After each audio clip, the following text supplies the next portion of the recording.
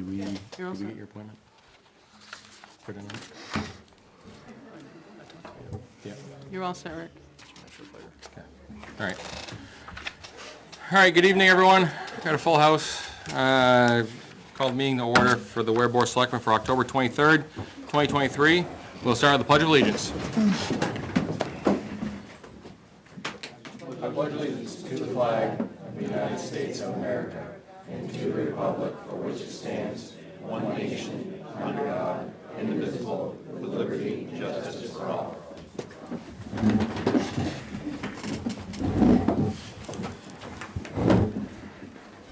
All right, recognize Selectman Bloom for a statement regarding the vacancy. All right. Yep, and this is, I guess I did read, I'm jumping ahead of the second paragraph. I read a version of this on Thursday, which was not a board statement. The board asked me to read it again, but I still don't know that it's necessarily a board statement, just sort of catching everybody up. So, good evening, everyone.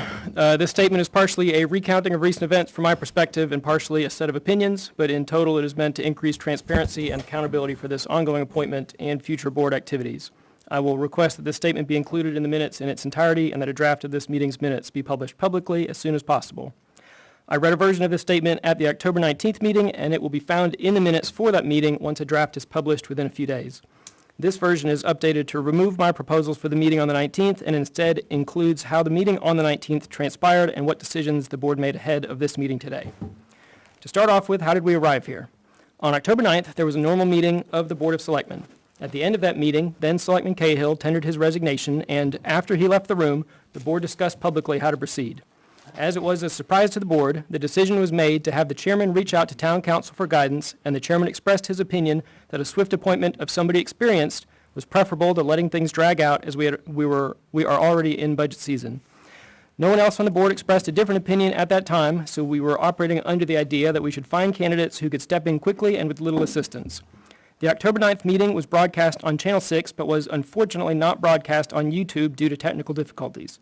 In the past, we've been able to recover a recording of the video from Channel 6 and upload it to YouTube after the fact, and it was my belief at the end of the meeting that this is how it would be handled within a day or two. Unfortunately, given that the meeting was on Columbus Day, the Cable Commission had not set Channel 6 to record, and the meeting was not shared on YouTube, which I did not learn until the following Monday, October 16th.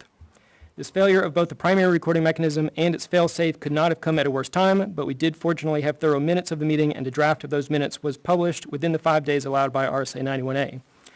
At this point, those minutes have not been reviewed or finalized, but if we follow our usual cadence, they will be reviewed at the regular meeting on Monday the 23rd, and that's today.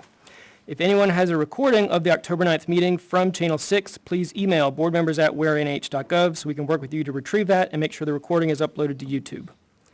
The day after that meeting, on October 10th, the chairman emailed the rest of the board letting us know how his conversation with town council had gone, asking us to reach out to him if we had any recommendations on who to contact regarding the appointment. His email included the statement from town council that we would be making an appointment until March of 2025. I had gone home on October 9th and read the RSAs which pertain to making appointments to the Board of Selectmen and was surprised by town council's opinion, as I had understood the law to say appointments are made only until the next annual meeting, which would be March 2024. After a pushback by email, town council confirmed that my understanding was actually the correct one and that we would be appointing until March 2024, 5 months from now. Also on October 10th, the board received an email from Janice Matthews with her resume and a request that she be considered for the appointment. Ms. Matthews had been in attendance at the October 9th meeting and was the only audience member remaining when then Selectman Cahill tendered his resignation. I know her as an acquaintance, having spoken a handful of times since I moved to town, and she helped with my campaign for selectman along with a couple of dozen other people. Given the request by the chairman for a list of recommendations, I reached out to Tom Flaherty that same day to ask if he would be willing to serve. Mr. Flaherty is someone who is immediately familiar to many people for serving on the Finance Committee, frequently attending and speaking at selectmen's meetings and organizing events like the town play. Mr. Flaherty was another volunteer for my campaign and was enthusiastic about my goals to improve transparency and accountability within the town government. He also helped me catch up quickly on the specifics of Ware's budget early in my campaign, given his experience in that area. Based on their resumes and interviews, I believe that Ms. Matthews and Mr. Flaherty would both make excellent selectmen, but I look forward to also interviewing the other candidates to learn more about them so this board can make the best possible appointment at this time. Mr. Flaherty told me he would think about my question, but likely would be willing to serve, and on October 11th, he decided to email the board to express his interest in the position as well. Back on October 10th, after talking with Mr. Flaherty, I called Chairman Hippler to tell him that I had talked with Mr. Flaherty so that Chairman Hippler, as chairman, could put together the next agenda with as much up-to-date information as possible. In that same call with Chairman Hippler, he expressed to me that he had contacted Jack Meany and would be contacting Ricky Hood about the appointment as well. That leads us to this past Monday, October 16th.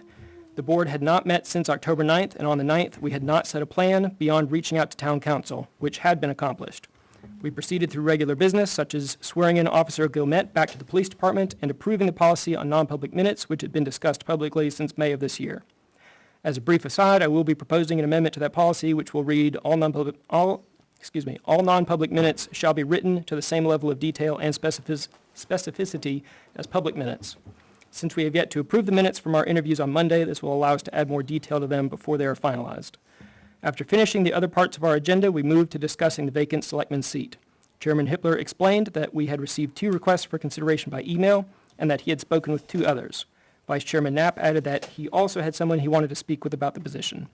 The board expressed wanting to have as much of the discussion in public as possible before moving into non-public, so the board could decide on a short list and avoid dragging folks through the mud who would be going back to their lives if not appointed.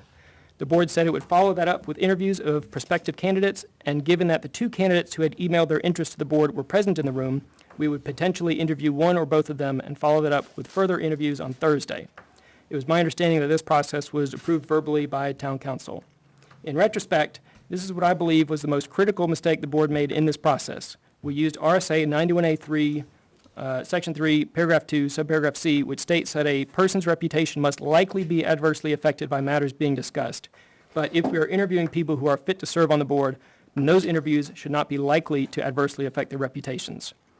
The board met on Thursday for a meeting with the intention, as stated on the 16th, to go into non-public session. I had written the first version of this statement and wanted to read it publicly to prevent any further non-public sessions that night, but had not shared my intentions or the statement itself with the other board members or town administrator ahead of time. I got there earlier than I usually do to confirm what recording and broadcast options would be available, and the town administrator confirmed that she would be able to do the YouTube stream, but there was uncertainty about whether Channel 6 would broadcast. I felt very strongly that we should broadcast and record in whatever manner was available and asked the board to continue with potentially just the YouTube stream. Once the stream was going, I read the first version of this statement and said that I did not believe we should go back into non-public. Sorry, I'm going to live edit. The end of that's a little unclear. We weren't in non-public in that meeting. I'm saying we shouldn't go back into continuing non-public interviews like we had the previous Monday. The board discussed the options available to us and decided to halt any further non-public interviews, go forward with public interviews of the 2 candidates who were there that evening, Ricky Hood and Jack Meany, and to then re-interview the first 2 candidates, Janice Matthews and Tom Flaherty, on Monday the 23rd, so that the public could be as informed as the board. The board also recounted how the 2 non-public interviews had gone to both inform the public and be able to better detail the non-public minutes before they are finalized. The board discussed possibilities for other candidates, but given the quality of the candidates we had interviewed, the requirements of the position for the next 5 months, the timeline we have to make a decision, and the upcoming planned absences of various members, it was decided that we had enough information to make a decision with our current candidates. That brings us to today. The board has interviewed all 4 candidates and will be re-interviewing 2 of them in public. We will then take public comment and will vote on which of these candidates we will appoint or if we need to find another way forward.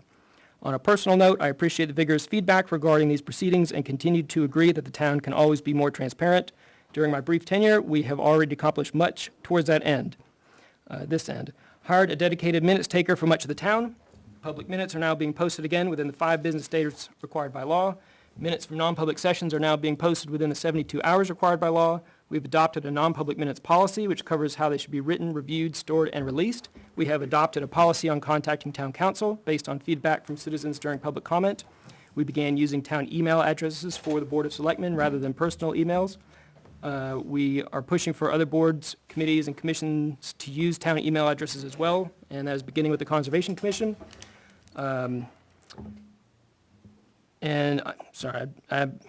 I paraphrase a little bit. I don't know that we as a board are pushing for that. That's sort of that's kind of an ongoing discussion, but Conservation Commission is doing that. So that's more of I'm pushing for that. I don't want to speak for the board there. I have more goals I would like to achieve to improve transparency and look forward to working on them with whomever this board decides to appoint. These include sitting down with the Cable TV Committee to determine what is causing our recording failures, pushing to use our Comcast franchise agreement funds to outfit the upstairs rooms so more meetings can be publicly broadcast and recorded, ensuring that the town's website contains the latest information that is available and that it is easy to find. If you have further comments or questions about this appointment proceeding or any other board topic, please email the board at boardmembers@warnh.gov, email me personally, call me, or show up for public comment to know that your voice is being heard. That's it. Thank you. Yeah. All right, so again, as Selectman Bloom stated, we did interview 2 candidates that night. We're going to re-interview them tonight, and we will start with Ms. Matthews, if you could.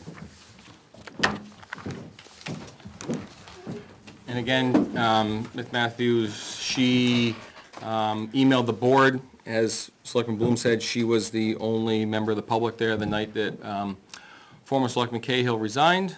And she was quick to send an email with her resume, very detailed resume, to the board and expressing her interest. So, thank you. Good evening. Janice Matthews, and as Ricky stated, I'm here at the request of the board to recap the discussion we had on October 16th related to the open board seat.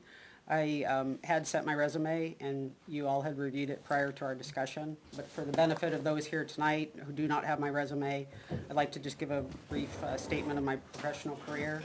It's almost 35 years in aerospace and defense. I was a director at a Fortune 100 company, and I had over $2.5 billion in product and service responsibility every year.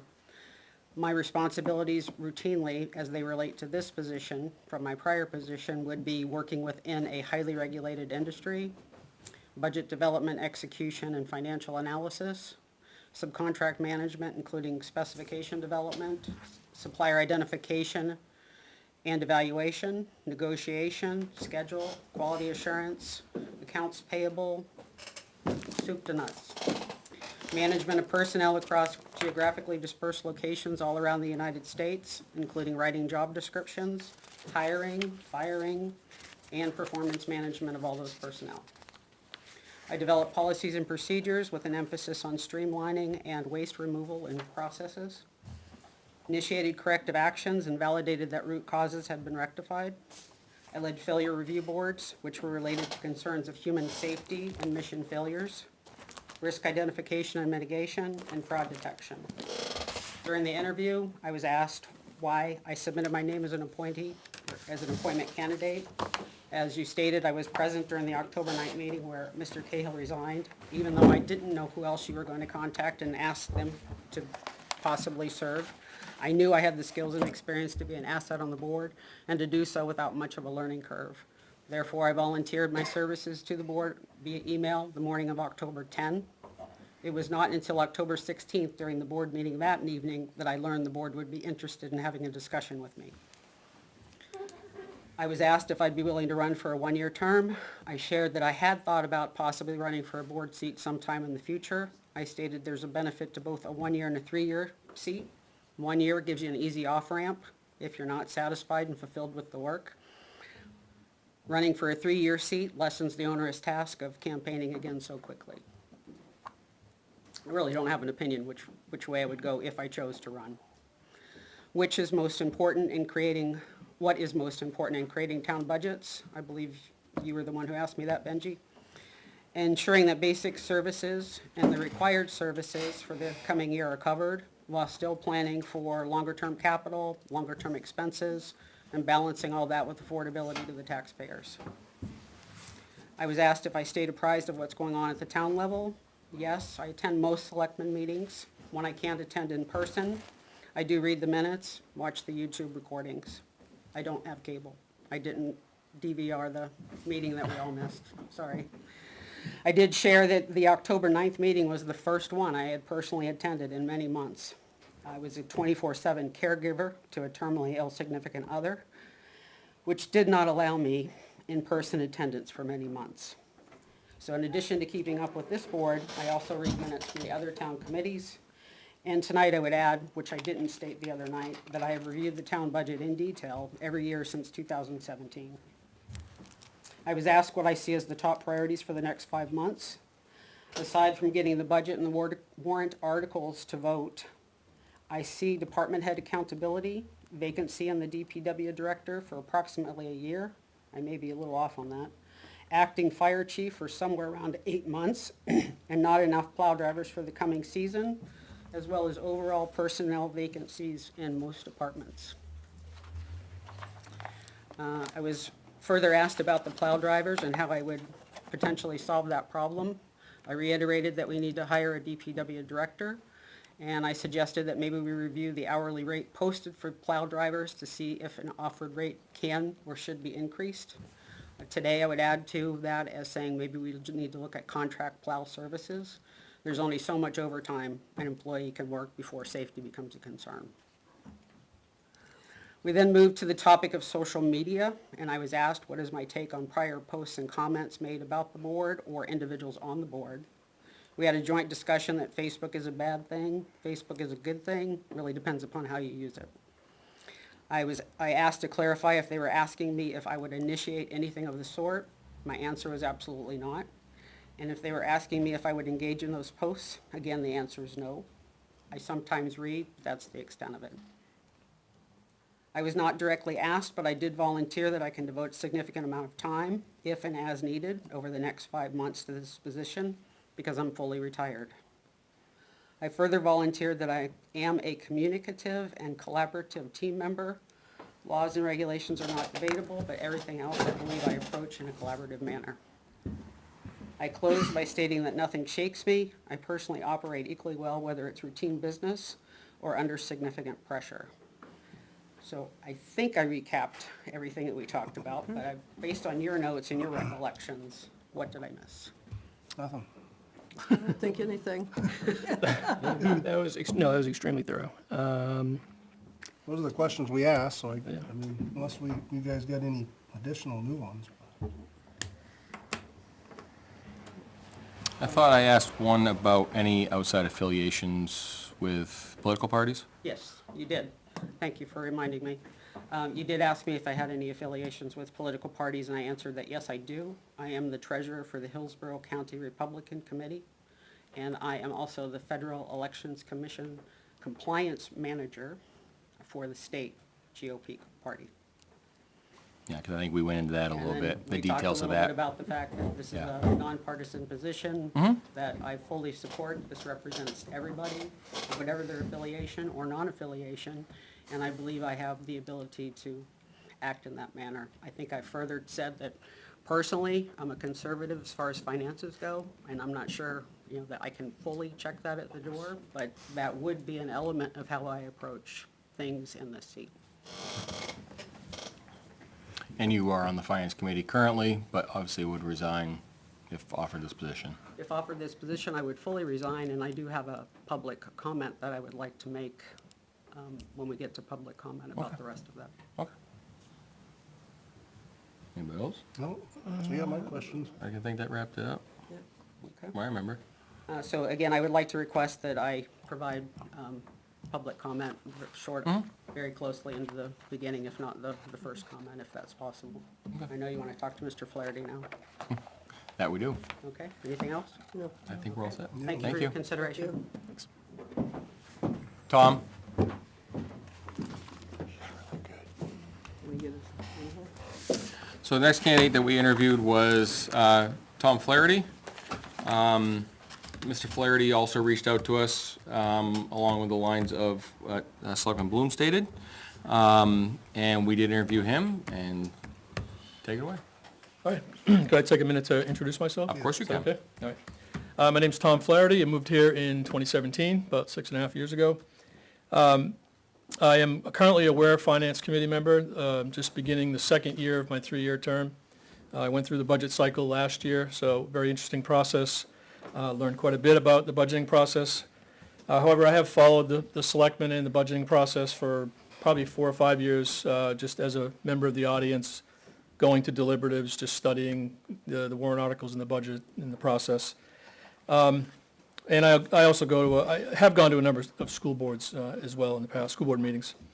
I volunteered to work in the past 5 elections in Ware as a check-in person, sometimes doing some other duties. I've been the deputy moderator on one instance, when the moderator had to step away. I'm a member of the American Legion and the Sons of the American Legion in Ware. Been there for a couple years. And some of you who know me see me at the Sunday breakfast often. I volunteer to work on the Sunday breakfasts. I ran for the Ethics Committee last year unsuccessfully. So this is not my first attempt to try to get into office during an election. I'm also the Vice President of the Ware Historical Society for about the past 2 or 3 years. I was the chair of the Pine Tree Riot 250th Committee last year. Some of you may have gone to that and see the play. I was also a member of the Old Home Day Committee this year. Also the coordinator of the Ware Townwide Yard Sale for the past 3 years. Something else I do in town is I help out with the South Ware Improvement Society. I put up some of the flags, about 35 flags or so, in there 7 times a year. They place flags up on people's properties, and I've been helping out with that for this year. That's the Where Flags Fly program.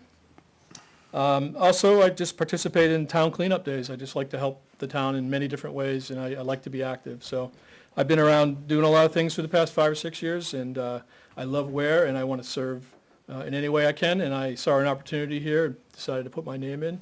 Had no idea who else was going to be interested, but I wanted to put my name up there. A little bit about me too. I have 12 years in military service, U.S. Army, New Hampshire National Guard as a field artillery officer, and I've owned a business since 2001, software consulting practice. So I'll take any questions if you guys have any.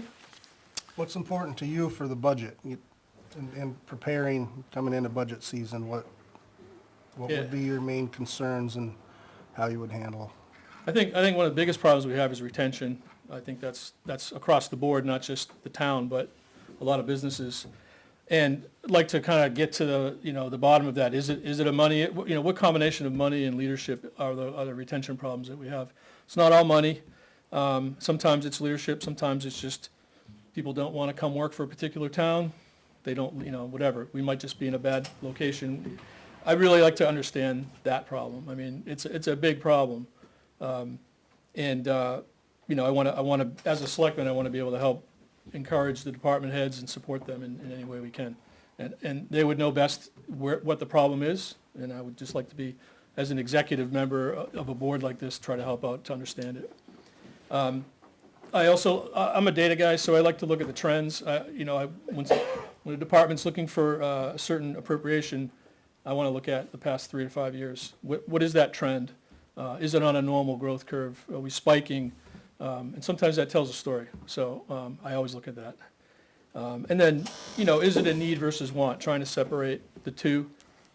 Sometimes it's a nice to have, sometimes it's not. And if we have to find a way to cut in some areas, hopefully it's balanced. But just want to get to the bottom of that.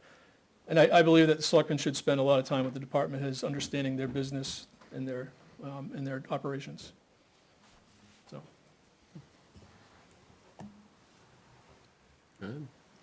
I guess to go back to a question from last go round, what upcoming issues do you see the town running into between now and the end, now and the election, March 2024, and how would you help to resolve them? From what I understand, we're short on plow drivers quite a bit. That's obviously the DPW director's primary problem, but again, as I said earlier, as a select board, I'd like to try to find ways to help them out. I understand that some other towns, and going back to my other comments, some other towns are near a full capacity on plow drivers, and we're not, and I like to understand that a little bit better. So I think that's right. Hopefully the winter isn't so bad until after New Year's, and we don't get pounded both before and after the New Year, but I think that's a big problem.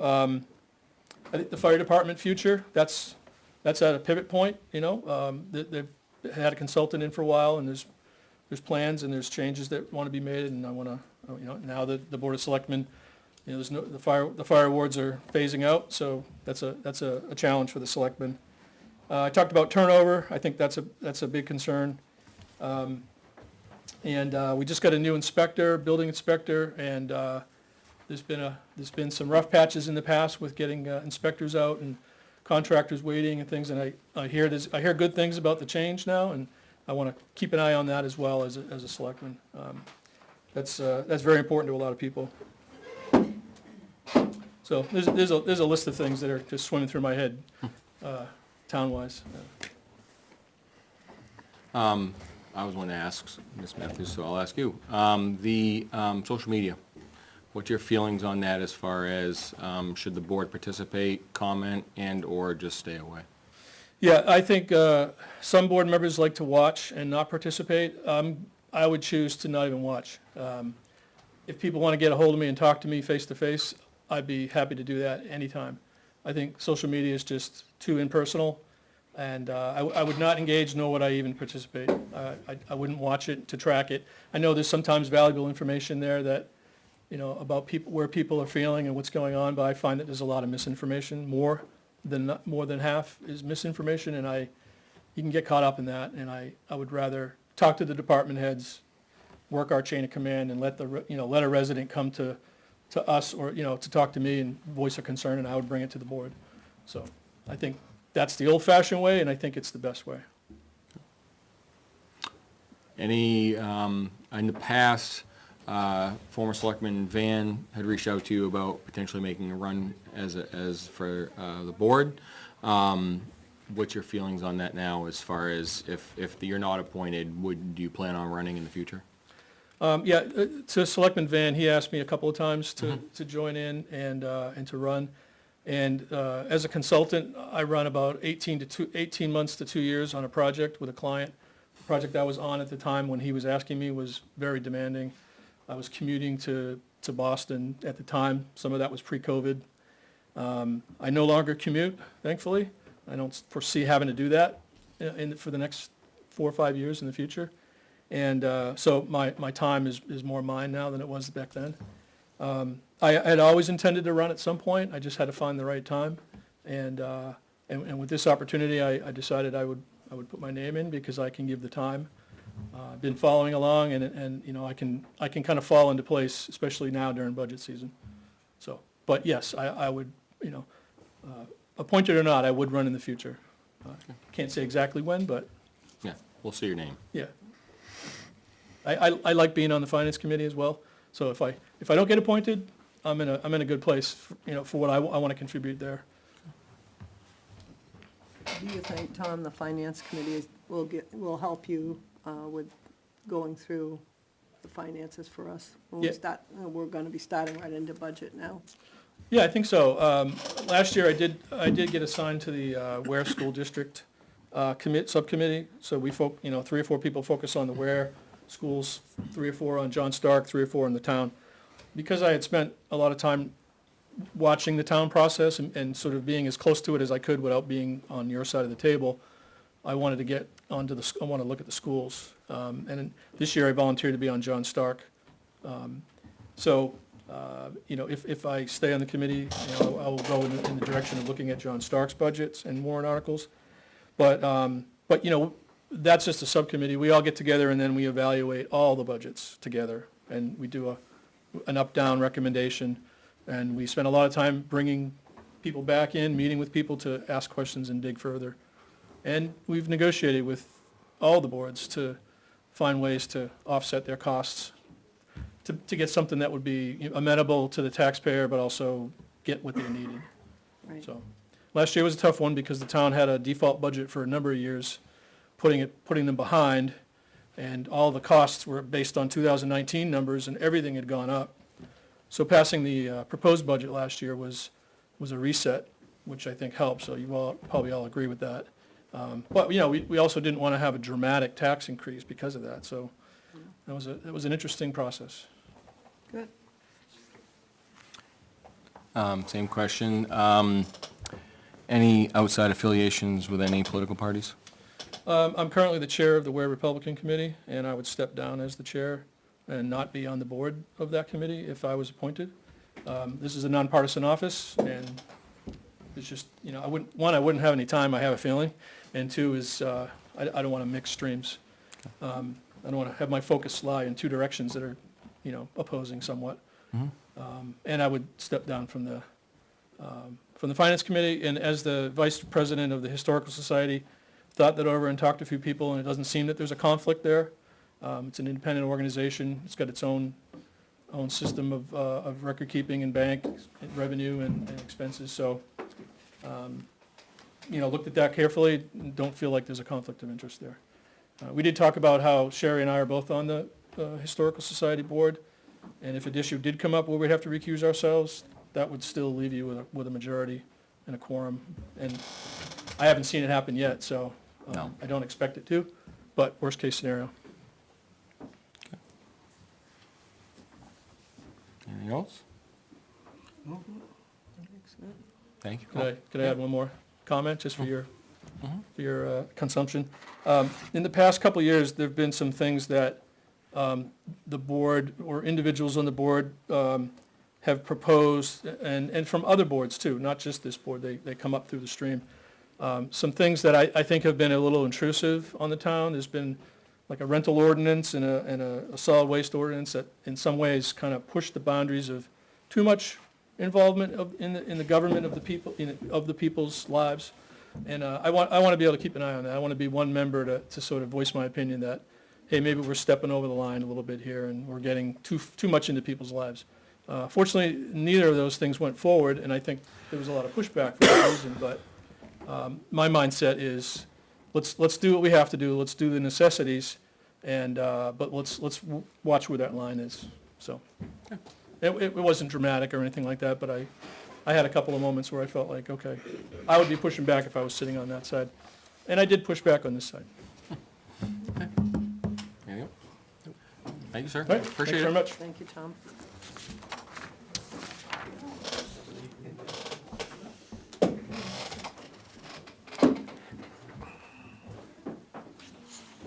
Okay, now we'll hold public comment.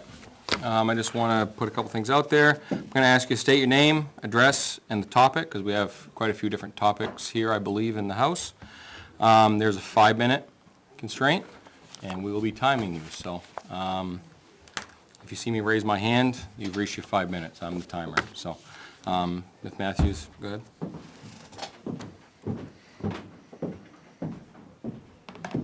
Thank you. I'm Janice Matthews. I live at 29 Woodbury, and my topic is clarification on the Selectmen comments made during the October 19th, 2023 meeting. During that meeting, Mr. Bloom said that I helped on his 23 campaign for Selectmen. That is true. I did meet with Mr. Bloom twice, I believe, and recall the topic was an analysis I performed on voter turnout at the town level and tips on how to answer voter questions. I consider it similar to providing interview coaching. I would have the same conversation with any other candidate that asked. I believe that was the extent of our involvement in the campaign. Also, during the October 19th meeting, there was a discussion among the board about having those interested parties not selected for this appointment retain their positions on the Finance Committee, as that would be beneficial to the board. I believe you've talked about it again this evening. While in theory that may be true, I believe in practice it is not a viable path forward. Speaking for myself as a current Finance Committee member who has now participated in this appointment selection process, at the next Finance Committee meeting, I believe I need to step aside for the remainder of this budget season per the Finance Committee ordinance that the town adopted in 2012. Even though a reasonable person might assume the intention of that provision is to preclude anyone from swaying financial discussions and recommendations for which they may subsequently be tasked to execute, and one could argue this is the exact opposite of that situation, the wording in the ordinance does not allow for any exception, in my opinion. Third, as mentioned in the meeting's opening statement by Mr. Bloom regarding the non-public session on October 16th, I just wanted to reiterate that I did in fact state during that interview that I thought the conversation should be done in public. It's normal for names of candidates to be publicly known, public conversations with those candidates to occur. However, I did further acknowledge that this appointment is not exactly the same as we go through in a normal voting process. It is a board-level appointment decision per New Hampshire law. Fourth, regarding the board's discussion on October 19th, I would like to assert that the discussion in the non-public wasn't the first mistake that this board made. At best, it was number 3. The first was not providing notification to the townspeople that Mr. Cahill resigned. Notwithstanding the recording and broadcasting that you've already acknowledged by the board, a notification, in my opinion, should have been sent out covering such a significant event. Second, continuing to use letterhead with Mr. Cahill listed as a selectman after his resignation occurred, including tonight's meeting, still has his name listed. Even after the October 16th meeting, the board continued to make missteps, again in my opinion, by not informing anyone of the change of the audience to the October 19th meeting. No one was here to hear that conversation. I do know it was broadcast, but no one was here to be able to do anything. So I recommend that the board perform an after-action review of this series of events to look at opportunities to strengthen the impact of their actions on public confidence. Last, it's my opinion that town council contract needs to be reviewed. From where I stand as an observer, I've seen several instances over the past year of incorrect guidance given. If the board is not well versed in the law and is relying on that council, then the council's guidance must be on point every time. Thank you for your attention this evening. Thank you.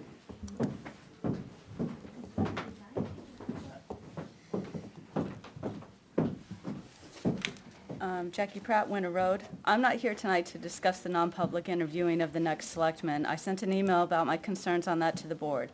If you actually heard myself or my husband when we have come to you over the past 3 years, you should know what I'm about to bring up. On October 19th, the non-public meeting that was made public, Selectman Bloom was reading his statement. In the part where town council stated that the appointed selectman would serve until March of 2025, Selectman Bloom understood the RSA to be different and that the appointment should be until March of 2024. He sent a pushback email to town council, and it was finally agreed his interpretation of the RSA was correct. We have instances where we have perceived the town council gave incorrect or no answers to questions that we posed to the Board of Selectmen and to the code enforcer. Our pushback email did not get the same result. Rather, we were told, and this answer was the official answer from this board, because town council answered on your behalf, and I quote, "The right to know law does not require me or the town to answer the questions you have posed, and therefore we decline to do so." This was on April 23rd of 2023. So basically, our questions about a discrepancy did not need to be answered, and that the state and federal violations are not the issue of the town, even though the town issued permits directly against them. I can only assume that the difference in response is because I am only a member of the town and not a member of the board, which is why I have come to this podium often in hopes that you could be my voice in this process. Where is the transparency that you speak about? We questioned that there were mistakes and we were silenced. All of you were copied on that answer, town administrator, the board, and also our lawyer, who we never invoked on this issue, but he was the one who let us know we were not going to get answered. We received town council's answers a few days after he responded to us. I know that Selectman Bloom has lost sleep over these recent happenings, but honestly, how he feels has been the last 3 years for us, because this is our livelihood and our home that we deal with. In closing, let me point out the following regarding town council. At a Board of Selectmen meeting on the subject of a rental ordinance last fall, town council gave advice during the meeting that was immediately discredited by a member of the attending audience. At the planning board meeting on 8/10/23, Bruce Fillmore stated that they were given bad advice by town council, which would have changed the way that they would have addressed short-term rentals. Most recently, the last Board of Selectmen meeting had a reference to an instance of wrong advice from town council. I have asked this board who oversees and who is essentially the boss of town council, to which the board responded to me that you are. Are you going to continue to ignore this track record of incorrect advice, or will you start to take responsibility and find a more proven attorney? I still wait for you to reach out to us about the misinformation we were given by town council. Also, I know that it wasn't recorded on 10/9. I was here and I did make comments. They weren't listed in the minutes of that draft, so I do have them because I saved them in documents, so I'll give that to you. Thank you. Thank you.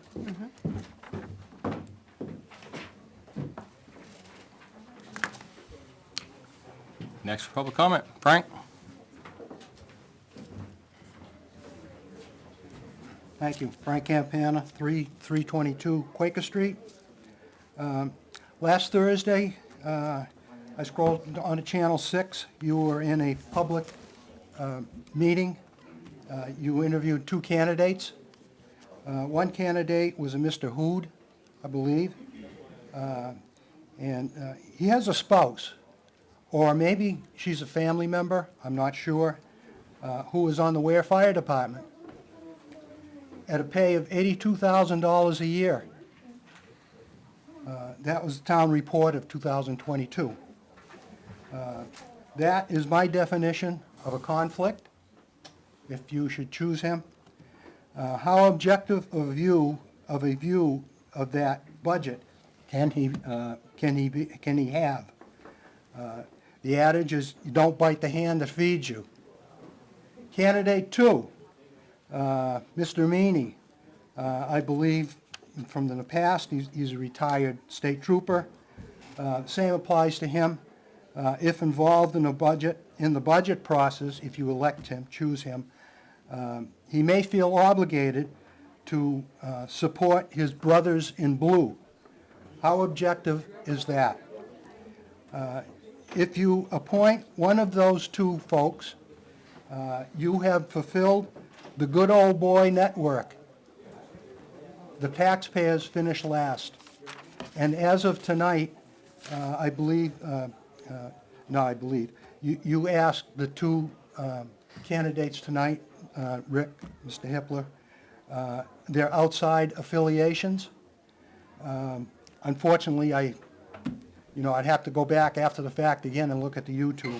I don't believe you asked that question of the first two candidates. So I may be wrong. If I'm not wrong, you treated these two people unfairly, unjustly from the first two candidates.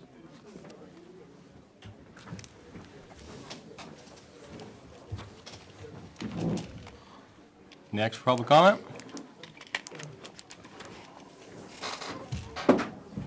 Gillian, 65 North Stark Highway. Just kind of bringing up the whole plowing thing. I know you guys got a bazillion topics tonight, but I think kind of the town's, my opinion is the town should open up their wallets for the subcontractors, the guys that are currently there, because this is going to affect an array of private businesses, the police, the fire. It's going to be kind of a, no pun intended, big snowball that's coming your way, and I think now is probably the time to open up the wallets a little bit, make some sort of noise to other people in other communities being like, whoa, if I can go get $10 more an hour and where, I'm going to do that. So just my thought, just want to state that, and you guys have a fun night. Thank you.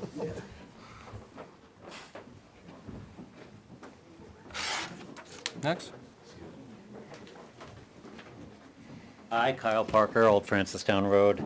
I'd like to first thank Selectman Bloom for putting together that statement. He did it last Thursday. I think one of the problems is a lot of people didn't realize that would be live, so you could watch it. But I just wanted to thank him for putting that out last Thursday as quick as he could, that statement. I'll make it quick. I'm not going to pour salt in an already open wound. I have two things. I think that the appearance of impropriety has been around for so long that there's a general mistrust of the board, and I do see this change is being made, and I just want to bring that up. I believe it was at the meeting on the 9th. Sherry was confronted about potential gossip, and then the comment was made about the board needs to be unified. Well, I agree on one point. The board should be unified as far as the best interest of the town, but the whole point of a 5-member board is so that there are differences of opinion, and you're not going to be unified, and there shouldn't be an expectation that there is unity on everything. And the last statement I'd like to make is, and this isn't a board-wide statement, there seems to be a tone of that the public sometimes is an inconvenience. And I hear that. I watch the meetings if I'm not here, and there just seems to be a tone that it's inconvenient sometimes to have people, sometimes, I use a quote, the same people coming back in all the time. That's all. Thank you.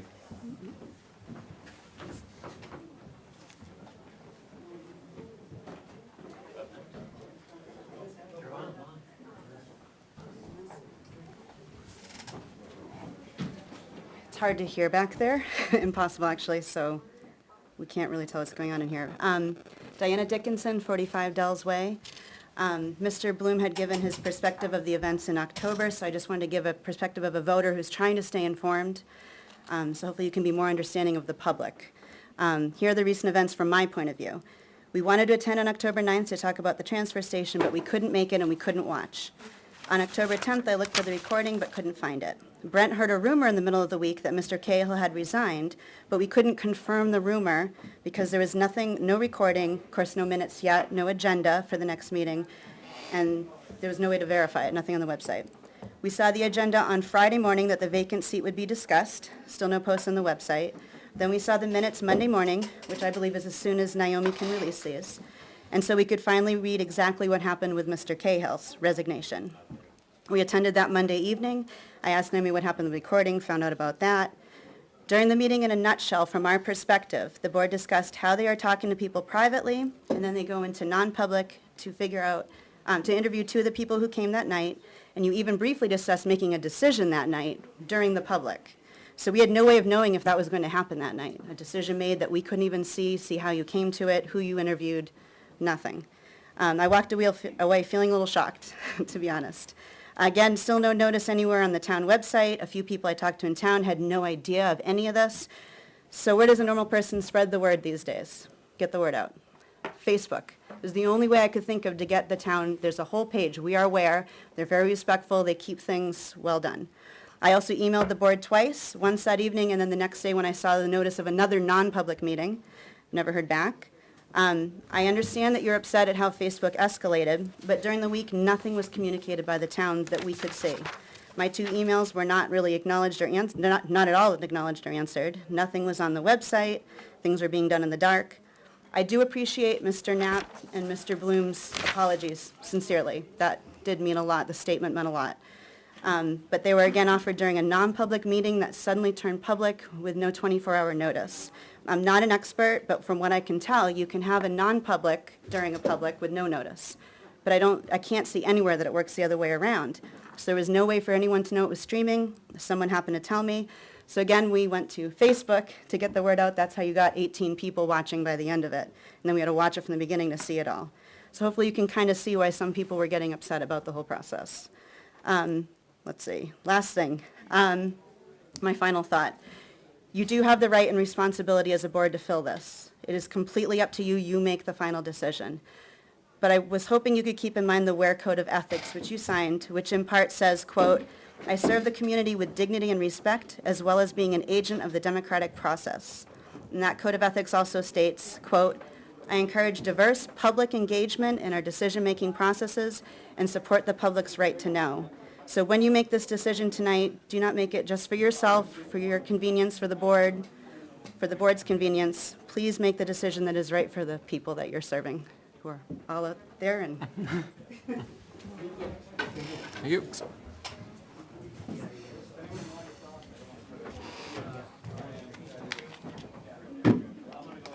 Good evening, Brent Dickinson, 45 Dells Way. I'm not going to be as eloquent as my wife, never am. So this whole thing blew up because we had no communication from our elected body. We had a selectman resign with nothing to the public, nothing. And then rumors abound, and usually rumors are true. Now, I got on social media, and I termed this a friends and family plan. And from what I've seen, I don't think I'm wrong. On the 16th, we attended the meeting wanting information about the vacancy, and all I saw was the chairman berate and intimidate another member of the board for spreading rumors or being a liar. I wasn't sure of the context. There was no context given for the taxpayer. There was not a censure of the board. We still don't know what's going on. But for 2 years, Cahill ran rampant, pissed off every department in town, to the point where that man quit.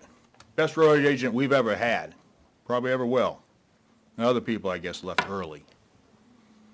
Came here on the 16th looking for answers, and all I walked away with is, oh my God, what do we got going on here? Flash forward to the meeting of the 19th, it was scheduled as a private session, non-public. Now all of a sudden it's public.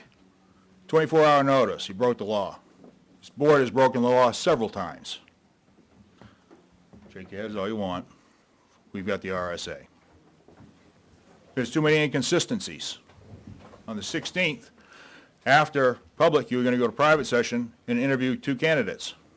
those two candidates, by your admission on the meeting of the 19th, told the board it was supposed to be done in public. Supposed to be. They still sat for the interview. They still sat for the interview. You still gave the interview. Where's the integrity? It's illegal. Flash forward to the 19th, private session. Boop! Now we're public. During the meeting of the 19th, someone on the board says, we don't talk between meetings, it's illegal. It's not illegal. My old man was a councilman for many years in my town and was a chair. It's not illegal for you people to talk. If you weren't talking, how did you come to a public meeting discussion? If it was not discussed, how did Mr. Bloom have a 3 to 4 page apology or statement to make? Was he going to make it during a private session to the wall? All I've been seeing for the past couple of years is arrogance, condescension, and lack of leadership. Leadership is not derived through intimidation. Far from it. The truth will suffer being questioned. So will leadership. The 19th, you said, I'm tired of the transparency. And that was not taken out of context, sir.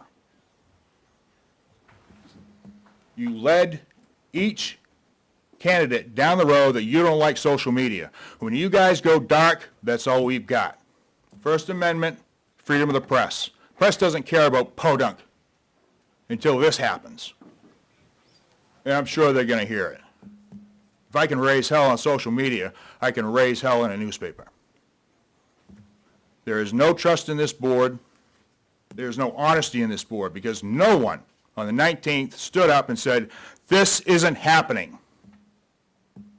These two gentlemen tried to be professional. You were not, Mr. Chairman. You ran ripshod over them. No better than Cahill has done to everyone else. We're tired of it. We're done with it. Absolutely done with it. And your candidates, they're friends and family. Two people that supported your campaign. On the 19th, you allowed that one of the candidates took down a Facebook page or thread that concerned recall rights of the people. That was a conversation with me and that candidate. I know damn well it was. Also involved paper ballots and hand counting. By your comments on the meeting on the 19th, you don't want accountability. You don't want to be questioned, and that's a problem. It's a big problem. But we don't need a recall for this because the board did break the law. We had a problem with a school board member. Couldn't get rid of her. The secret is she did not break the law, commit an illegal or unlawful or illicit act while doing her official capacity of her duly elected position.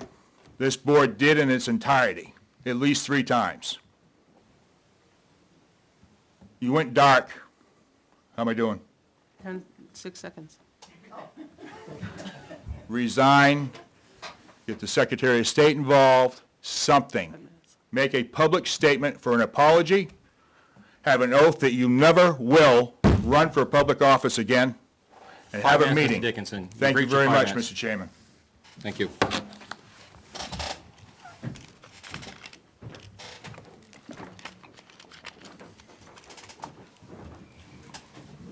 Hello, Tara Mann, Northby Road. Can we comment on both things, or is this just for the interview? 5 minutes. 5 minutes, I can do both. Whatever you want for 5 minutes. Okay. I would like to say I'm so excited about the Parks and Rec thing. I was on the park committee for about 5 years, and that was like about 5 years ago, and we were trying really hard to find new fields. There was a huge need then. I would imagine there's an even bigger need now. So this is awesome, this is wonderful, and I hope we're able to move forward with it, because I think it'll help a lot of people. So to the other thing I'm here for, I kind of echo Diana's and Brent's concerns, obviously. But just to speak, I was out there listening to Tom, what I could hear, and what I heard was a lot of bovine excrement. I have enough screenshots of him being horrible to people in this town to write a coffee table book. I can send them all to you if you like. I can make them part of the public record if you like. But Brent mentioned the school board. The school board had a similar issue to what we had here, where they had someone resign. They chose to go and fill it with the next person. You don't have to do that, obviously, but they thought that that was the easiest, fairest way to do it with the least amount of controversy, because there was a lot of tension between different sides at the time. But this person didn't extol the virtues of the Republican Party, which Tom is the president of the Ware Republicans. He runs their Facebook page. He and Jan do that together. And so he didn't like this person. He didn't think she would vote Republican, so he social media stalked her. He took photos of some of her social media sites. He posted them publicly on a town page, and he tried to dox her and humiliate her. What he was trying to humiliate her for was because this young mom with 2 small kids, after working full-time, her 1 day a week off, she worked as a paraprofessional at her child's school. And he brought into question her objectivity. Will she be fair? Will she vote herself a big fat raise for 1 day a week at school? And so that school badly needed her, and she had to resign because of the huge questions that Tom was raising and trying to get everybody in his Republican Party kind of caucus to raise as well. So I have, like I said, I can send you all the screenshots, but I don't engage on social media, or I rarely, that is so not true. And just because, even if he just resigns, Tom is an identity politician. The Republican Party is his entire identity, it's his entire existence. If you can't take that out of him, that's who he is at his core, and he absolutely will not be objective. He'll further the cause of his Republican caucus at the expense of everyone else. So I just wanted to make all that known. Thank you.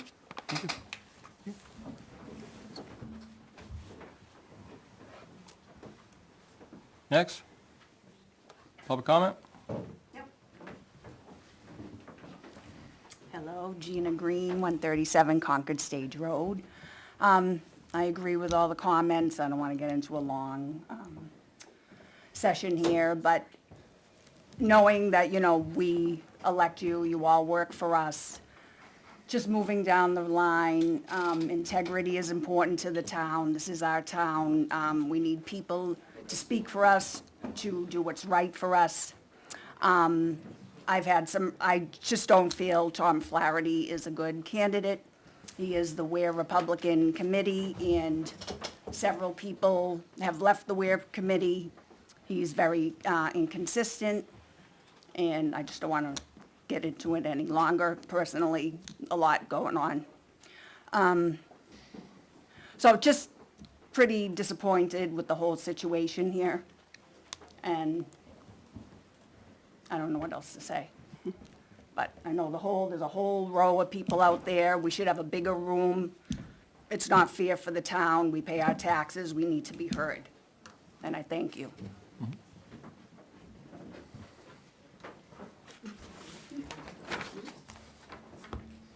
Public comment? Selectmen, thank you for your time. My name is Justin Hart from the John Stark Junior Generals, and the words of Monty Python, now for something completely different. I've come to talk in favor of the Eastman Road project. The John Stark Junior Generals this year, and historically last couple of years, have fielded 50 kids on the flag team, 40 to 50 kids on the youth and junior high teams. We have a total of a junior high team, 2 youth teams, and 7 flag teams. Come practice time, during the course of a week, we are fielding 6 youth practices, 6 junior high practices, and 14 flag practices on Bolton Field. It's one field. That is a total of 26 practices over the course of 5 days on one field. Over the course of the 2-day weekend, over the course of the 2 months, we're trying to find room for 36 total games. That's just the home games.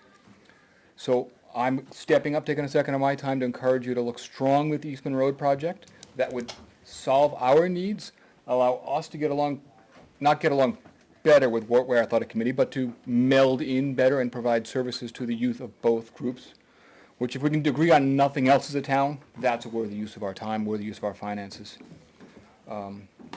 So I appreciate you taking your time. Please take the opportunity to take the land you have that is already in your possession, that's affordable, that's flat and ready, and use it for the benefit of the youth and the taxpayers.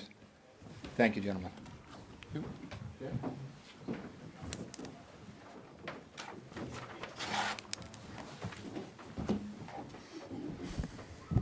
Good evening. Mike Preventure, president of Ware Athletic Club. I'm also here to speak on behalf of the project on East Road. We have, close to 900 kids in our program. We use the fields pretty much all year long. We use the fields at Ware Middle School as well.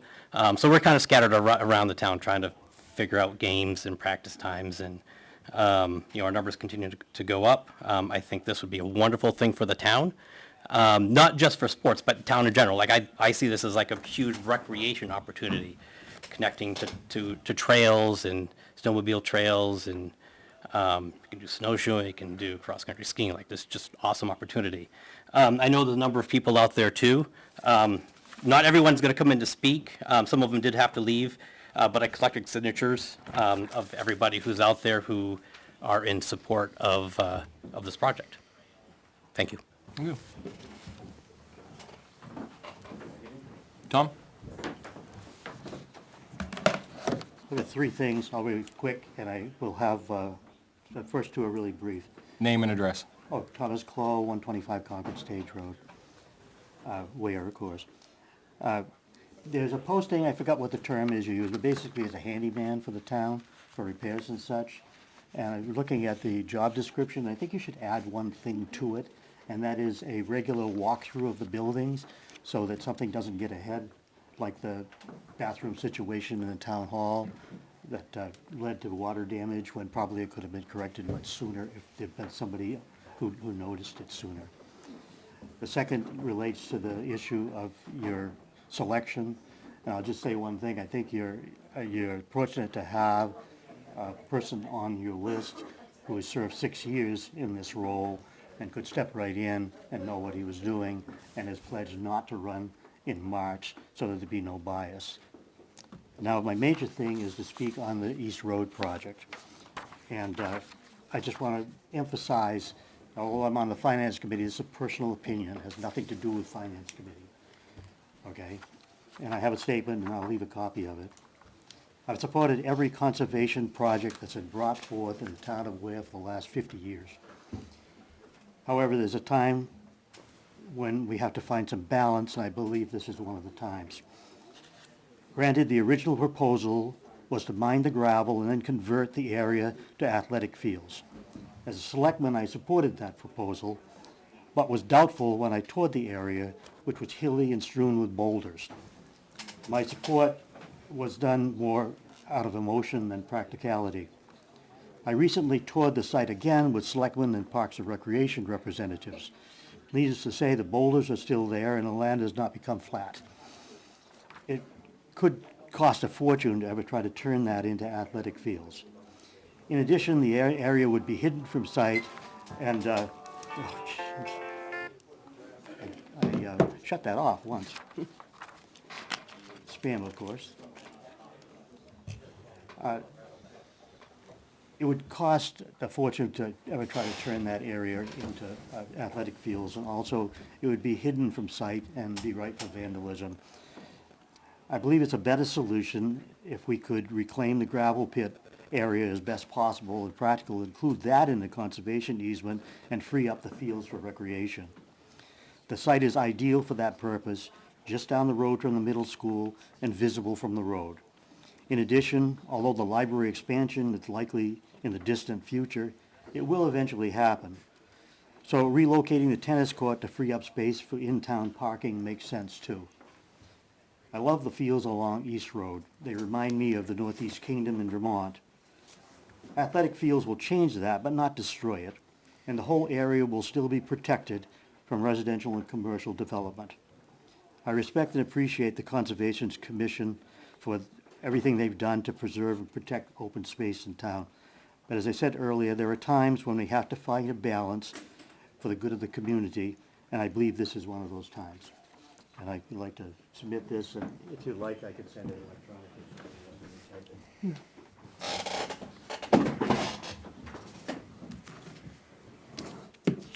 And I'll silence my phone now.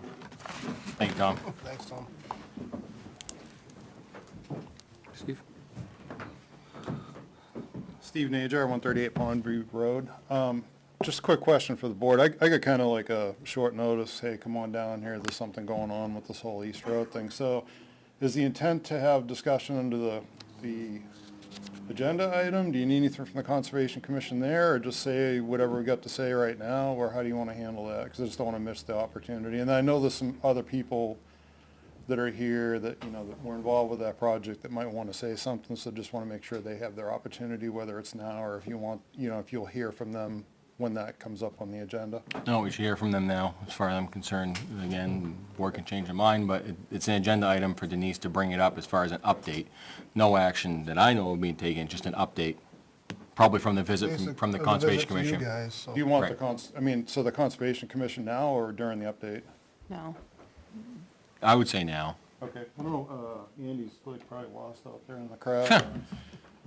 So, you know, if you get a chance to watch the commission meetings from, the YouTube or look at the minutes from the meeting, I went ahead, and forwarded a couple documents to Naomi, because I didn't have everybody's emails that I just got late tonight.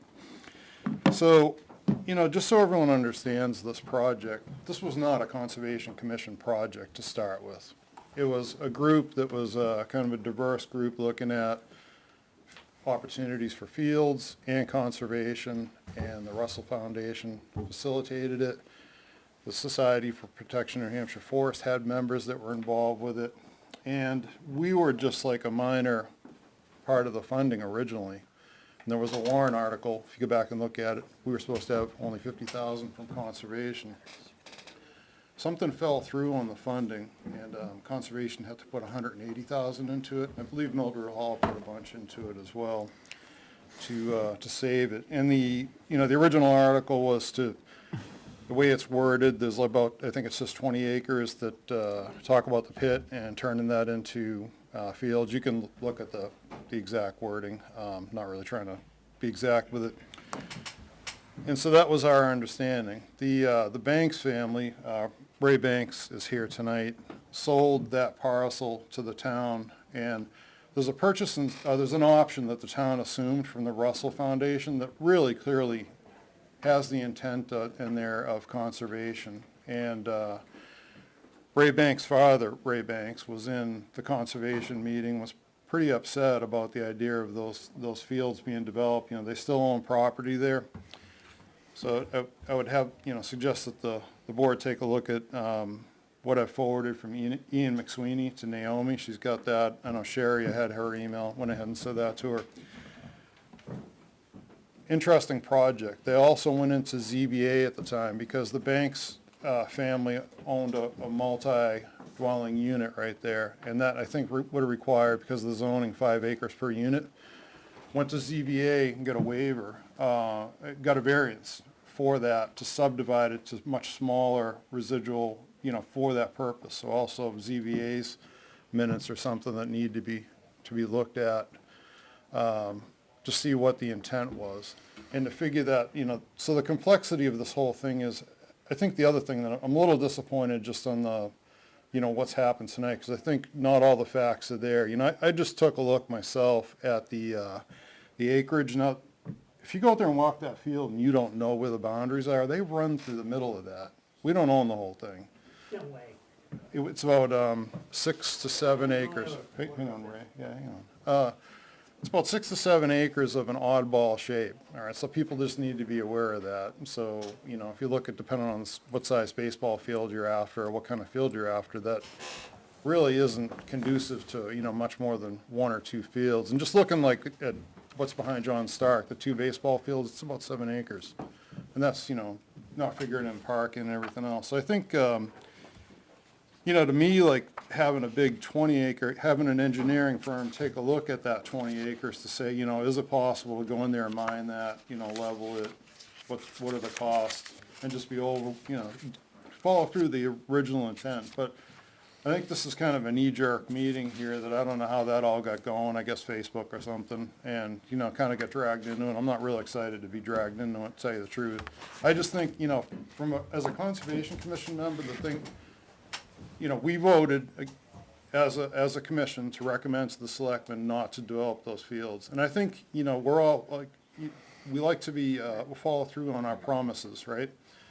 The town promised the Banks family that that wasn't gonna be developed, that field. That's what the town promised them. We didn't follow through and get the easement on it. And if you think about the complexity of the easement, to do the easement, the town needed the survey of the 20 acres, which needed some engineering to say what 20 acres, in addition to that pit, really needed to be set aside. So this whole thing was kind of set up for failure. No one followed through with it. Like I said, it wasn't really our project. It wasn't like some of these other projects where the commission talked to a landowner, we facilitated it. 5 minutes, Steve. Yep. I did give you a little bit to clarify. Yeah. So, Thanks. it's been 5 minutes. So I don't know if you have any questions, that's, I think Andy's gonna come up, and I'm sure Mr. Banks is gonna come up, so. okay, Thank you. sounds good.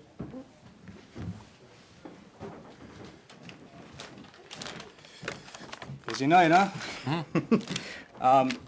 My name's Gary Carpenter, 44 Old Town Road. I'm here basically just like all of these other families out the door, just to support the potential for a sports recreational area on East Road. The reality is this isn't the Ware of 1990. We don't have a population of 5,000. We have, 9,200 in 2022, and that keeps growing year after year. You look at Henniker, you look at Hillsborough, right? Their populations are around the 6,000 area, something like that. They have sports recreational areas, right? Big fields for their kids and families to use. We don't have that. My wife and I have been here for 10 years, and the reality is we just don't have a lot to offer our children compared to some of these surrounding areas like I talked about. In today's society, sports, I'm sure you guys know, they play a huge role in our children's lives more than ever. If you really think about it, gets them off the tablets, gets them off the phones, electronics, gives them the opportunity to meet new friends, encourages them to want to stay active and healthy, and they keep those skills as they get older and get into high school and stuff, keeps them off drugs and alcohol, and there's just so many benefits of sports, leadership skills, teamwork, all these things. We're going to have our population continue to grow. We need a place like this where our families and children can continue to enjoy sports in general. So that's basically all I just wanted to say. I support this hugely, and I really hope you guys strongly consider, our future and what that's going to look like for Ware. So thank you. Thank you.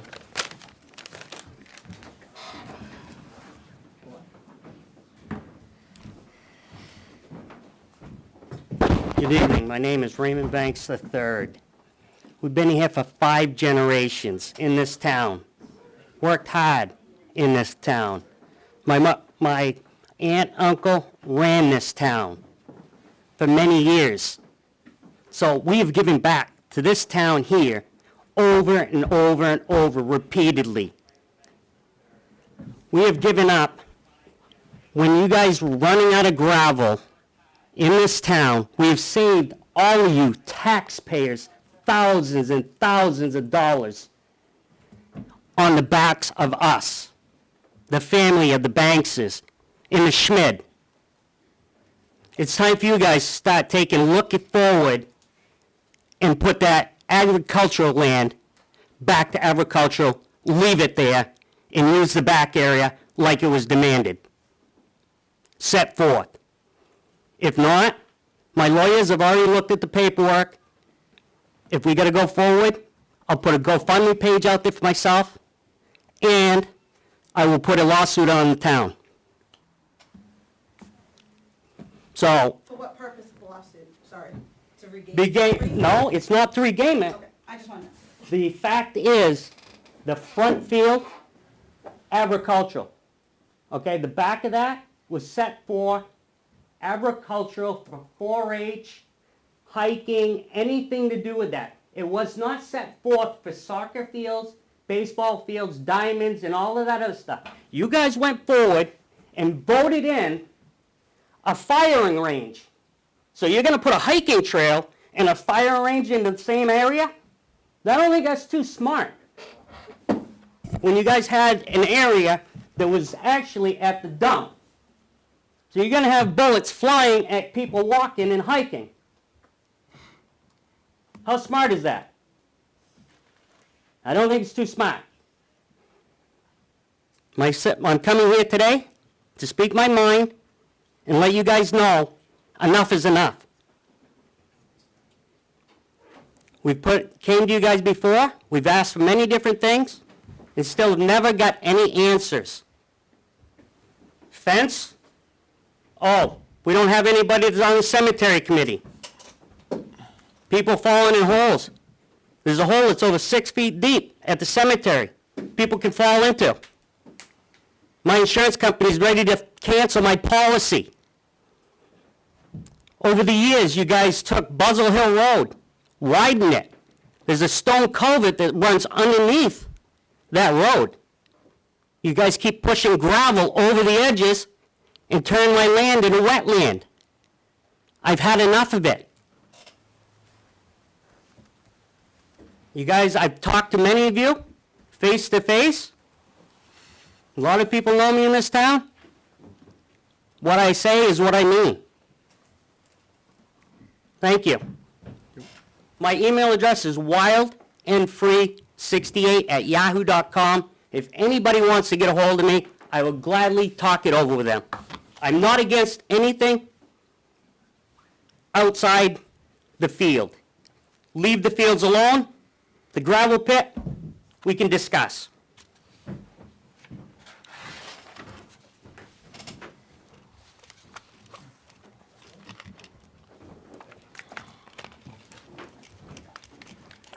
Good evening, everyone. Chris Mann, 51 Wilson Road. Couple of things, observations over the last few weeks. This is not about the park, or the WAC and the fields. This is more about the right to know law and some of the deliberations you're going on to try to appoint this position for the Board of Selectmen. A couple of things that come out of what I've observed over the last couple of weeks. One, if you haven't already brushed up on it, you need to brush up on the right to know law. Quite honestly, I have a concern that the Part C of that right to know has been used an awful lot. Now I'm questioning whether or not it was used in the past for appropriate purposes. So there might be things that are sealed that shouldn't be. So that starts off the whole piece of it. But on top of that, the people that you're considering, you don't have a great lot. You have issues with most of those candidates, and to echo what Brent was saying, yeah, it looks bad. You have a perception and trust issue. Quite frankly, this board has a trust issue. It's been there for years. This does not help it. To come back to what a couple of things that are going on, Salem, I know that you said that you approached Mr. Flaherty. I know there's other stories say that he was not approached, but it was rather that he took the initiative. But you went on the record and said that you approached him. It's also very apparent that he had also kind of pushed for your campaign. Flyers went out with your face on it from his home address, as part of the Ware, New Hampshire Republicans. It doesn't look good. That is kind of a quid pro quo. It looks that way. Whether it's meant to be that way or not, obviously, you want to think not, but it doesn't look good. Two of the people that are being considered for appointment are on the Finance Committee. They should be intimately familiar with the Finance Committee ordinance, which states that people who are seeking a local elected office while being on the Finance Committee are disqualified for being in that budget session for the rest of that year. This was a concern that we brought up last year, not to this board, but per conversation. In the Ethics Committee run for two of those candidates, that they were seeking elected position, and the ordinance is pretty straightforward in what it says. Whether you agree with it or not is not for you for interpretation. It says seeks elected office. It doesn't say campaigns for elected office, doesn't say is actually, accepting an elected office. It says seeks an elected office. And my concern there is that two of those people have yet, up to this point in time, last year and again this year, have not recused themselves from the actual Finance Committee because of that. It makes me question whether or not those people are fit to serve. That's an ordinance. That's not a guideline. It's not a rule. It's an ordinance. So it does not look good. So on the surface, it looks bad. You dig a little bit deeper, it looks a little worse. And you have a perception problem. And you're not going to get there by putting out an apology or a statement that says, this is what we did. What you want to hear is what we're going to do to fix it. Personally, I think that Salem should probably recuse himself from the vote. Again, secondly, possibly, maybe you run the rest of the year with 4. The process is tainted.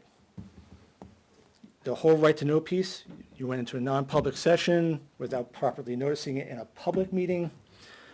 That was on the 19th. You also were prepared to do a vote at one point.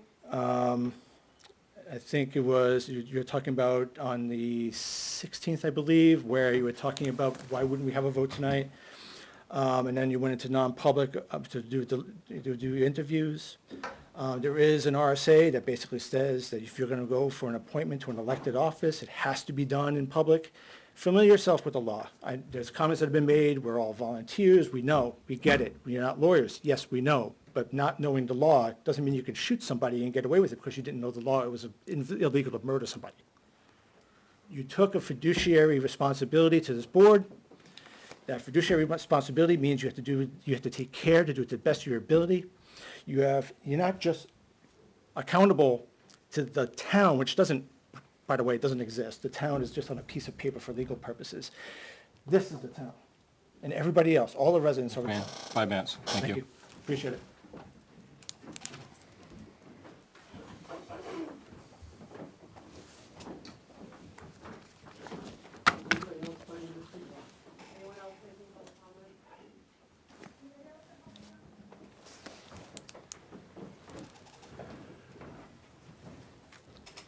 Andy Fulton, Chairman of the Conservation Commission.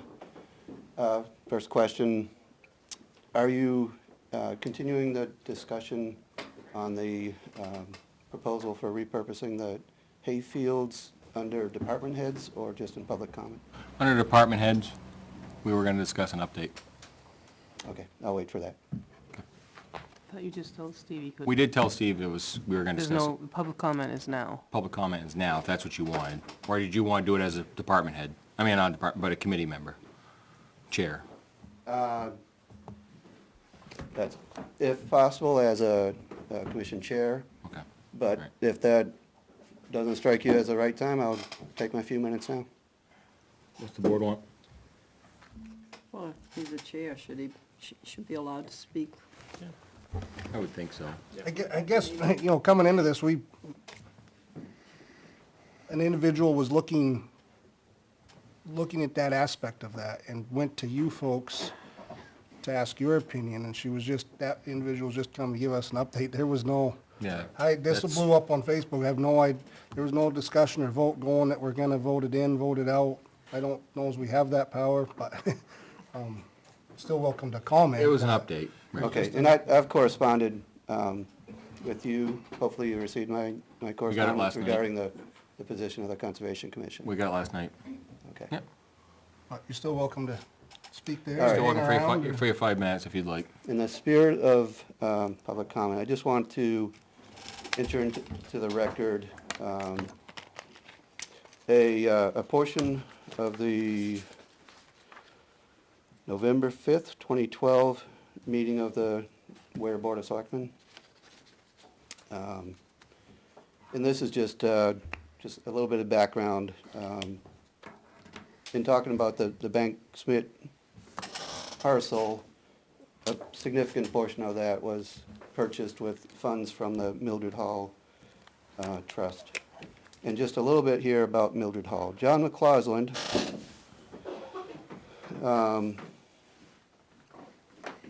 presented to the Board of Selectmen.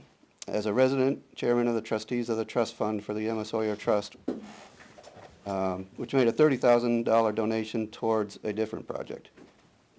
He does not know how many members of the board knew and talked with Mildred Hall, but he had the pleasure of meeting her many years ago before her passing. And remember, Mildred Hall Trust contributed nearly 200,000. I'm not 155. 155,000, thank you, Sherry. Mr. McCausland remembers her passion for the Ware she remembered and the Ware her family had helped shape for many generations. Mildred Hall remembered a Ware of many open fields and forests and a Ware of true community. She had talked about the farms and dances and helping people in hard times. Mildred Hall loved the community and gave the bulk of her estate to the town of Ware in an act of trust. She specified that a committee of the Historical Society be formed that she trusted to her wishes. Mr. McCausland thinks that they have honored her wishes of conserving land. He said that when someone leaves money to the town, they expect even newcomers to remember them. So we have a number of newcomers in town since the property was purchased by the town, and in recognition of Mildred Hall, I thought that we should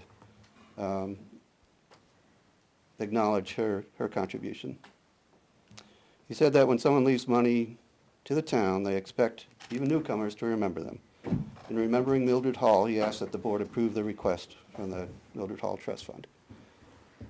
Just to be clear, that was John McCausland relating to the Board of Selectmen about Mildred Hall in reference to a different project. But let's not forget the legacy that Mildred Hall left, and that we do have a question before the town now, or at least before the Board of Selectmen. We had a proposal or a concept before the Conservation Commission, and in addition to the significant funds that came from Conservation, I just wanted to read into tonight's record a little bit of background on who Mildred Hall, and recognition that as we go forward, we do not want to lose touch with what has created this town and what has given us the opportunities that we have before us. So, thank you.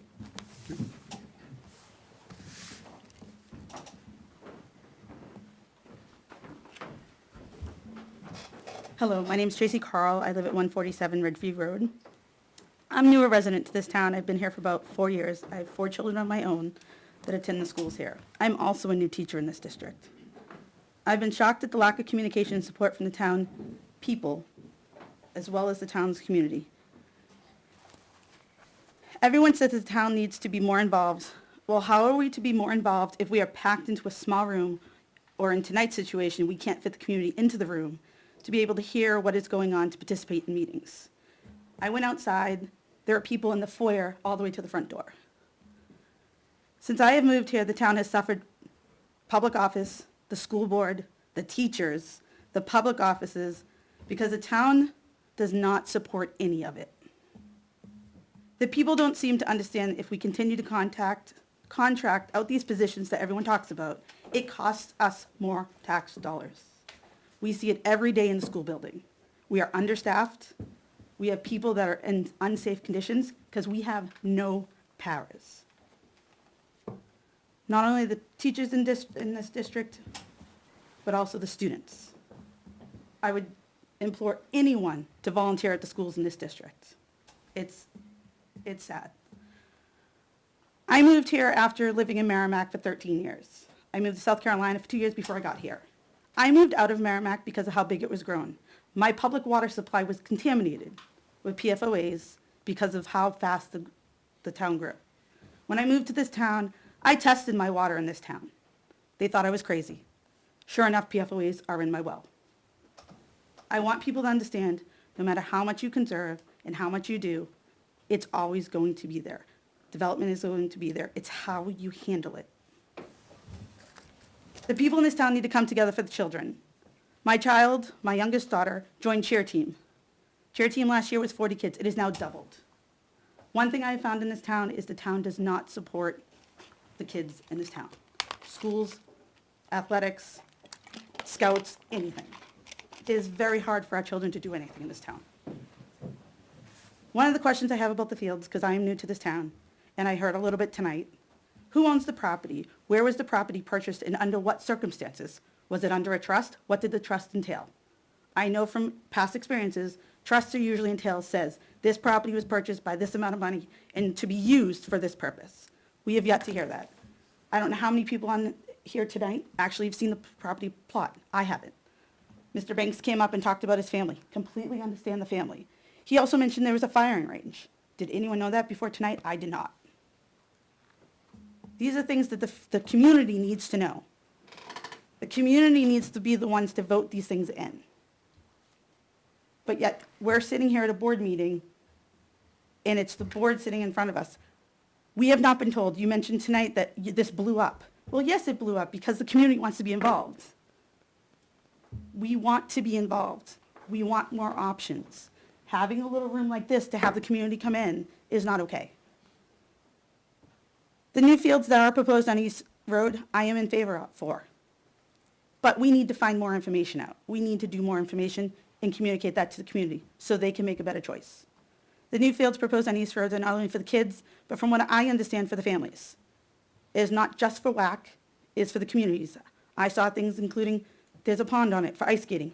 I'm not sure how much of this is true because, again, I haven't, as a community member, been informed. What I would like to see is us be more informed about what is going on. And Facebook, yes, can be a rabbit hole, but it is also a way of communicating to the community, if done properly. That's it.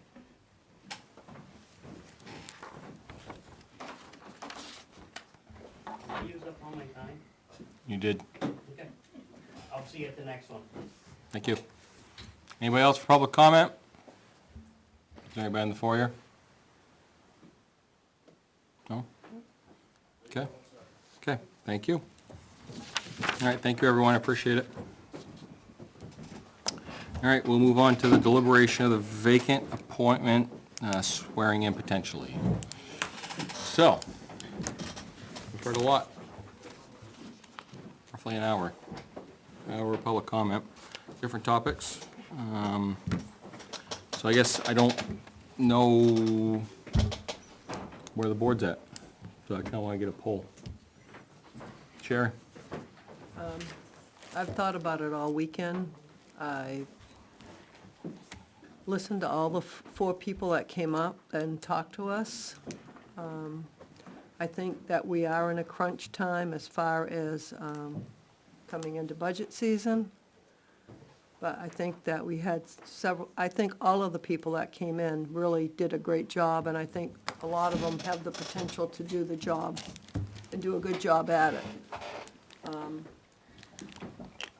I think my personal opinion, I actually came down to two people. And if you want my top pick, I'll tell you. My top pick is Janice Matthews. Selectman Bloom. Yep, let's say, so after the board had finished conducting our 4 interviews at the end of last Thursday's meeting, my top 2 were Ricky Hood and also Janice. And after hearing her again today publicly, I was again very impressed by Janice. Okay. Ben? Well, I did bring up and ask a couple meetings ago if we had to fill it, and because I would have been interested in just letting it slide, but what we looked into and heard back from is we have 45 days to fill it. Mm-hmm. So, again, I think anybody could do the budget that we interviewed. Anybody that we interviewed could take the reins and run with us on the budget. The one thing that hung me up from the very beginning, I guess, was if choosing someone that could use that as a future vote, because they're gonna run again next year. They're gonna run for an open spot next year. And although there was a couple things I expressed that I think would be road bumps for Jack, he is not going to run for an open select person seat. So my top 2 is between him and Janice. And I would only go with Jack for the fact that he's not going to run for a seat. Understood. Again, as everybody else did, sat through all 4. We had a couple reviews tonight. My top two, after some discussion, again, and it was the discussion in my own head,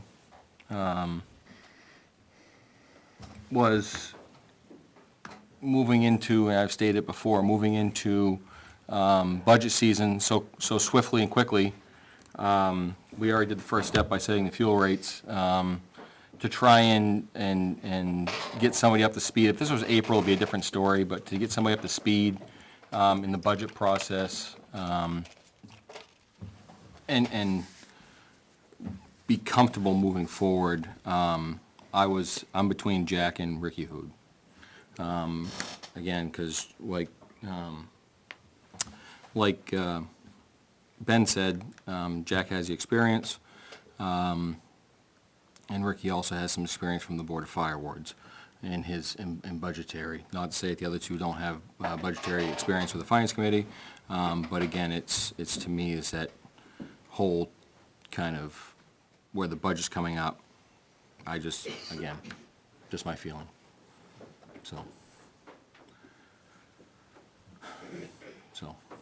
But I don't know where we go from here. If we start with a motion, see if it floats. I don't know. Again, never been here before. Uncharted territory for me. Yeah, as well as all of us. I mean, hopefully it doesn't happen again, but I think certainly we'll be better at it next time. I'd like to hope so. But we didn't do so good this time, but we are halfway through our 45-day process, so. Right. To put it out and advertise it, and we wouldn't meet it. Meet the deadline. And the individuals we interviewed are perfectly capable. All And of it's them. till March, and then all of you can vote in Who you want. what you want. There'll be 3 spots, right? There'll be 3 spots at least. There'll be a 2 for brand 3 new year, board. 1 for 1 year. Correct. So, So again, I think it's gotta be a motion to start, but to go somewhere. I'll move that we take a vote one at a time of our top candidate, I guess that's what you want to call it. I think that's what we just did. You said you need to make a motion Well, we gotta make to a, actually vote. yeah, but who are you gonna nominate? You said we had to make a motion to start that process first. Well, I think that's what I was asking. Oh, Was a oh, nomination. I got you. Was a Yeah, nomination yeah, yeah. to start the process Oh, I get you. and discussion and see if it goes anywhere, if it gets seconded, gets a majority, et cetera. I guess my only thought was we just handle it and like we did, and whoever had the most votes won, but we can do it however you choose. Yep. Want me to make a So motion? that's how you want to do is make a motion for the top I item? think that's what we should do and see if it carries, and if it carries with a, in favor of a majority, I think that's what we do. I mean, we can second discussion, et cetera, concerns. I mean, is there concerns of what Ben and I discussed? Is there concerns about what your directions? I don't know. I think that sounds reasonable. Heard a lot. Exactly, there's a lot to take in. Yeah. So. Kind of try to take notes, but there's a lot. Yeah. There's a lot. A lot to process. A lot of pages. So.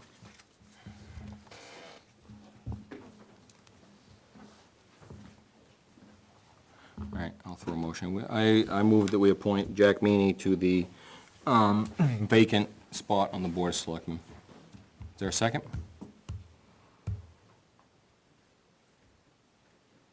Yeah, I'll second that. Moved and seconded. Gonna roll call the vote this time, instead of a unanimous. Sherry? No. Salem? No. Ricky, yes. Ben? Yep, so Okay, so it fails. There's no majority. So, that's how simple that can be. So, anybody else like to make a motion? I'll make a motion to appoint Janice Matthews To the Board of Selectmen. to the Board of Selectmen. Is there a second? I'll second. Okay. Moved and seconded, all those in favor, roll call vote. Sherry? Yes. Salem? Yes. Ricky? No. Ben? I was gonna have discussion first, but is that all right? We can have discussion. So she was in the top two for me. The reason I went with Jack was, as I stated a few times, but me and you both have said that name, it failed, so that can't beat it to death, right? It's fine. You know, I kind of wish we were better educated in this, know to put it out in the beginning, but we don't have time to, and I do feel we'd have to appoint someone Yep, it's fine. tonight. So I will say yes. Okay. Okay. You ready? That's what you're doing. It's a majority vote, so that's, Unanimous, yeah. huh? I said I don't think it was unanimous. I think it was- It was a majority vote. I said, yeah, I correct myself to majority, so, okay.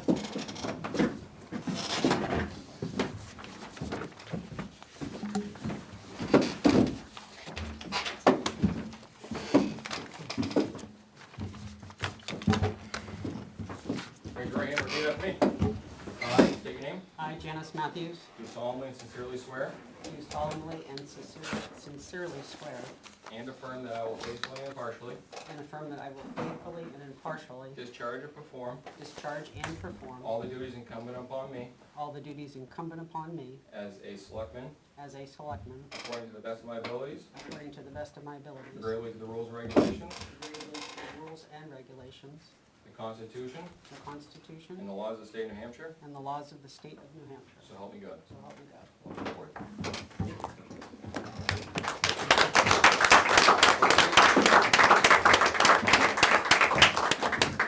Can I publicly tell Mr. Clow that I resigned from the finance committee?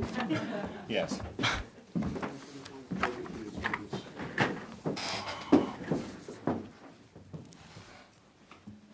Oops. I just maybe forgot it, because usually I take pictures, I didn't because the story's all written. I took it.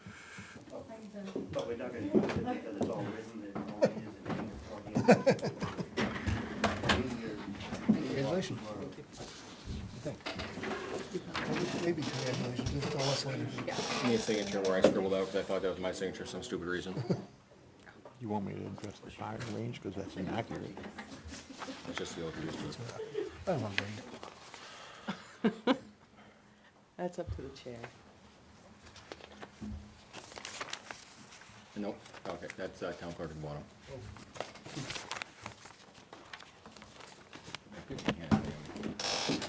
Okay. He wanted to address the firing range. You want me to address the firing range, since that was inaccurate? Department head committee items. Police Chief Moore. All Order, right. please. Very quickly. Yep, no problem. So, for those of you who've been to the Goffstown firing range, that's what a firing range looks like.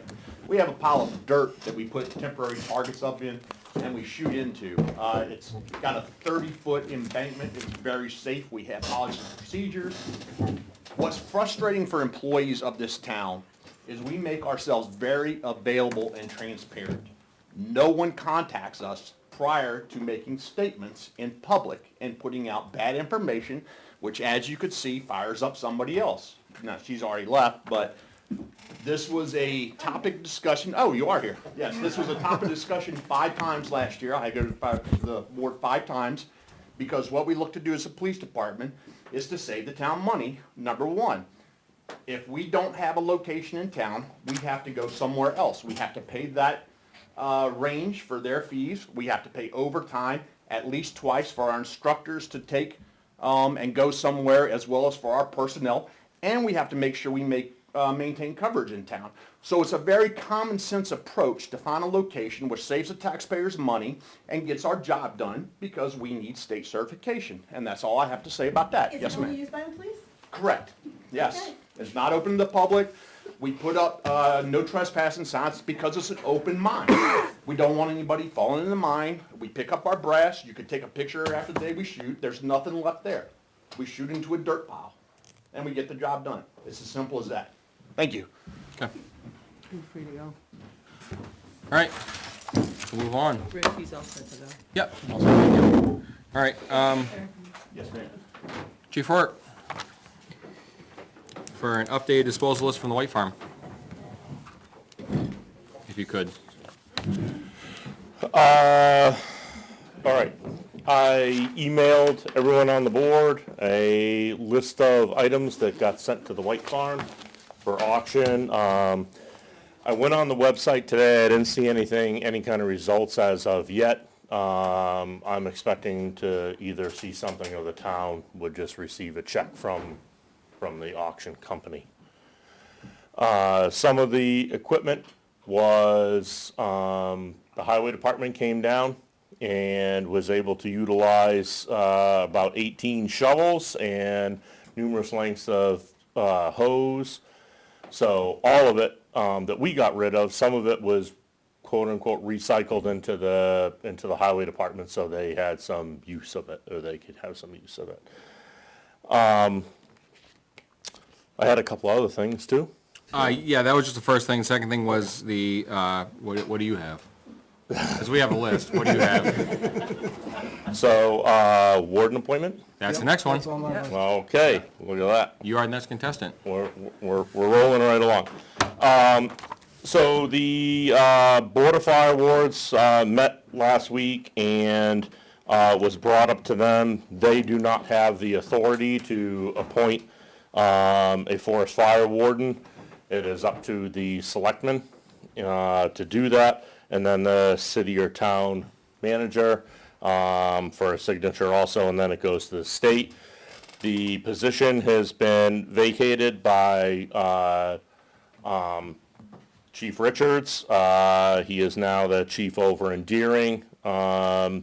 He dropped off all the paperwork and everything else like that, records and stuff that he had at the firehouse the other day. So I have a application here to present to the Board of Selectmen. The decision was unanimous. The Board of Fire Wards voted to have me be the next forest fire warden for the town of Ware. So here is the sheet, and Okay. All right. as of right now, we don't have a warden, because I believe He as soon he as resigned the- effective November 1st. The email we received was November 1st. Correct, yes, there's, yeah, there's some speculation on that, because taking a job full-time in another town Yeah, no, I understood. negates that, but Okay. Anybody have any objections? I guess it's, I don't have a good understanding of, So the forest fire warden is for, brush fires, does your burn permits, kind of oversees the,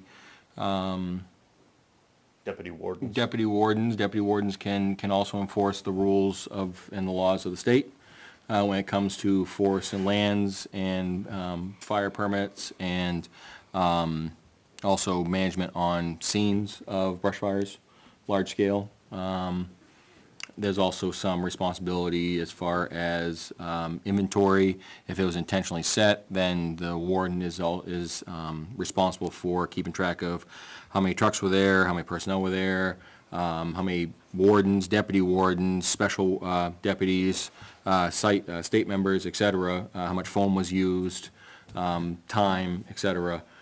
So if it was found to be at fault, it could be charged back to that person and/or company or whoever. So it's quite a bit of responsibility goes along with it, state level. But that's, again, every town has a warden, and the warden appoints his deputies, is that correct? The warden appoints the deputies. The current deputies are the officers of the Ware Fire Department right now. Those are the deputies and how long is this appointment for? until Till it someone succeeds me. Okay. And then historically, is the forest fire warden, I would assume somebody from the fire department, but So is that true? And if it's true, is it usually a position at the fire department or not a position at the fire department? Or Yes and yes. Yes at the fire department and yes by the fire department. but any particular position or? No. Most of the departments around the state that are full-time, and some of the volunteer departments also, the fire chief is usually the forest fire warden for the town. If appointed, are you going to keep the same deputies? Absolutely, yes, good question. Yep, the deputies would remain the same, and then that way there, if someone comes in for a burn permit to the station, that one of those officers is working every single day, someone is there to write a permit. And you mentioned that you sent something to the board. What was that? I know I did not receive it, so I'm just trying to look for context of what it might have been. The thing that was sent to the board was the inventory for the White Farm. That was the tools, and if I'll grab your email after, well, you'll be on the Right, we gotta next get her one. one tomorrow. Okay, yep. No, sorry. Unless I wasn't told, which is very possible, I'm still a warden, deputy warden, and so is Mr. Dinsmore, is that correct? Unless I was have not told.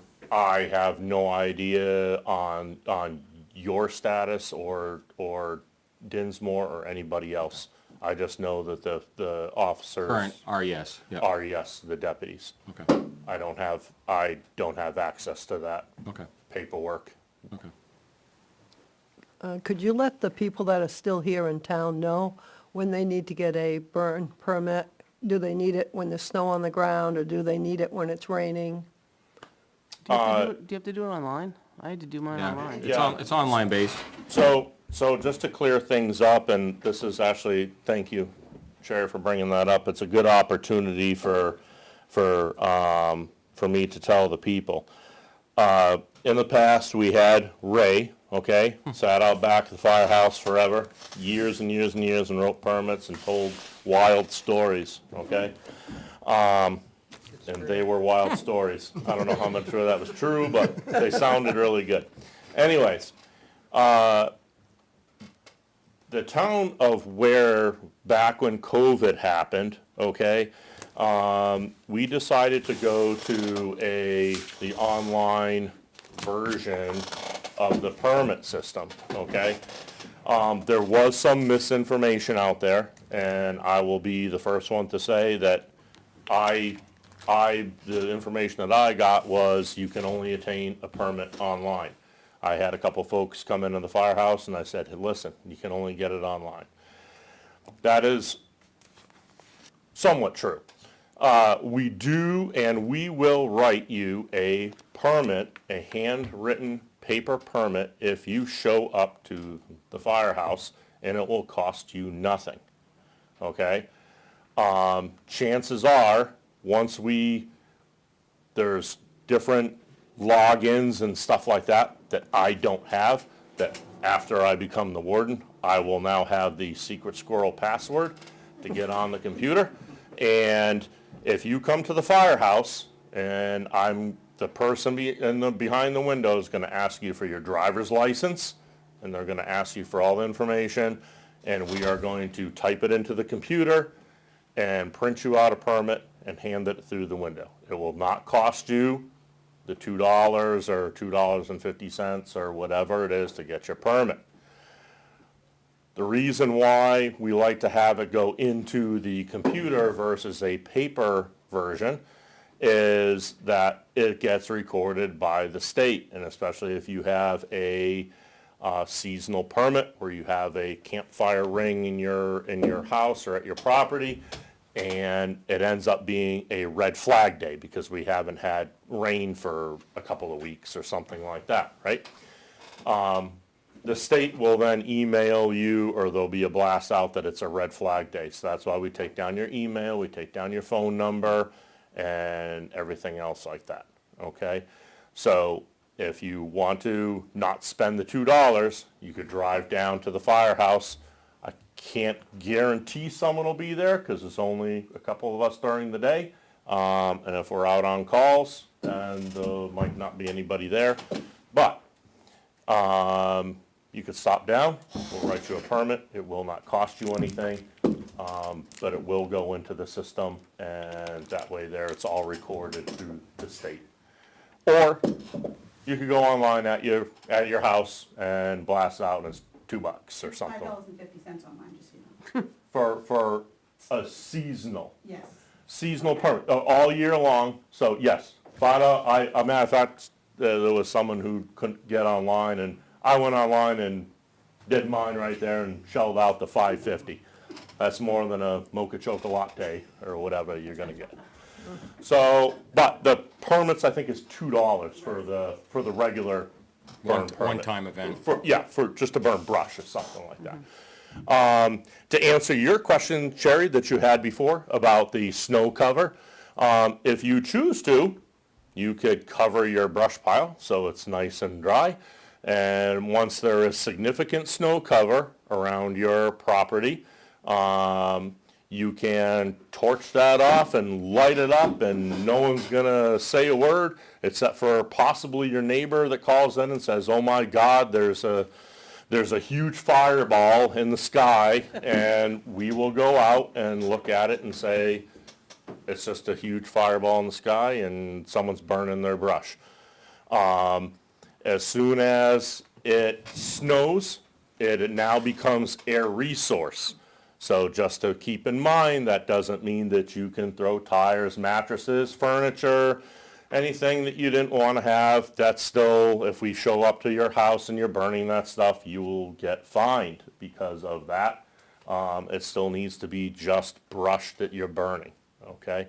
But you could burn it any time you want, as long as there's adequate snow cover. And we usually tell people, just to avoid your neighbor calling you or calling the fire department saying, "Oh my God, they're burning the whole block down," we encourage starting a smaller pile and taking your large pile and feeding the smaller pile during the, and doing it that way. That way there's no phone calls or your neighbors don't get upset with you.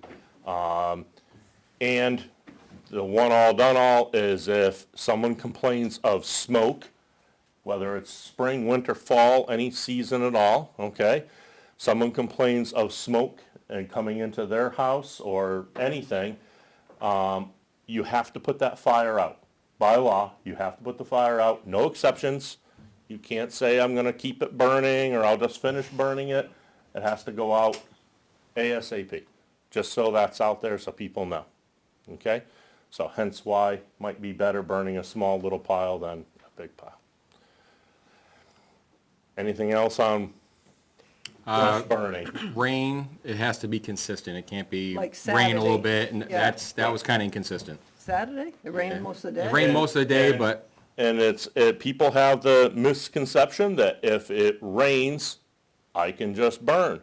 That is not true. Has to be You actively. still need to get a fire permit if it's raining. Really? You do. You still need to get a fire permit. Let me say that. You still need to get a fire permit if it is raining. The only thing the rain allows you to do, most fire permits, you could start burning at 5 o'clock. And they're written from 5 o'clock to midnight. Now, the burn police are not going to be out. If you want to have your fire thing going at 1, 2 in the morning, as long as you're with it, that's fine. And you do your due diligence in putting it out. When it's raining, it allows you to start that brush pile anytime you want. So if it's 9 o'clock in the morning, you still need to get a permit for that. But if it's a steady rain, you can start burning at 9 o'clock in the morning, and that's perfectly fine to do.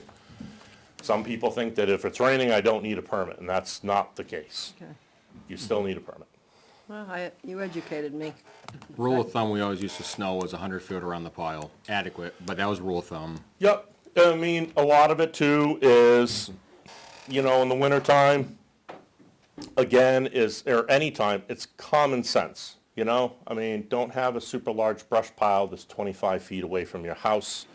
Make sure if you are burning it in the spring, summer, fall, you have to, the law says you have to have water supply at your house to control and put out that fire.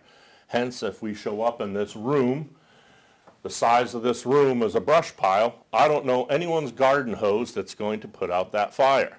All right? So Is that a huge concern if it's out in the middle of the field? Probably not. You know, again, it's common sense. You know, I'm certainly not here, and neither has anyone else been, you know, super sticklers or being a, you know, party pooper on anything or trying to ruin someone's fun having a bonfire. But if there's something that needs to be done, or there's a safety reason about it, then we're gonna mention it or do something about it. Any other questions for Chief? I have just one more. The fire warden, is that the person who's responsible for updating the fire safety level sign out front? More or less. We get, in the summertime, we get a fire danger level every day, and it's a prediction. So that's why, most of the time, why we don't write permits till 5 o'clock in the afternoon, because it's a prediction of weather, and that can change during the course of the day. But we get that from the state of New Hampshire, Division of Forest and Lands. They put that out, and then we naturally move that out to Smokey Bear out there to inform the public of where it's at. Are you sure that's been done recently? Probably not. Probably not. I haven't seen it change in months. It- It's currently at moderate, and it's been listed as low for months. Yeah. If you can make sure that gets updated, I would appreciate it. Absolutely. I just, if you go online, can you buy the permit? Like, if you want to burn, you know you want to burn this weekend, do I have to come down Saturday, or do I have to go online Saturday, or can I buy it Thursday to burn for Saturday? I do not think the state website will allow you to Post-date it. buy something ahead of schedule. Like if you plan on having a little burn on Saturday or something at your house or get together, Okay. I don't think they'll allow you Wednesday to buy it. And that's the simple fact is that the conditions might change between now and then. And when the state of New Hampshire, when the weather, when they deem it not safe to burn, the website will not allow you to buy a permit. So people go on there and say, well, the website is down. No, the website's not allowing you to buy the permit because it's unsafe to burn. Sure. Okay. Thank you. Thank you for the info. Any other questions? Anyone from the out back here? Questions, comments? I'll- that point, how far in advance are you allowed to buy a permit? The day of. The day of. It is Day of. Okay, Yep. sorry, I missed Yep, the day of. I'll entertain a motion. Second. No, I'll entertain one. I didn't make it. I can't make it. Can't make it. He's a deputy. I'll make a motion to appoint Mark, how do you say your Rourke. last name? Rourke. To fire warden effective 11/1 upon Richard's termination of fire ward duties. Is there a second? Second? Moving second. All those in favor? Aye. Aye. I'm gonna abstain. Okay, there's, funny form, there's only 2 spots. There's 3. The chairperson, the mayor, okay, so 2 other people need to sign that. Benji signed it. Dan signed it. Yeah. I thought Was you it were- you had signed 301? top. Yeah. Huh? Oh, 401? 401. Sorry. It's late, can't do math. Anything else? Because we're good. I have a couple things. Is that okay? Make them quick. Okay, gonna make it really quick. Last time I met with you folks, we talked about the emergency operation plan, all right? I went back online and researched the 3 people who were there, emailed those companies again, with the exception of the one that I got the price quote from. And one company that was there moved away.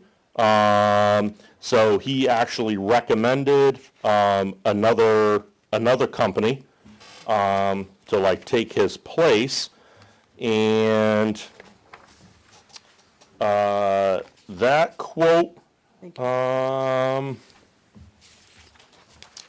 let me just get my email here.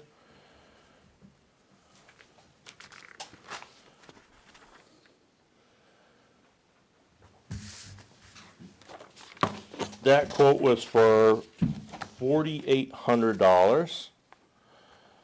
And the original one that I had was for $2,700. And I did not hear from the one other company. So $4,700 and $2,700.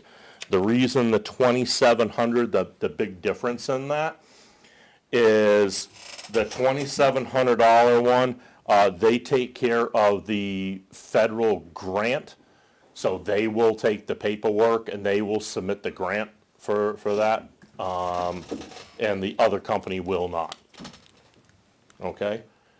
So I would like to go with the $2,700 quote and have and that was the maps, the June Carnu in Twin Mountain.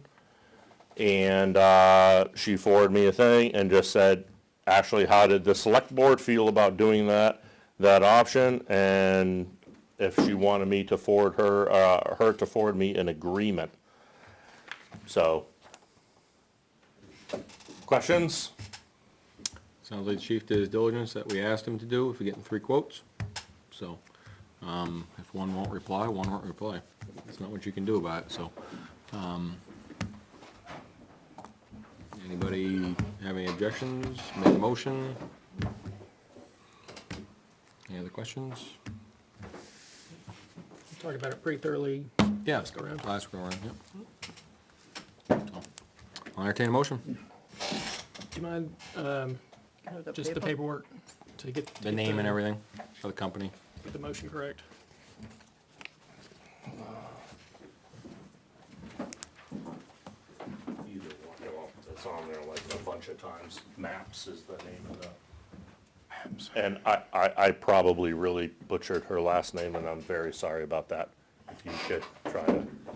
All right, well, I'll make a motion that, where's the money gonna come from? Yeah, the emergency management line Budget. in the budget. Correct. All right, so I'll make a motion that we authorize the acting chief Rourke to spend $2,700 out of the emergency line in the budget. Emergency management. Sorry, emergency management line in the budget for mapping and planning solutions out of Twin Mountain, New Hampshire for the Ware Emergency Operations Plan. Amount? You say the amount? He did. Yep. Okay. I thought you said I'm out. No. That's what I thought you said. No, I'm out. You're out. No. You're out. He caught the ball. All right, is there a second? Second? Moved and seconded, all those in favor? Aye. Yes. Abstain? Okay, thank you. Appreciate it.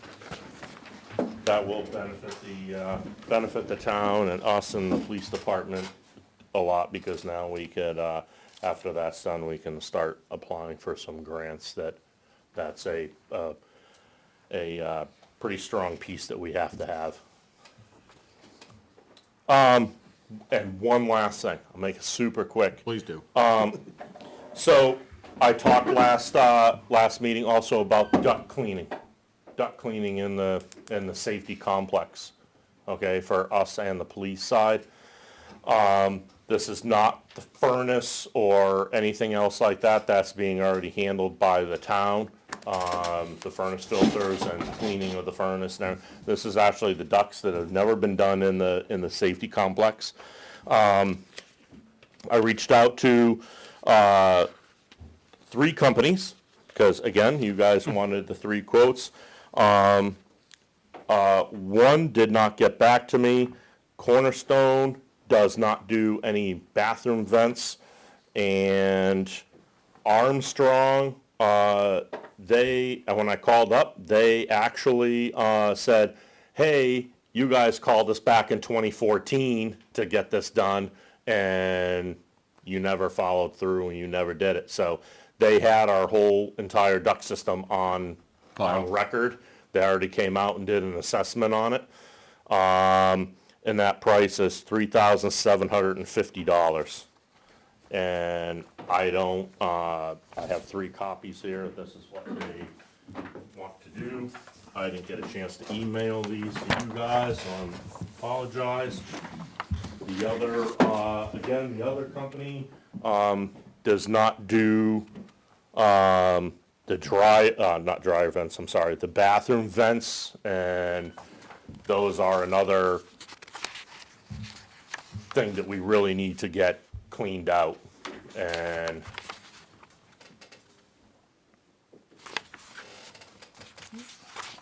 Did because Cornerstone there's provide you a price minus the bathroom vents? Cornerstone, they went by, it's really by per vent. When he says there's no hidden fees, they're very, very true. They do charge a mileage because they're out of dairy. So there was an extra, $200 that they were gonna charge for being there. Everyone uses the, like a HEPA filter and stuff like that. I believe these guys here provide, pictures, if I'm not mistaken, I think. Before and after.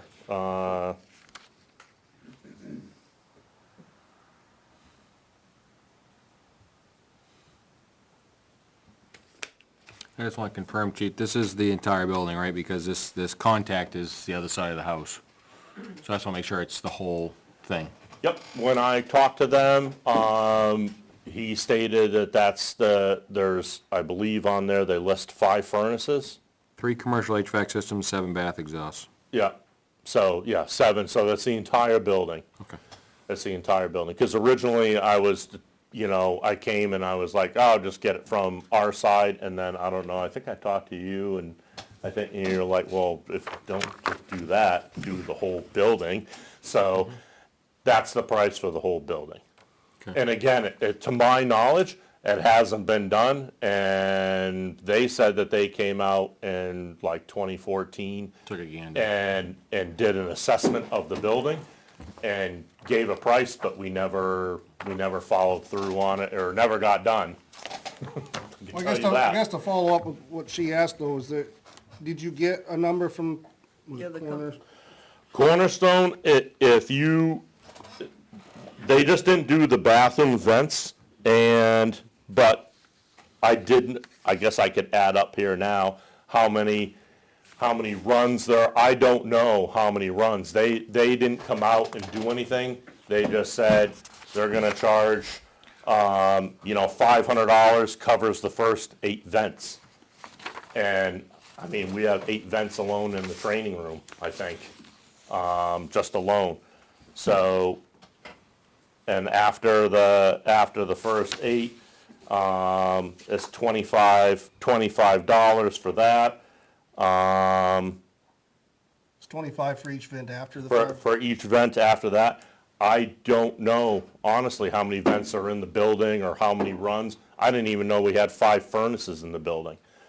So they just sent me this. It wasn't like, hey, we're gonna come out and do something and look at it and give you a quote, which is what I asked them to do. I asked the 3 companies, I need people to come out.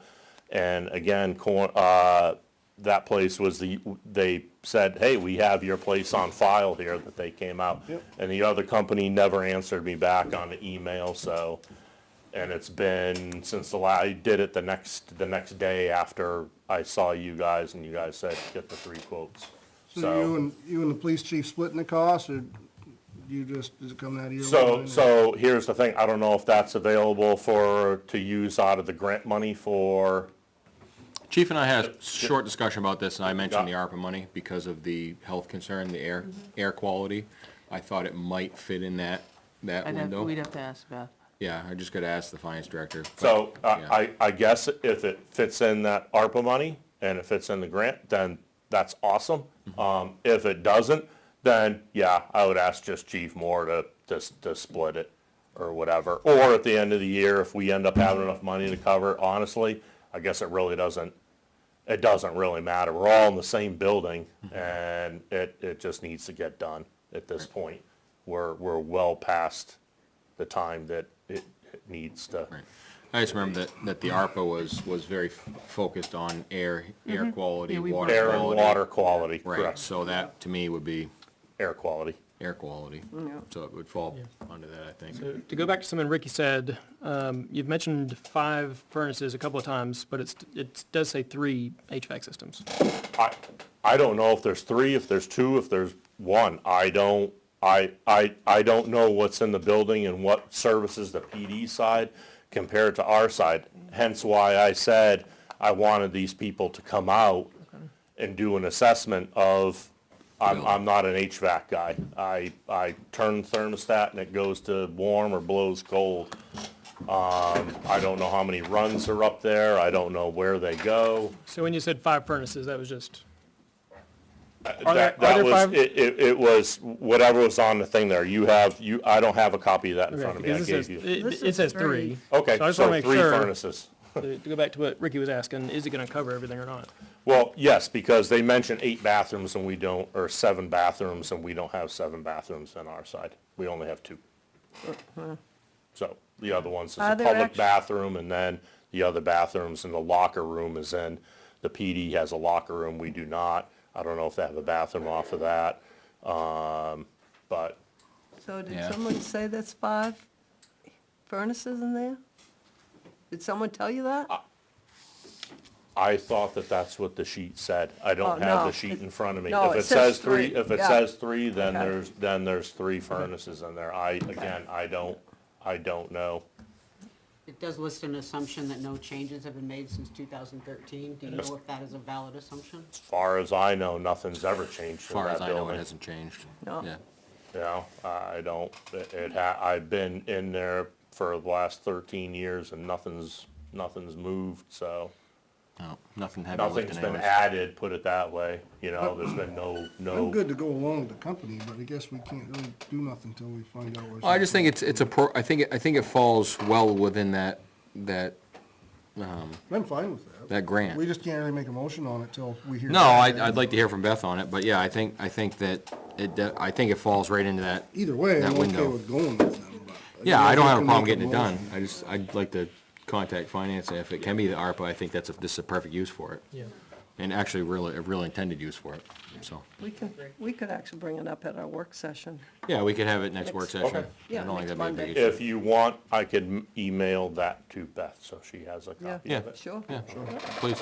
You need this back? No, you guys can have them if you want. You can have one back.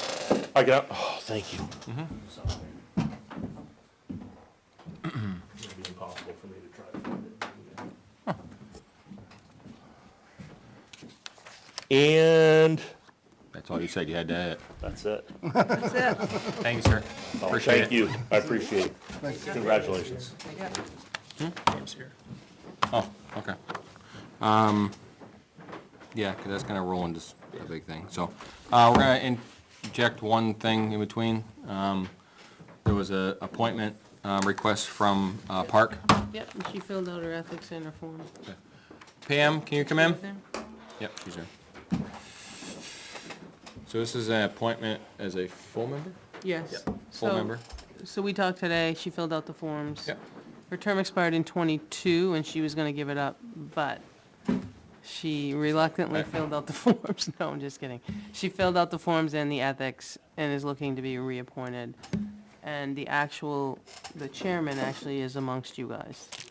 We appoint her, and then you guys elect the chair. Yep. Well, they do. True. Right. Yeah, this came up because the park chair left a couple of weeks ago, so that left a vacant position, and so, I guess, brief aside, we are still looking for 2 people to join Parks and Rec, so, always looking. I guess contact Park if you're interested. PARC@warriornh.gov. And so, at the park meeting last week, they wanted to find a chair. They nominated Pam, and Pam said, hold on a minute, let's clear up my paperwork first. It's the same thing we recently went through with conservation, kind of cleaning up the paperwork. And we went through the legality of it. with town council, right? Huh? We weren't just making it up. Town council looked at it, right? Yeah, for the For conservation. conservation, yeah. Yeah. Yeah. And it was that even though an individual's appointment on like a committee or a board or what have you expires, until a replacement is selected, they can choose to kind of continue on until the body who makes that appointment replaces them. And that's, say again? That's what she did. She continued on, expiring March 22. And that's opposed to like one of us getting replaced by, the body, like we don't carry over. And so this is just to make that more official, instead of just having her carry over from that 22 expiration. And so, yeah, I guess I would make a motion that we appoint Pam Mould to the Parks and Rec with a term that began March of 2022, so expiring March 2025. Hold on a second. When I talked to Naomi, it was gonna go from till 2026. Because she was gonna get off, so if you're gonna appoint her, you could at least go till 26, because you've got 3 gonna come out in 24. I thought Was there a I thought vacant it was seat 3-year though? terms, though. Yeah. Yeah, I mean, it doesn't matter to me at 25 or 26, but I'm just. Well, but we can't make that decision. If there's a seat that she was in, that she was carrying over for, and there were no other vacancies, though there is now. So what vacancies do we There's have? been a vacancy. You've had a vacancy. Oh, that's true. You've had a vacancy for a while. So, yeah, you could move over She to, could move over to 23 to 26. It'd be a fresh one today. Yes, she'd be fresh today, 26. That would give you some, Okay. some continuity until 26. yeah, because the current. That's what we par- talked about Yeah, today. current park had everybody going up in Yeah, 20. you have 3 and 24, Yeah. and the vacant is 25, so everybody could walk away. Yeah. And so we definitely have a vacant spot that expires in 26. Well, you would have a vacant spot if she wants to take the vacant spot. But we have to have one right now. We So know we have. Janine, we could link Janine's position, the vacant spot. I don't know what year she was expiring. Well, we can't fill a spot that doesn't exist. We So- can't make it go to 26, can we, though? If there are, If there was a if it's a 3-year term, aren't they 3 Well, if there was a years? spot that started in 23, Yeah. and we haven't filled it, if it's currently vacant, then we could fill that Could one. use that one. Yeah. Yeah. That, and that's, I think that's the point. But if that exists and someone is currently sitting in it, then we can't do that. But you said there's been a vacancy. There's been a vacancy for a year or more. But if it's a year more, then it wouldn't have been for 2023. Would be from 23, starting today, right? Yeah, I would lean to agree with Salem's motion to go to 25, She doesn't. just because of the timeline. You don't really care, do you? No. She wants to go home. I think it's 25, just my gut feeling, Yeah. so. And we may find out when we better audit, all the available slots like we've been starting to do because of the discussions with conservation. We may find out that there actually was a slot for 26, but I think this is a more prudent path. So you have a motion to appoint her from March 22 to 25. Second. Moving seconded, all those in favor? Aye. Right. Thank you. Thank you. Have a great night. Thanks, too. Pam. No. Denise? Jay, you fast? Not really. Okay, that goes Denise? against, that's, yep. No, I know. Is Denise out there? She's right there. was. Yeah, she's right there. I thought if yours was gonna be quick, we'd get you out of here. All right, East Road follow-up meeting, Denise Parrington?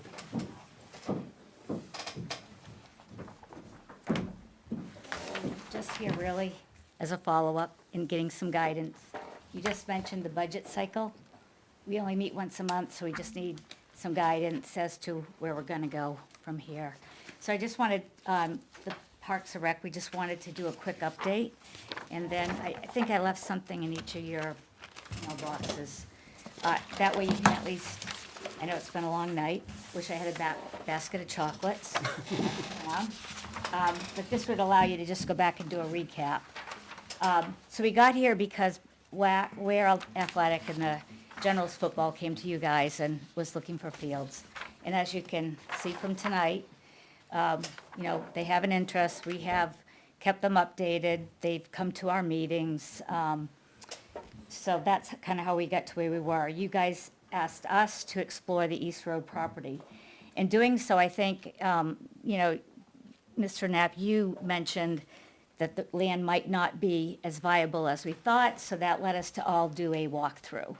And I think for people who don't know, the Board of Selectmen, the Parks and Rec Commission, Jason, and several other townspeople did the walkthrough of both the East Road property and the Thorndike, Quaker Street property, which was, I think, a great way to just everybody get on the same page. I think after we walked the Quaker Street property, we all agreed it goes all downhill, it's very wet, not really viable land. That led us back to then, of the two properties we looked at, the East Road property, you asked the commission to then continue to pursue looking at, you know, where we're at. I presented you with a lot of documents. I just summarized it, and for the new member, maybe somebody could get her a copy of what I presented before.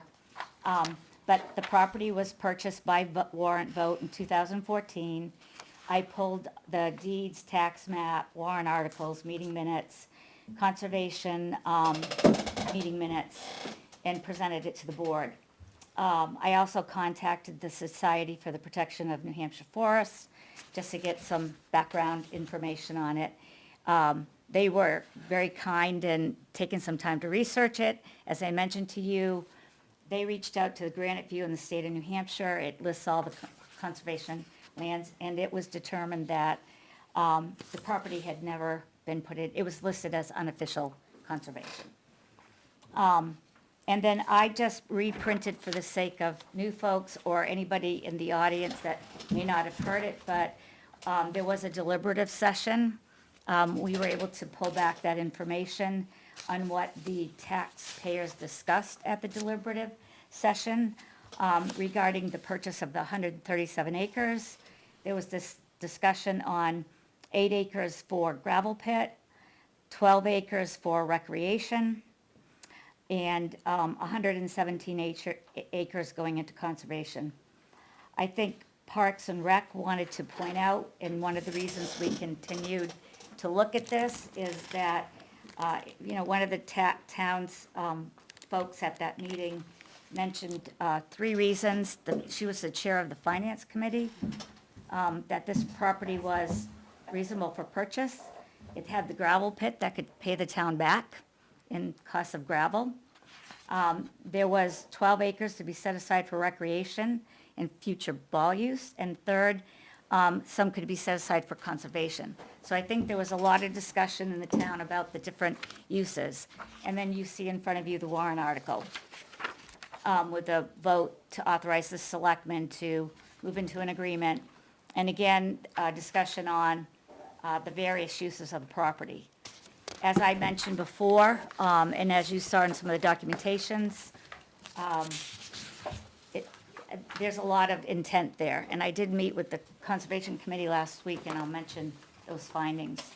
I believe after all of that discussion, because there was it was unclear about a lot of what was in the warrant article, what was said in minutes, it was passed on to legal. Naomi, I assume they all had a copy of legal's, when I say legal, it's, The opinion that we got back, yeah, they've all seen that. I've shared that with you guys. That was like a week ago before she went Yeah, to so I just put again, for the presentation, her answers to your questions in terms of, she did not find a conservation easement, no restrictions in the deed. She, I think, kind of confirmed that there was 20 acres that could be set aside for both gravel and recreation, and it didn't have to be just ball fields. It could be recreation. And she did suggest contacting both the Piscataquag and Forestry to see if they're interested in holding it in conservation. Forestry told me they were when I talked to them. So. And also maybe to talk with the Mildred Hall Trust because they had some money in it. I did go to the Conservation Committee meeting last week. I had reached out to them in September. Did not hear back until this last meeting, but I was able to attend their meeting. We did have a discussion on why Parks and Rec, just what I'm telling you right now, why we're doing this. Made it very clear, no decisions have been made, no money has been spent. This is just a fact finding. Lot of talk at that meeting about intent, a lot of discussion about minutes, emails, warrant articles, intent. I think everybody, you heard that tonight, everybody had intent, but I think, we have to look at what we have in writing, and that's what's kind of moved us forward. At the Conservation Commission meeting, we also, they outlined the funding sources for the property, just so everybody was clear who put money in case we need to go and talk to other sources. I have not met with the Mildred Hall Foundation for Parks and Rec. I'll mention that later on the next to-dos. And I think the warrant article indicated the total purchase price was $600. So where we're at is, we know that the youth fields currently don't meet the demand.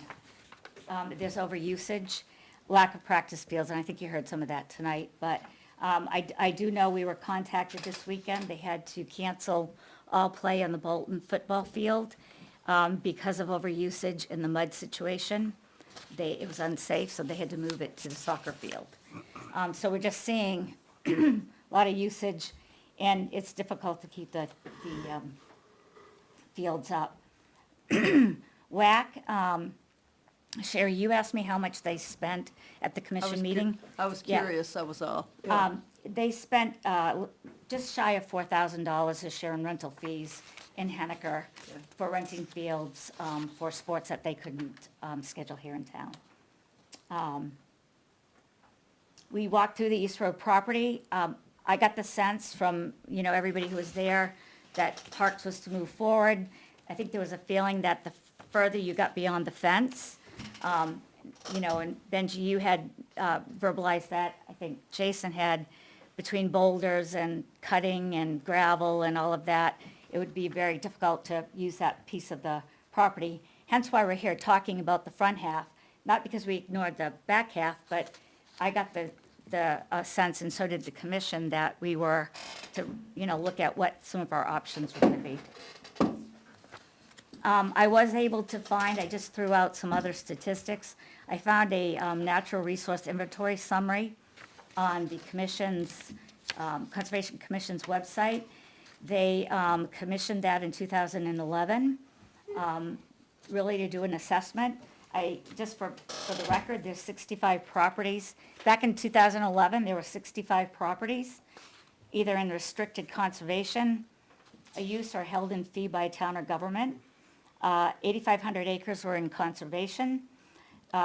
According to their statistics, we're at 22, or just shy of 25% of our property is currently in conservation use. So that does not include this land or any land since 2011. So I think we're looking at, I'm not saying that's good or bad, I'm just putting it out there as details as we talk about this.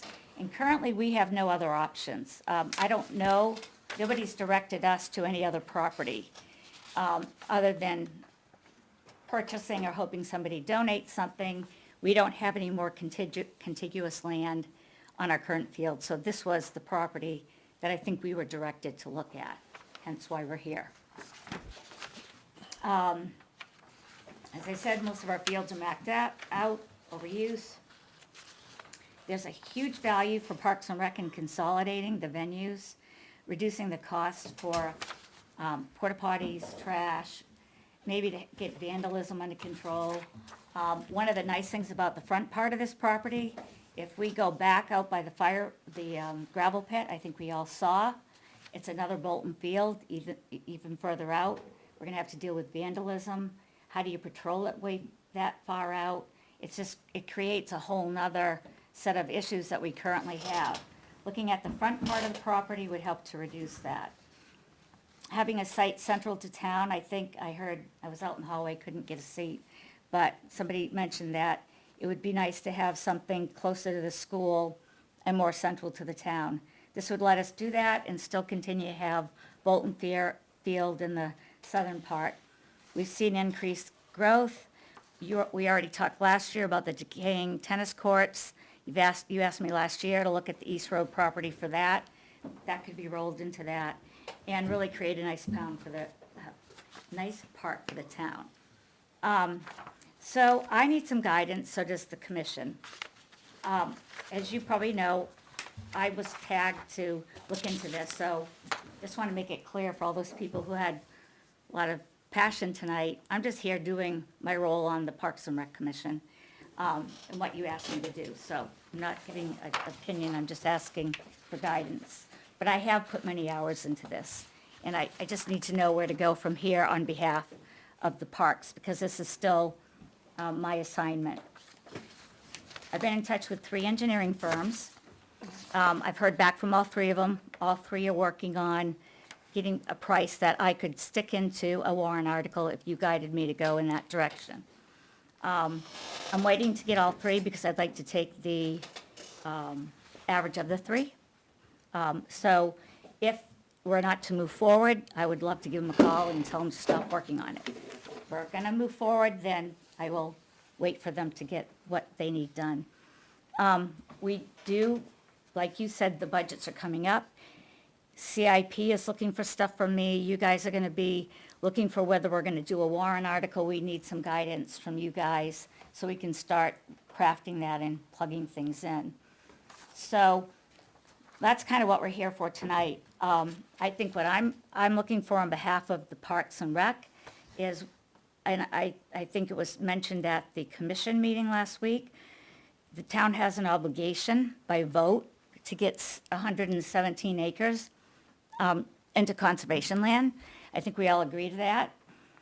I think there's several options. You guys could direct us to keep going and allow us to use that front property. You could tell us, stop, we're not going to allow that front property to be used. Obviously, we'd like to keep going, but we need some direction on that. And I think another option is that, I know you guys are in a hard position. There's 2 sides, like there always is, you know, and it's difficult when you have to make a decision and one side's going to be upset and one's not. Maybe this is an opportunity to put it back before the town in a warrant article, get clarification. What would the town like to see happen to that front property? And then we could go from there, the Parks and Rec, and take our direction. Or you could send it back to the Conservation Committee and let them finish off with it. So I think there's plenty of options, but I think for Parks and Rec, we meet November, the 2nd Tuesday in November, and it's our opportunity to begin to talk and vote on what we're gonna do next with this. We were, you know, we'd like to put a warrant article together, but we kind of need some direction from you guys. What do you want us to do? And I know you might not be in a position to let us know that tonight, but the sooner the better. And personally, I'm happy to continue to work on it on behalf of them, but I don't want to put any more hours in if it's for naught. And that's really why I wanted to come here tonight, to get a sense of how you want us to move forward. I don't know if you have any questions for me or... Pretty thorough. It's very thorough. Very thorough. Research you did. Sorry. And I certainly don't want to, we no, appreciate Try to hurry We through appreciate it, it. but I'm just certainly trying to... don't want to, you know, I don't want to make all your efforts for nothing. Right. I just don't know what the, you know, I guess if we're to move forward to considering that, my only personal vote would be send it back to the voters. And I You can... know what, I know what they're gonna ask. It always has been something that just hasn't really had enough support, in my own opinion. And both my kids are almost growed, but Yeah. there is just, it's something this town lacks, but everything always gets thrown back to we don't, you know, we don't have enough information. Which now we have information on the piece that has been talked about, but I know they're gonna ask, the voters are gonna ask, we're gonna ask, you know, will that support what you wanna do? What will the cost of that be? And of course, you can't get that without hiring an engineer firm probably, which costs money to start with. So I don't know how to, So I think that Parks and Rec would say to you, we understand where you're at, and at the very least, we'd love to hear the town's opinion. That doesn't mean that an engineering firm could come in and say, this is the worst spot you would ever put a field in. I can tell you the first quote came in at just shy of 25,000, so it's not like they're coming in at 100, 200,000. And I'm not minimizing that 25 isn't a lot of money.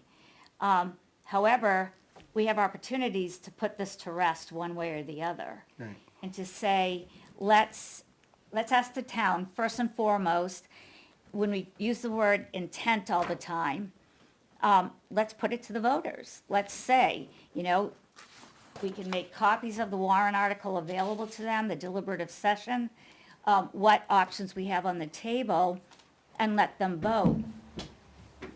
If we then get permission to use that property, it allows us to bring in, at least begin the site design and know how many fields we could have there.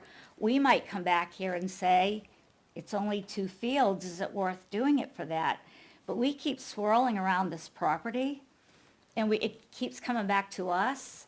And I think this time, we put the effort into trying to give you guys all the information that you can have, that maybe it's time to just look at, and maybe we broaden that a little bit, and say, look at the whole piece. I asked them just, to come in and look at 12 acres, but I do know one of the folks out in the hallway, I think it was somebody from WAC, put out an email today, and they had 214 people in 3 hours email them and say, this should go to town vote. So I do think there's some level of support out there for it coming before the town and just saying, do you want us to pursue this field property, or do you want it to go into conservation? Then you guys know what to do with the 117 and what to do with the remaining 12. I think there's a lot of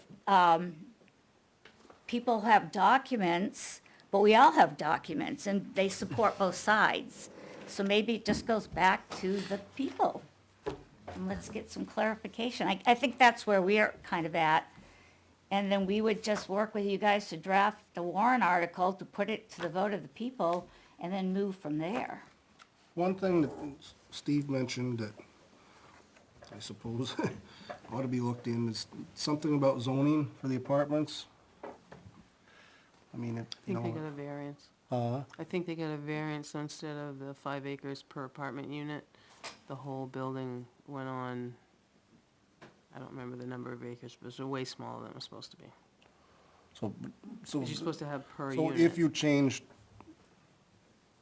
that, I guess making the fields ball fields, even considering that wouldn't change the bank's current property is what I was It asking. was sold to us 10 years ago. Right.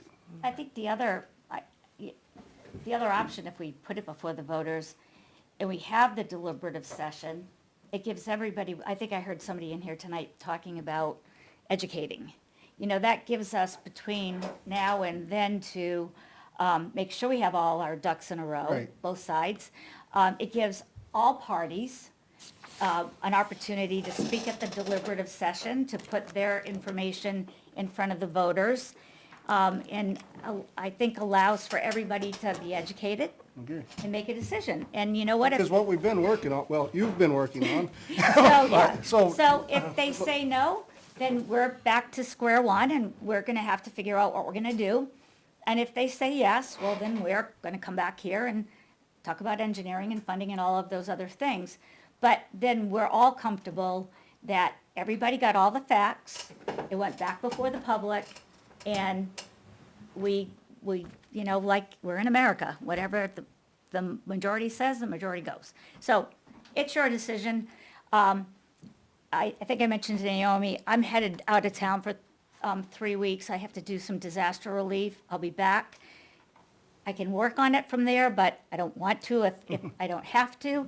Or maybe we just pause and focus on doing the warrant article to put it back in front of the town. So if in the next week or two, we could get some guidance, then I'd at least know.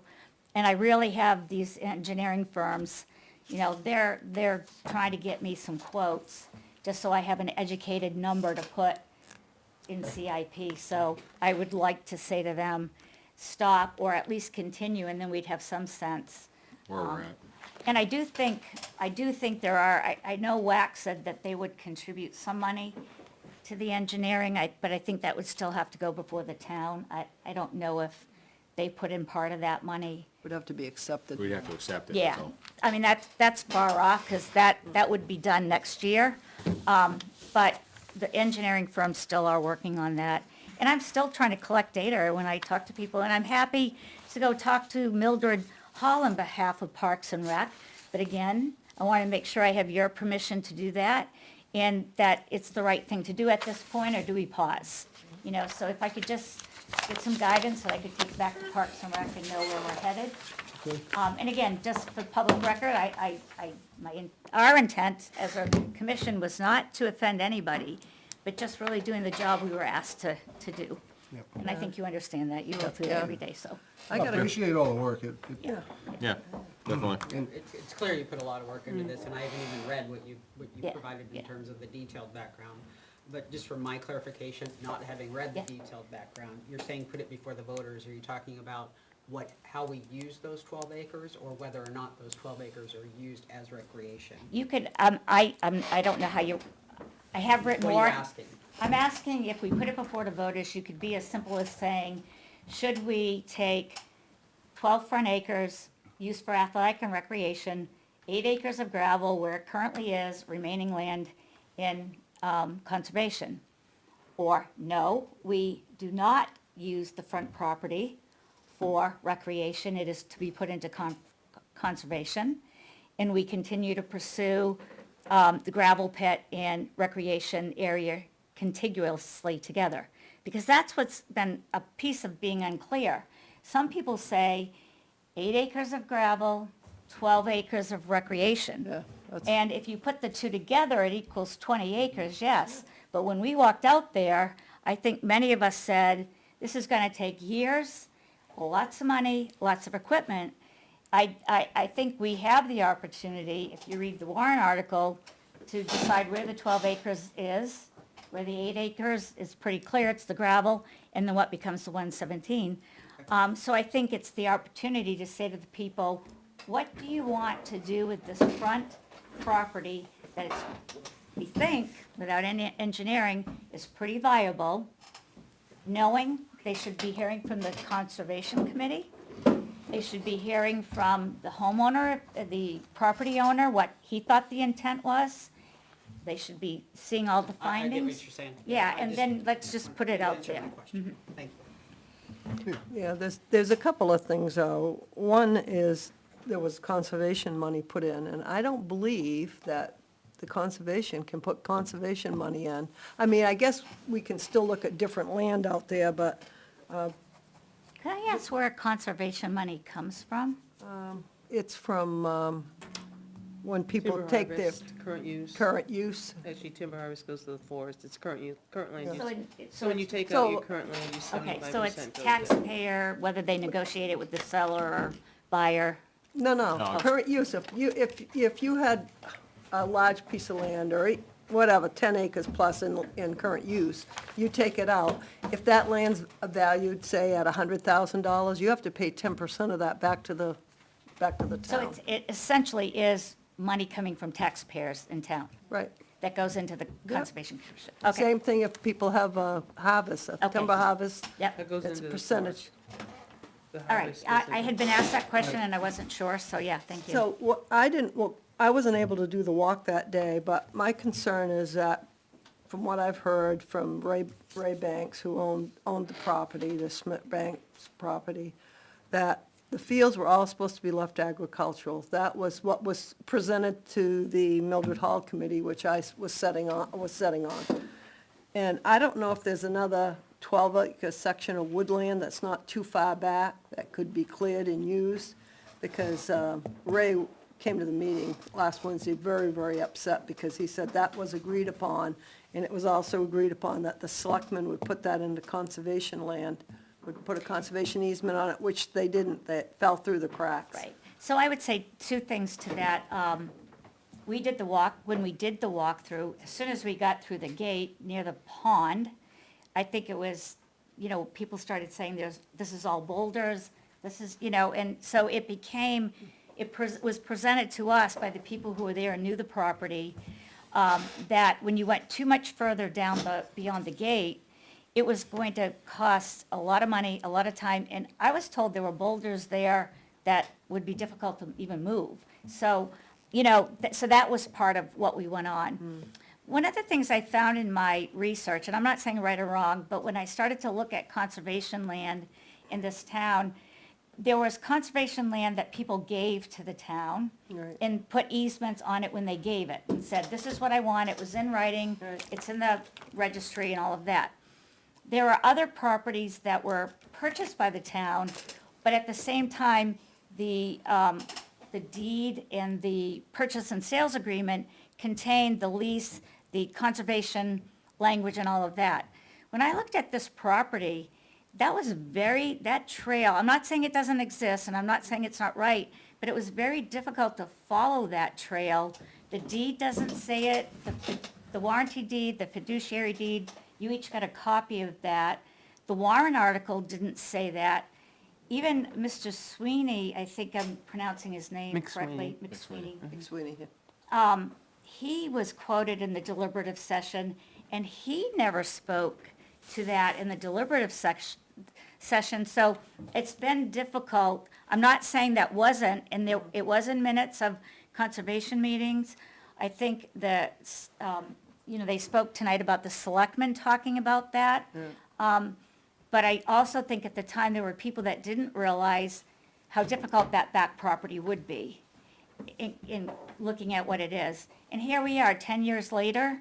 I think Parks and Rec is just saying it's an opportunity. It might not be an opportunity the townspeople want, but it's an opportunity because we haven't been able to find any for years. And we have a lot of conservation land, and I think recreational we're not talking apartment buildings or big buildings. It's still going to be grass fields. I said to the engineering firms, we have to make sure parking doesn't occur on East Road.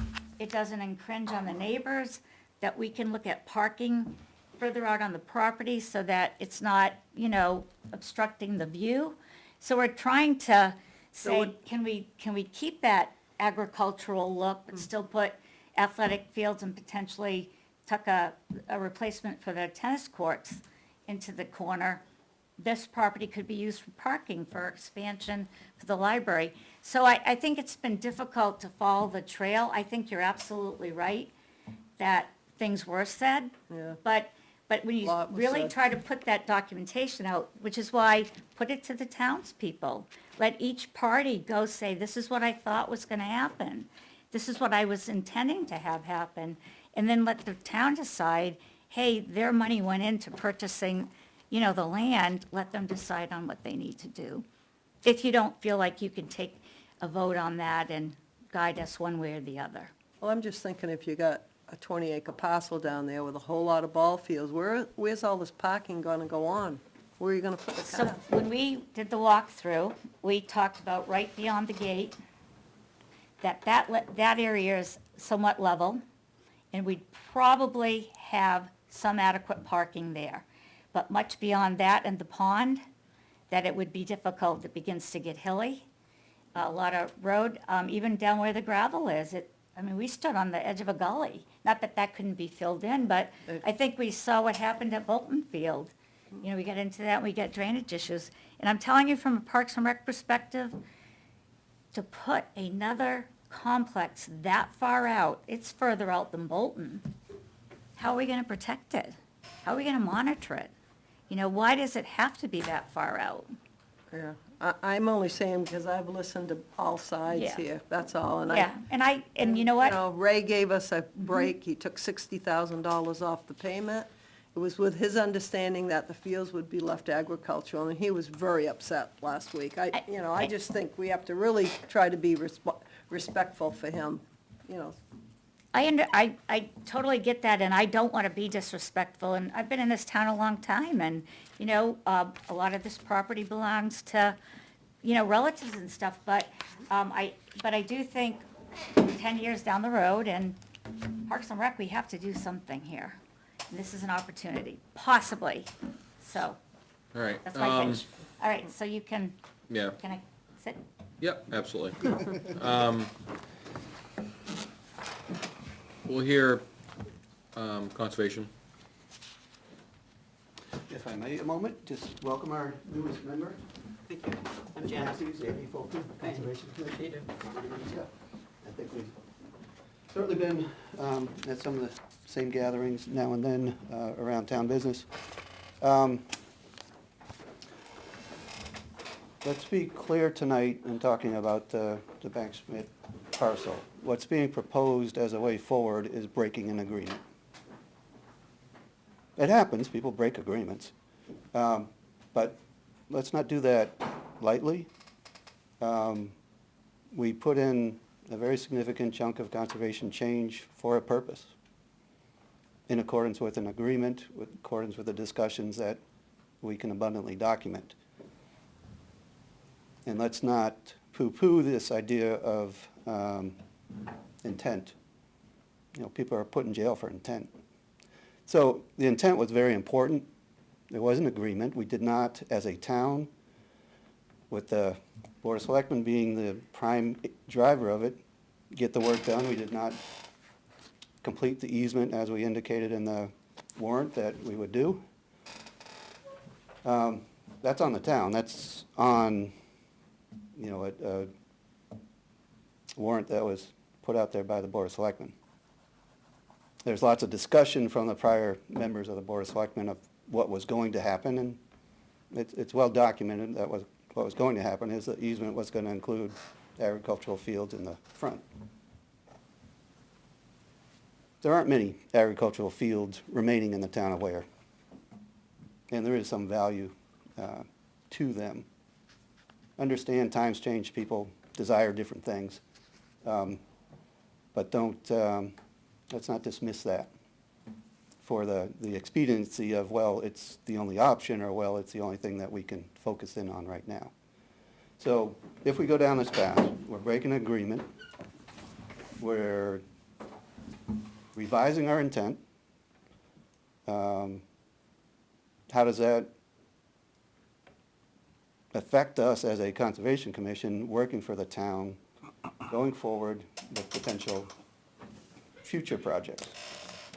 So we have the here and now, but then we also have the ripple of effect that goes out of there. So how does that impact us? I believe there could be an impact. And this was clearly a conservation project, so nothing's being put into conservation. If this proposal were to go forward, something's being pulled out of conservation. So that's my position. That's that flows from the commission's deliberations last week. That included a fair bit of testimony from this podium. I do have a question for you, because you've been on conservation so many years. I was usually at that podium, so I didn't sit in on conversations like these before. But I do know that every year that I worked for the town, that something was always brought up that we need more area for, you know, parks and recs, ball fields, things for the kids. Has the conservation ever been asked, besides this property, if there is a piece of conservation property that would be a realistic option? So pit's not realistic option. Well, because you can't get, I remember a number of years, we couldn't get $20,000 for an engineer to draw on a piece of paper. They're not gonna put into $4 trillion it's gonna cost to transform that pit area. You got a good point, but we were at a time, we were working from a model. This wasn't just out of the blue, this was, hey, we were able to do something down at Bolton, there's a pit here, secondary use in reclamation. And that's You know, fine, that's and where they're it came using from. that, and that's using it and it's full. I'm And not honestly, I saying- agree with you. Not saying nothing negative towards Bolton Yeah. Fields, but I'm just saying, have you guys ever come up with any other options? Say, well, you know, these fields are supposed to be set aside, but this piece of property would be, you know, we cleared 8 acres and flattened it all, it would be easier to flatten off. Has there ever been other options other than just saying? As Sherry mentioned, or along those lines, Sherry, we have an abundance of woodland. We have a dearth of grassland, of that habitat of that field, field-type agricultural hay land. Conceptually, nobody's come to us with that. We haven't, and even on this, we weren't approached at the get-go by Parks and Rec. What ideas might conservation have? Can you help us figure something else? We weren't approached when this discussion went forward with the selectmen and the site walk, despite it being conservation property. So there's a lot of consideration that could be given conceptually in that direction. It hasn't happened to this point. The encouraging or the exciting thing about this project when we purchased it, and Tom could certainly attest to that, as the newspapers reported, it was people coming together, sort of instead of a conspiracy of events, it was a confluence of events to a good purpose, you know, that would serve multiple uses in the town. And that's why conservation was convinced to be a big player in it. Not the only player, but a very substantial player to secure resources for the town. But there in the Warren article, it says preserve natural resources. Well, you know, the preservation that we were keen on really was that unique grassland habitat out in the front of it. So where did I guess I'm gonna shift gears a little bit, where did the contribution change? It was supposed to be 50 and then all of a sudden it went up to 180. Where did that change happen? My understanding is state grant money that was fairly well anticipated didn't come through. I believe it was a LCHIP grant. LCHIP, yeah. That had been applied for through the conservation organization, the Russell Foundation, trying to create this project. That was Ian McSweeney's work. So that was applied for. We thought we had a good shot at it, or they thought they had a good shot at it, and it didn't happen. So we scraped the barrel to make it happen. Is the Russell And that wasn't Foundation just- still in good standing, or is that It defunct? completed its work and is closed down. Okay. Essentially, they had resources, they used them for the intended resource, they closed up the nonprofit, and folks moved on to other things. Just never heard of them, that's my thing. Yeah, it hasn't been recently, it's, resources were not endless, so once you Right. get them Understood. designated, your work is done and you move on to other arrangements and Understood. occupations. And there had to be quite a deficit because they came back to Mildred Hall and we were, I think, at don't quote me, 120-ish? 130. 130, and we And- ended and- up having to give 155. Yeah, we're taxpayers too, we're not wanting to, make it harder on anyone back in those days as we were considering what contribution, what makes sense. But, the problem is a real problem. Unfortunately, Ware's a hill town, it's not a valley town, we don't have the resources and land and flat land and very much agriculture or agrable land, because we don't have that river valley that the Kentucky River gives to Henniker, and the state has taken a decent chunk of town for flood control, and supposedly there was some compensation on that, but that was havoc. We're fortunate in these days we don't have to deal with that, because that was already done, but. So I have another So, question. so we're I agree, we're sort of between a rock and a hard place, but, Where, the Conservation Commission is not on board with undoing an agreement. We would like to move forward So- and get the work done that was. where is this agreement? There isn't one.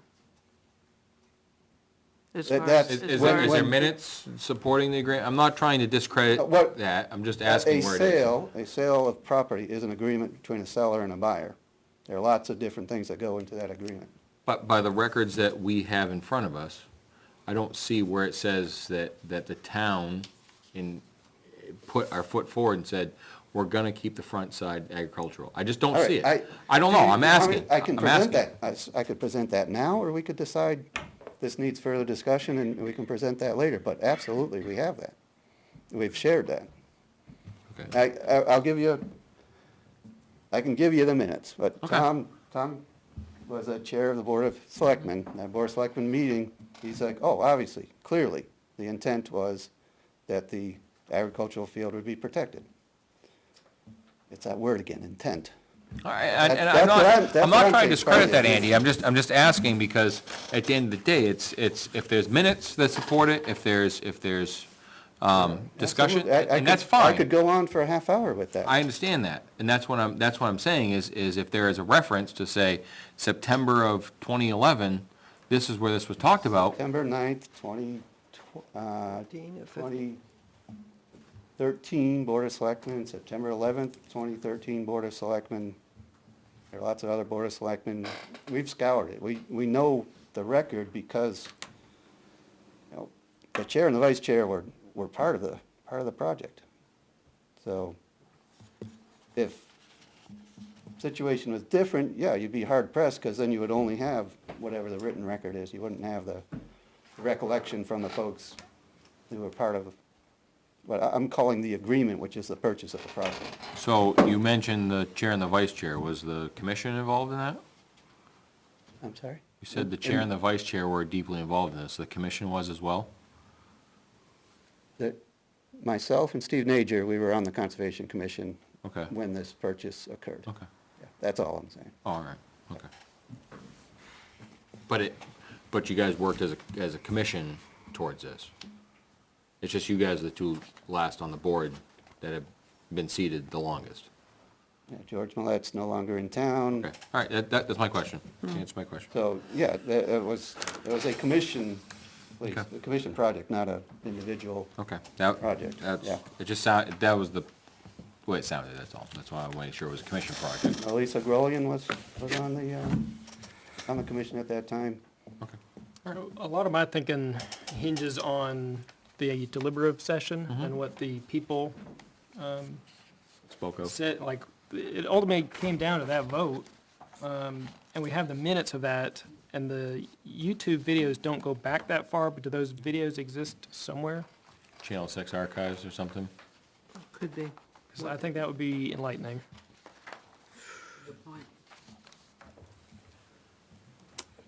We'd have to reach out to the cable committee I and just, find out. I remember, there was no controversy around this one.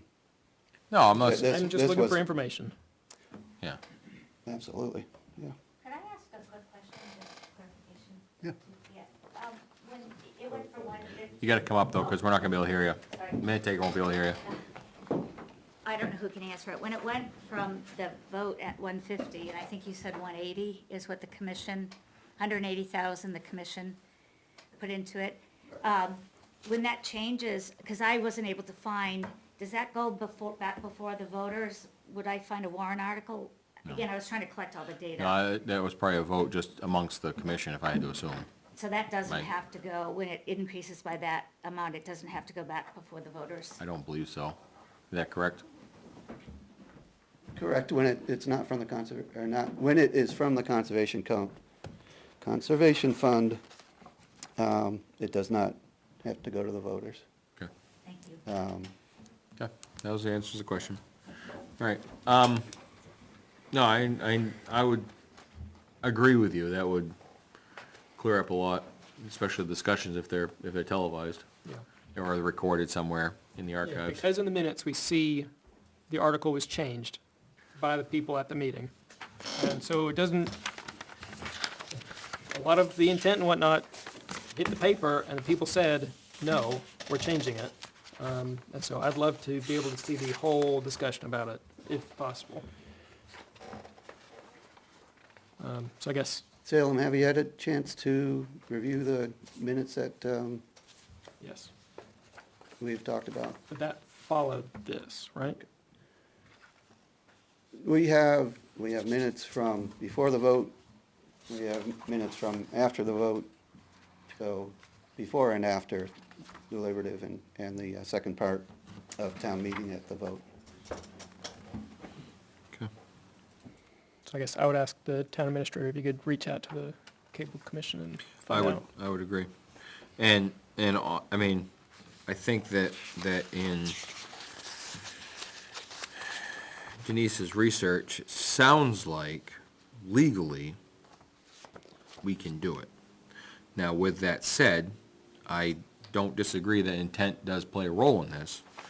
But I think that if we can get the video that we're talking about from cable, I think that would answer a lot of questions as to the discussion that transpired. Obviously, there's minutes. We can reference minutes to see if we can get to kind of pinpoint down on the cable and see kind of what the discussions were. My gut feeling is to agree with Benji, and if it's I mean, again, at the end of the day, we all work for the taxpayers. So if it's the taxpayers' will, you know, but again, there was intent, and I would wish I had seen and been a part of that, but I was not, so. Yeah, and I don't wanna, you know, push Denise off forever. No. I guess maybe, you know, might be worth putting on. an extra I would say section or pause. Something, but I don't wanna, you know, she's gone through a lot of work to say, well, come back next year, we'll talk about it again, because this starts this all over. Right, I'd say at this point, pause, more so than no. You know, How long would you want to? I don't know how long it's gonna take to get to what we're thinking to get to, as far as the cable records, et cetera. So, that's just my own feeling. because if she wants to draw up a warrant article, it needs to be done, you know. And I don't know how you draw a warrant article up. I mean, you'd have to get legal counsel involved in Yeah, I mean, we'd have how to- to write it. Well, that's what I mean, they're kinda in a Take spot now, we traction. need to just tell them that, you know, we're not interested in doing that, or, yeah, let the voters do it and then work on it, I just don't. Well, I think, like I said, I think we're at a pause right now, myself. I do think we need more information, and I'm saying that without having reviewed all the back Correct. information that That's where I'm at. you all have provided. I do have one question for you, though. Can you address what the front fields are being used for? Is there any use of those Yes, today? they're being hayed, and that's been the long-term use of those fields, like many of the other fields along East Road. Does the town get paid for the hay? Nope, we get the maintenance and keeping the field open. If you don't mow it, it's gonna be trees within 10 years. So, let me, to that Well, point, that might be the other night, but that ought to go out to bid in the town. That ought to, That's- that should that go bid. absolutely There ought should to be get paid. insurance. I bought hay. We've had that discussion so many times, Benji, and we'd never opposed it. Now, it gets back to that crux of the problem here. We've got two entities, Conservation Commission, we got the Board of Selectmen. Conservation Commission discusses ideas, agrees on a way forward, and then, more often than not, you know, we're told, all right, either I'm gonna do that, or that'll go to the Board of Selectmen, and the Board of Selectmen will get it done. It just hasn't gotten done.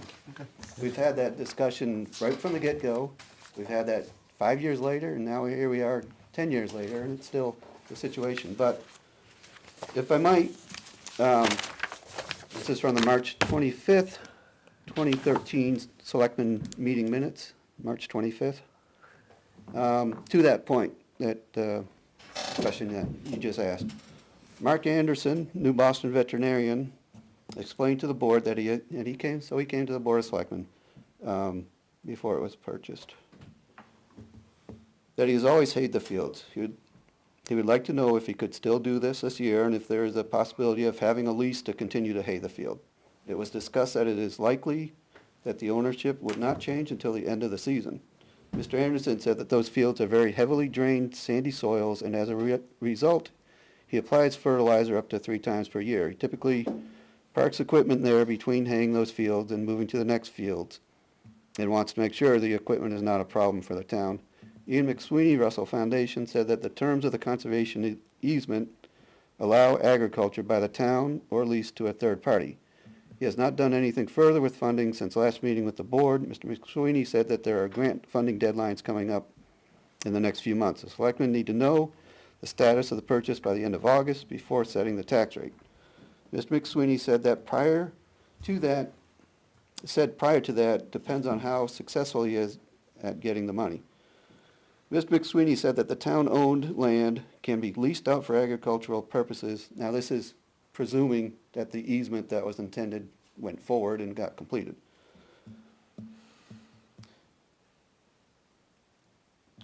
Mr. McSweeney said that the town-owned land can be leased out for agricultural purposes, and most of the towns similar to this situation have had a prior user lease the land. There could be a verbal agreement that was between the landowner and the user, and the town continues to allow the agricultural activity. Unless there is a conflict from somewhere and where regarding haying the fields, Vice Chairman Butt sees no reason why Mr. Anderson can't continue. Mr. Anderson said the amount of money spent each year to get the property to grow hay is close to $200 per year per acre, and he fertilizes every year. So it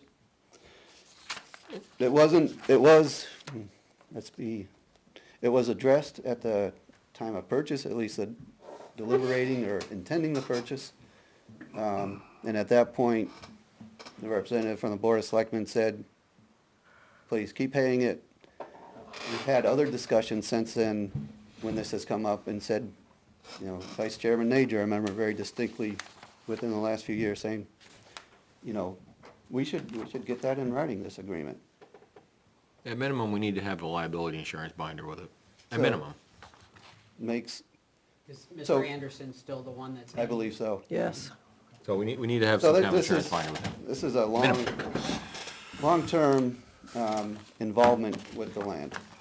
And the Conservation Commission does view it as an asset to keep a field, because we spend our money, town's money, to maintain field on the Eastman Conservation Area, town forest, and we put a lot of effort into keeping that open, or getting that open again, and then keeping it open. So Okay. even on a large expanse, if you don't keep that up, then you're looking for someone, either town or somebody else, to cut it at least. If you have it kept in good hay condition, then, presumably, the current person has some investment in it and who would want to maintain that investment. If not, then somebody else would have to be encouraged or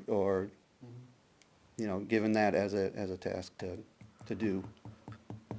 At any rate. Well, yeah. Okay, all right. So I guess we need to give Denise, Well, Tom, Since my name is brought up, can I just get like 2 minutes? yeah, podium, please. Just, I think you just suggest you go back to the legal opinion and as your starting point.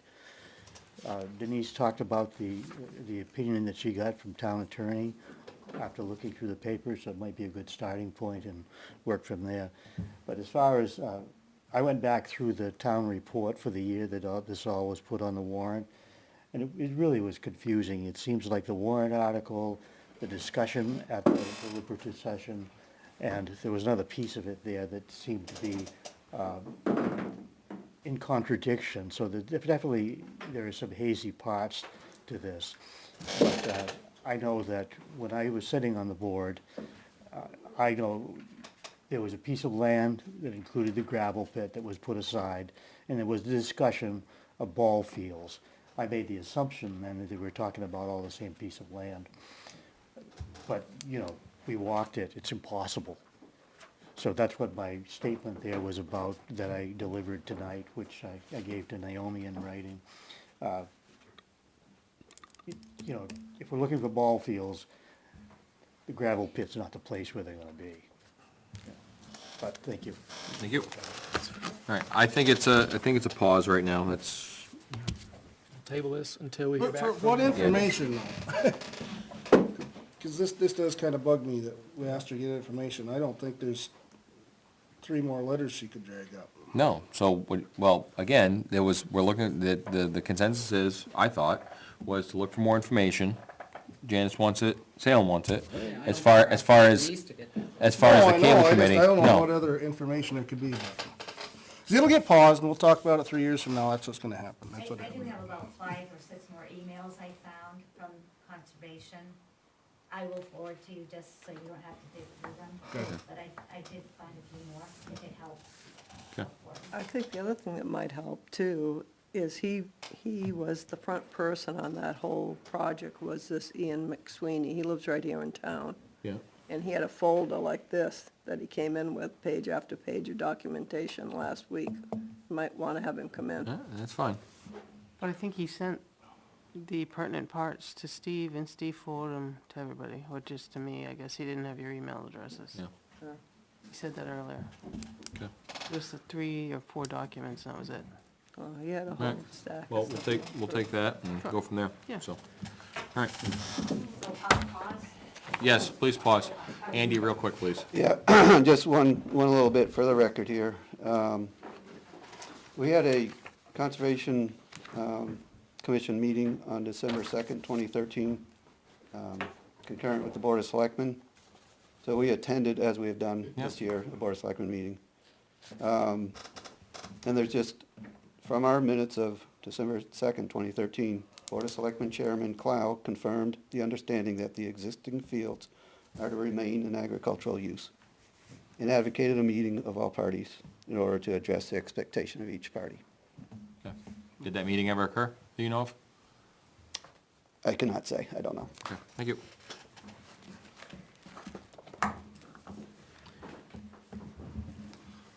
So is this something we're gonna put on? I'd say a work session. Yeah, like a We gotta big get, chunk of it. let her know before warrants go out, or it's all. No, I Start all understand that. Well, I mean, I guess it's opinion of 2 that put it on pause. I disagree. What do you want to do? I think let them ask the voters. Ask what? What we asking? If we can, if we can appropriate, how many acres, 12 acres? Anywhere on that property. Obviously gonna have to have the attorney and somebody write it up a little better than that, but is there a specific spot, or can they choose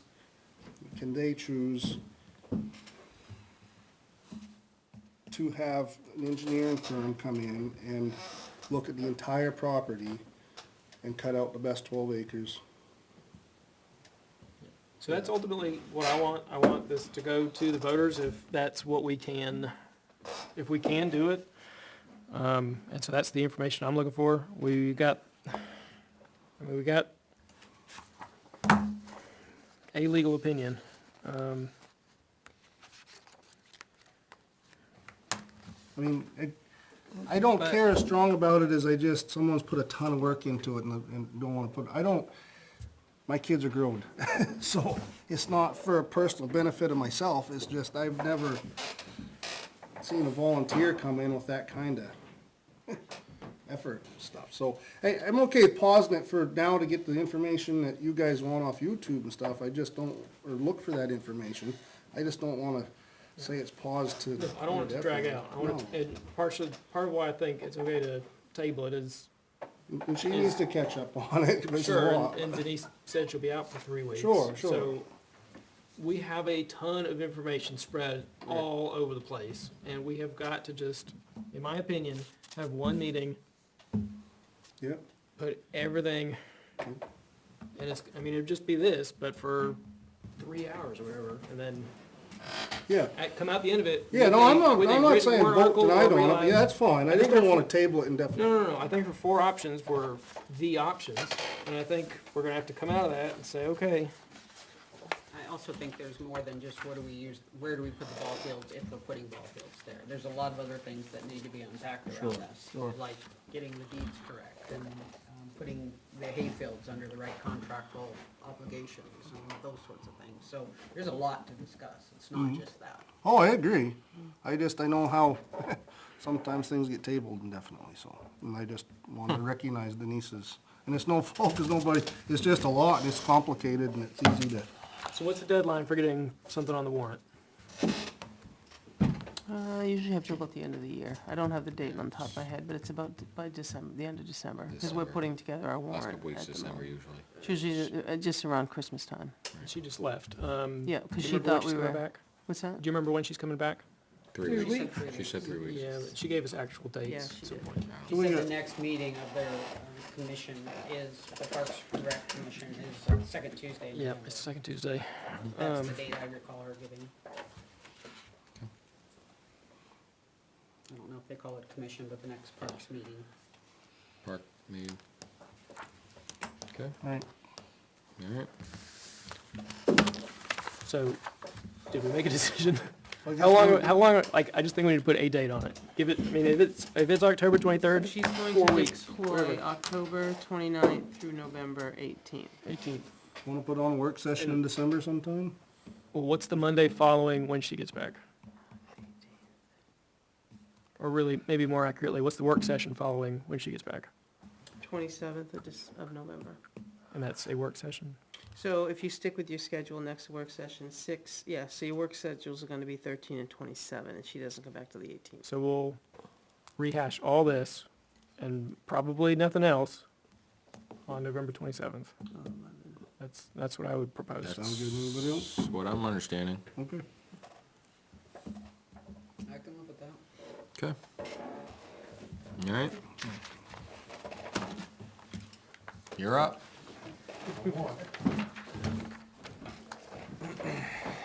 Good evening. Hi. I think it's the morning. Yeah, I hope not late for it. You're gonna be late. Okay, River Road Bridge. We did get all the repairs complete, on our end. Repair sections are bolted. The ones that needed to be welded were welded by a certified welder. Inspections are to come this week, with the engineer we have hired to consult. Jacobs is coming out tomorrow. And we did get an independent engineering firm to come out and mag particle test welds and give us some bolt torque testing as well. And I did put a phone call in with the state on Friday to try to get the ball rolling there for the weight restriction lifting to go to a C2. And that's one legal load over at a time, just to reiterate for people who are listening. And that's it for the repair side of River Road Bridge. The new bridge, me and the town administrator are going to do some, or A class tomorrow and Wednesday for all the paperwork stuff on our end to go ahead and move forward with the state funding. I would ask that one of you guys, as a selectman, would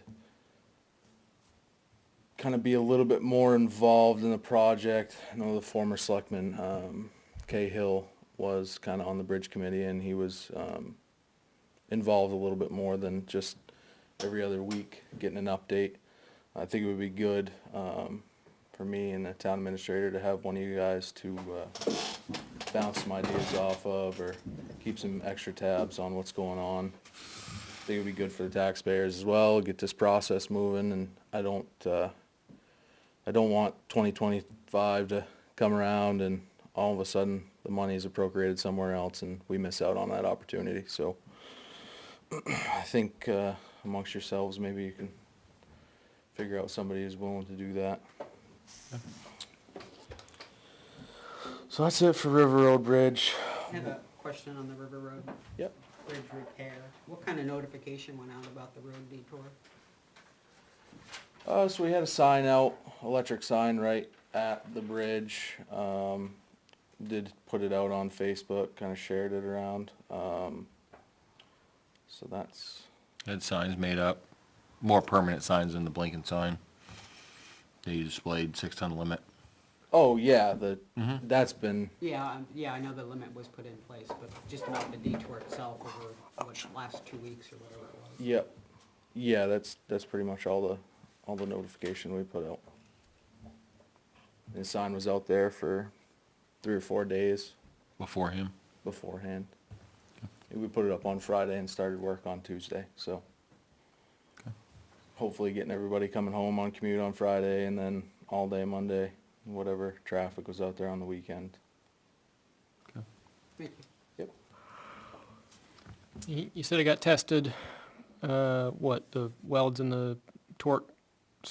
We're having the independent engineering firm come out on Thursday for Thursday, that. okay, thank you.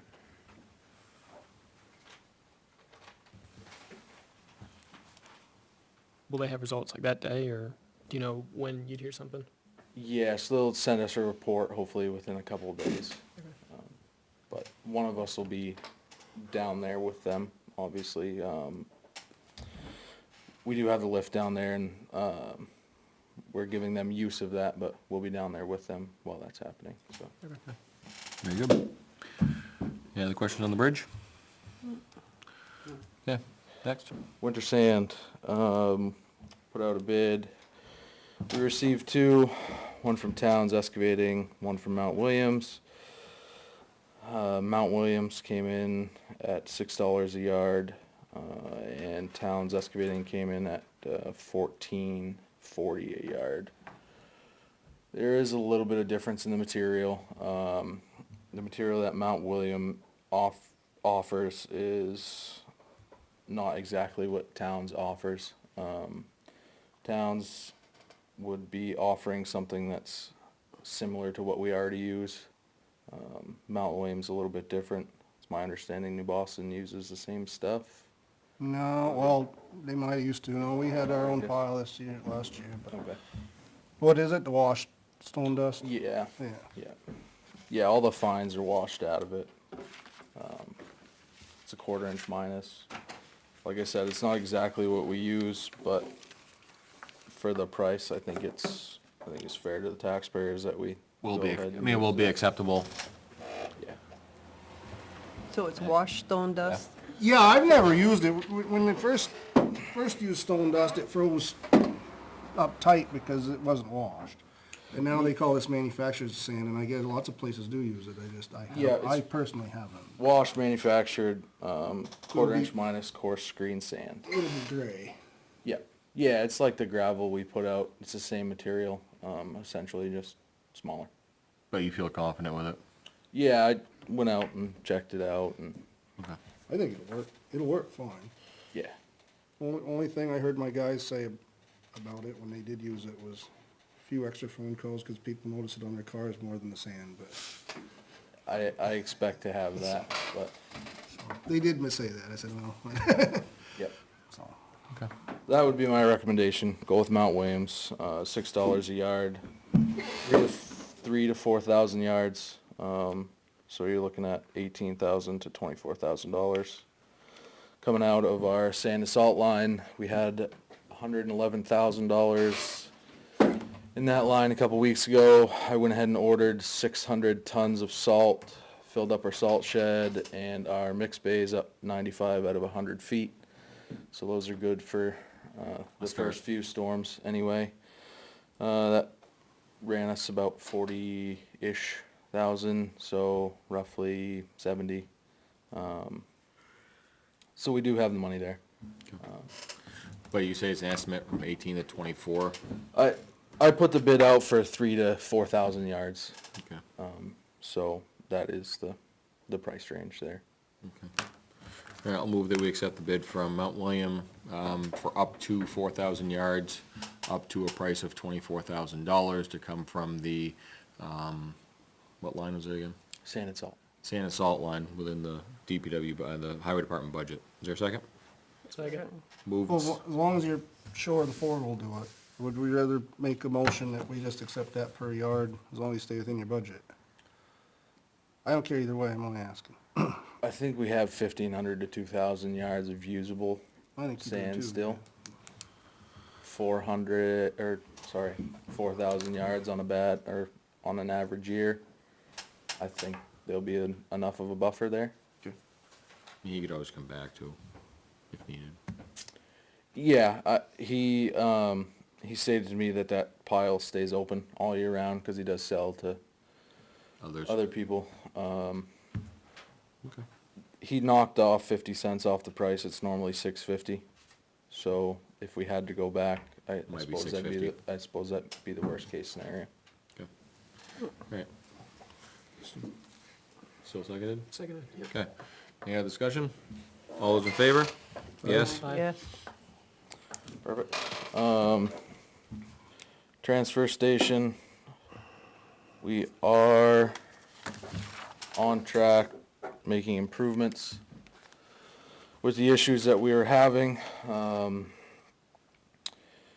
After we reopened demo, we did see a major decline in contractors who were coming in and dumping demo. I know, in all reality, it is something that gets paid for anyway, so a contractor coming in was not a huge deal, but there is a cost associated with hauling that is in the line item budget, so the more trailers we do haul because of said contractors, there is a little bit of tax increase there. But regardless, that has come down a little bit. We haven't sent a trailer out for 2 weeks, so. Why do you believe it's come down? Open it on the same. You said contractor use has come down. There's not as many trucks coming up there lettered with trailers dumping out Right, material. but, yeah, why do you think that might be? From The before fact when that it was we had open? The fact that we had it closed down for 2 weeks, and I know up there is more or less you coming in with a pickup, like Salem Express. A couple weeks ago, you're coming up with a pickup and 4x4x8, whatever it is. You're getting charged that. There's no question on airspace anymore because of problems we were having. So people are coming in, and there's been comments made that we're more in line with what other people are charging now. So I think we're not the cheapest around anymore in regards to that and why people are not coming in.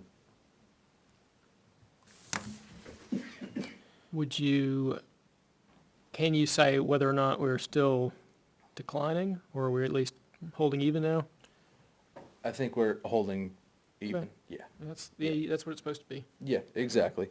I think we're definitely back on track where we need to be.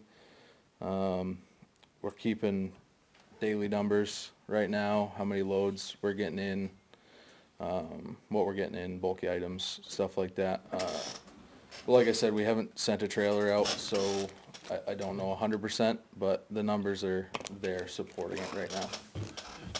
Trailer going out soon? It was slated to go possibly Saturday, possibly be full Saturday, so I'll know more tomorrow. Okay. All right. Any other questions for Jay? Nope. No? Thank you, sir. Appreciate it. Have a good night. Okay, so that leaves us with the mapping of cemeteries bid. We received a bid, was that today? Came in the email, yeah. Yeah, email today. And then the other gentleman didn't bring a new one back. It was the one that you guys already saw. Is it existing? Okay. Yeah, All right. which was this.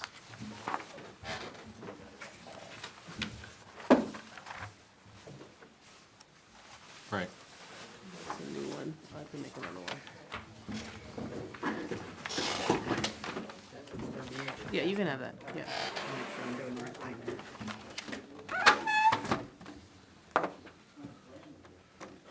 Which if I remember remember correctly, it was what, $2,500 or something? Yeah, Okay. we had 25, and then that new one you got was 4,000. Right. The interesting on the other one was the drone use and then the people on the ground use. Right. And I think it was, I didn't study it, but, I don't know if you guys have had a chance to study it. Came in your email. Came in this morning, I think, or later, late, I don't remember. late what- morning, early afternoon. I don't remember. No, I've not had a chance. No, I really I'm haven't. just saying, I mean, you're gonna open them, if you're not gonna award anything, you guys can take and study it, and we can talk about awarding it at a work session. You know what I mean, the idea was to open them tonight so that you can, you know, because today was the close, 5 o'clock. Right. Says they had to be October 23rd at 5 PM. And then it just says the proposals received will be presented to the board later that evening for discussion and decision, but doesn't mean you have to make one. Well, the decision could be, we need, Your need decision a little is more to time. wait till, yeah. Right. sure. I don't know if they're, I don't know if they're accurate on their statement either. Yeah, just, like, it sounds, Because it sounds so cheap for what they're describing. They talk about having field teams visit, doing, you know, drone work. Each lot. And maybe they just have this down to a science and can churn them out. But yeah, I guess I would, Where are these guys out of? Georgia. Georgia? Oh, we're not Yeah. gonna have them come in and talk to us then, right? No, probably not. But, I mean, just in the location snapshot, they said the Johnson Cemetery is actually East Ware Cemetery. If you look at the picture, that's across the street from East Road. And I'm not sure where they got that. Yeah, and I can see where they took kind of a Google image from one That could side, be, Yeah. you know, and they said the East Ware Cemetery and the Pine Grove, and then it says Ware yeah, Cemetery, I guess which, at it. right, and then it says East Ware Cemetery, which is pretty close, except Johnson's over there too.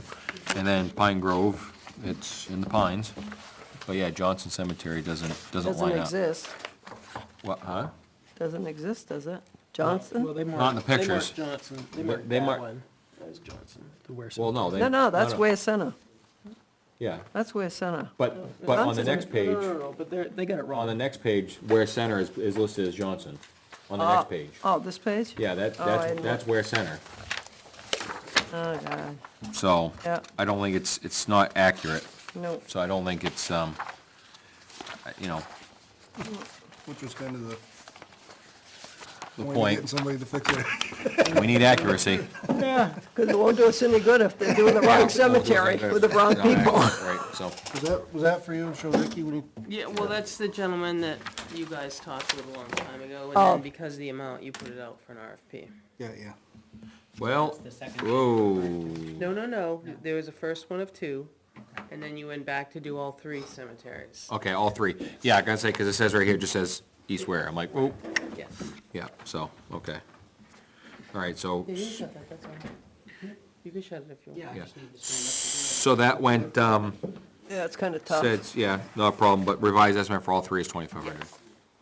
And he's the gentleman that lives in town. Yep.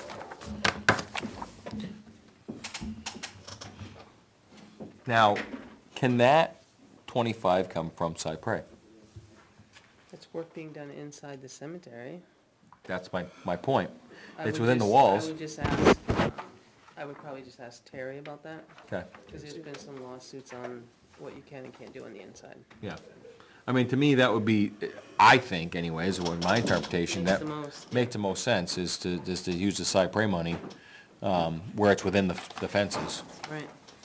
you know, but, I'd have to find that out for you, though. yeah. So, Before you I don't know, decide. I don't know if the rest of the board is in tune with doing that, waiting for, I can get an answer this week.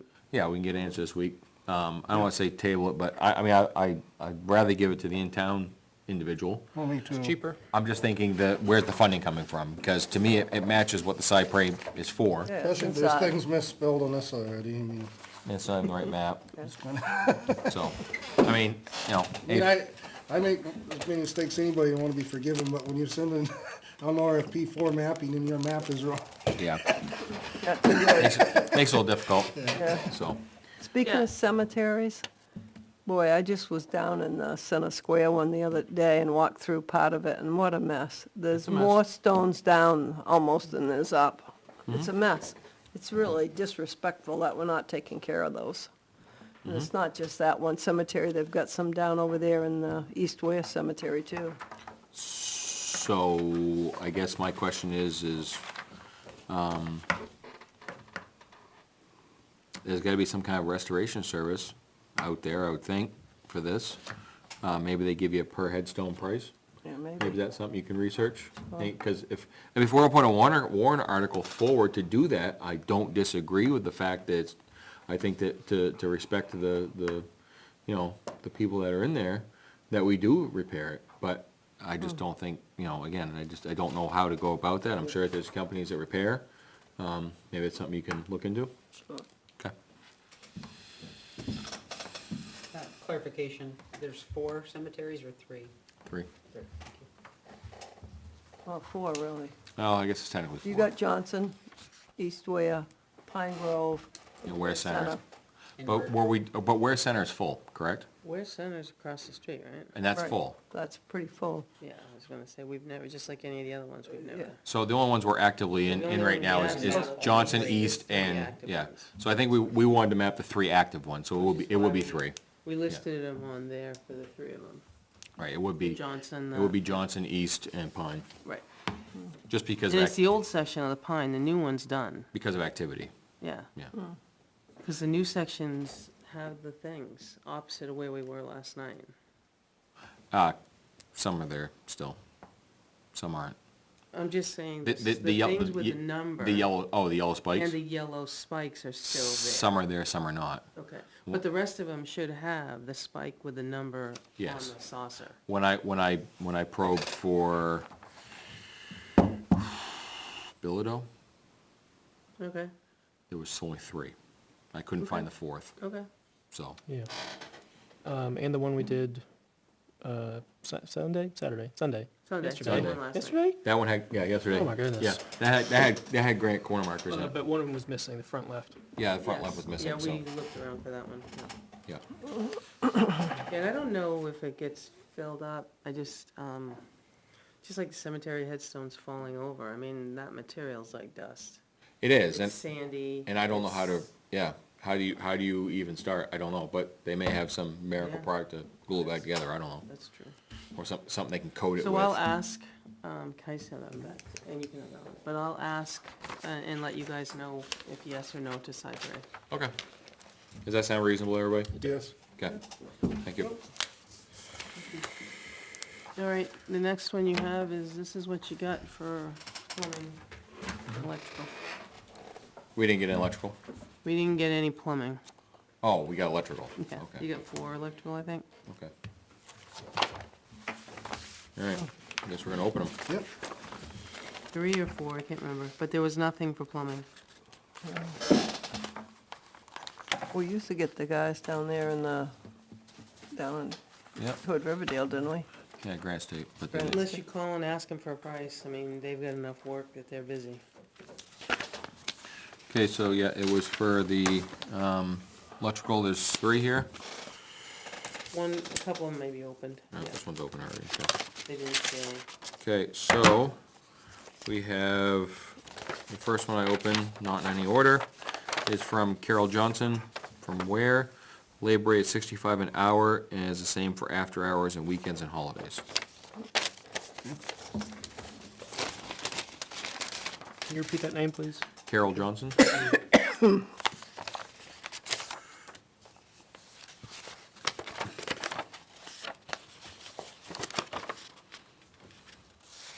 Second one is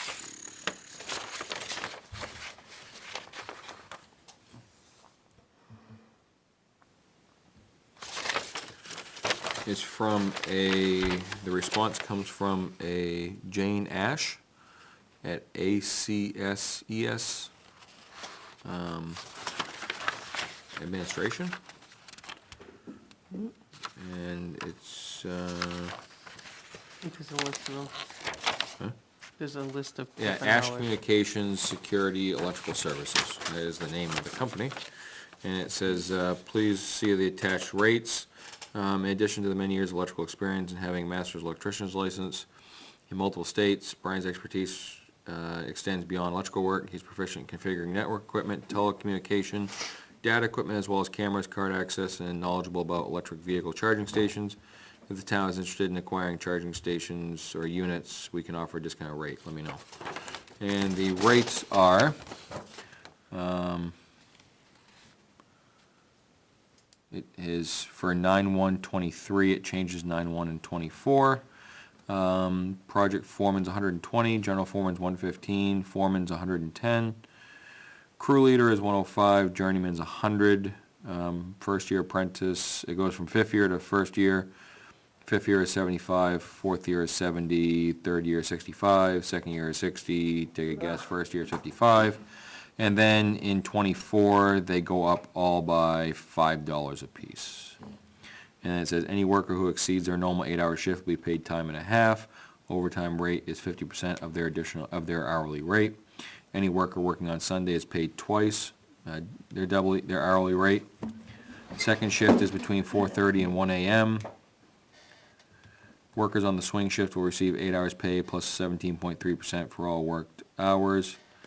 Third shift is 8 hours consecutive work, 12:30 to 9, and they will be paid at 31.4% of all worked hours. And that is based out of Ware, New Hampshire. Do they give any indication how they select who does the job? Did not say. Did not say. That's Quite a range. menu to pick from.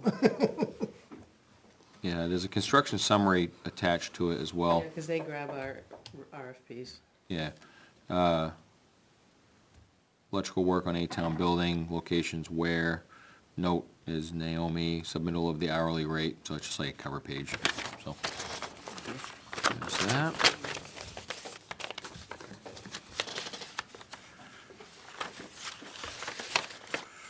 And another one, this one is sealed.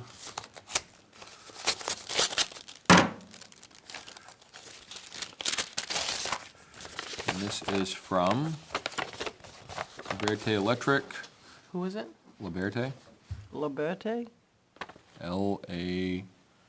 Liberte, Okay. from John Connor Road and Ware. And he's included his certificate of liability insurance.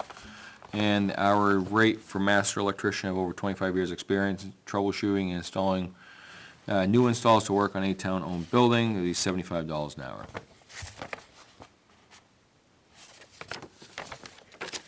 Did the first from Carol Johnson also include that insurance and whatnot? I did not see it, no, and it was not included in the other one either. But he's worked for us for years. Yeah, he usually has his insurance agent send us his certificate. Right. I haven't seen it. Right. He sent us last year. No, but he I does not haven't have seen it. Yep. Yeah, we've used Carol for what, 3-4 years now? More We than still that. have one for 23. Yeah, I have to look in the file. I don't know. It was a different. I've seen him around for 10, I think, at least. Yeah, And and he's, all said they were licensed? yes, yeah. Oh, yeah, yeah. And Carol's been responsive with his, Yes, It's just down the street from the safety for complex. someone Right. that, on the department head side that used him, he was always good to work with me. Yeah, you used him at the safety not at the DPW Yeah, a couple times. yeah. There was some laps over at the highway garage there that wasn't part of it, and he helped us out. And then we got mini splits, so we had to put in a sub panel, and he was, right on it. yeah, he was on it, and he gave us a huge break on it, cause it was a, you know, He's been to the safety complex and put the lights when the lights were out, and then it was a timer issue. We reset the timer. You know, you just make a phone call.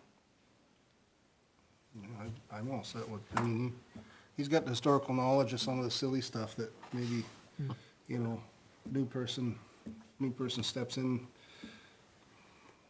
call him, he'd be like, oh, yeah. But Well, timer, he's for gonna instance. come out on a weekend if you need him. He's not gonna charge you more money on a Yes. weekend either. Same It's gonna rate, be nights, flat. weekends, Yeah, et and I don't cetera. think the second or the third person did specify do what either. Yep. So, He was $10 an hour cheaper, and I personally feel that there's no, I'd vote for him. so that sounded like a motion to me. I move we hire, is hire the right word? That we accept Carol Johnson, award, yeah, we did Carol Johnson, $65 an hour for, any electrical work needed in town of Ware.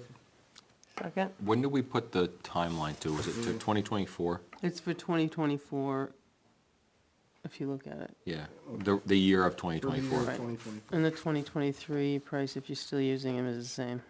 There you go. Is there a second? Second. Moved and seconded. Any other discussion? All those in favor, yes? Yes. Yes. Yes. Okay. I'll take that package back for you. Manifest, order the treasurer to sign payroll and accounts payables checks dated October 26, 2023, as including the following manifest. The payroll manifest is $72,671.21. Weekly and monthly payroll, accounts payable of $64,396.42, for a total of $137,067.63. Is there a second? Second. Move and second. All in favor? Yes. Yes. Noes, abstentions. I'm going to abstain from Yep. this one because I haven't reviewed it. Yep. Just one T in your last name? Correct. Okay. And it's Janice? ICE. Do you use the middle initial? No. Okay, that's fine. Thank you. Yeah. Okay, that brings us to the minutes. Do we have time to review some of these, did we? No. None of them? Oh, So, I only and looked, I just sent you the 16th. Right. And I also sent you tonight before I walked down here. Sounds like a is table. correction to the, was it the 16th that I sent you? You asked me to revisit the non-public part? Yeah. Sounds like tabling.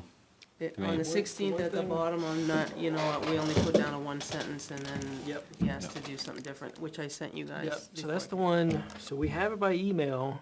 I mean, if we,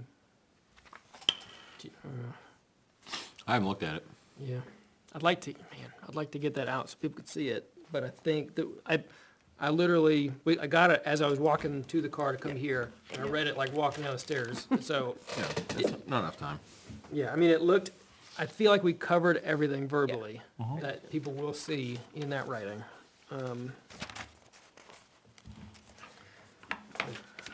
Yeah, So let me ask you this, is it inappropriate if I add, just asking, the one sentence that's there, and I add what I added, I'm not deleting anything, it's gonna make it a little different page-wise, but then make a revised minutes, and you guys still it's be still draft? draft, so that's what I was hoping to get at. I'm gonna take 30 seconds, if I can get on the Wi-Fi. Just skim it again.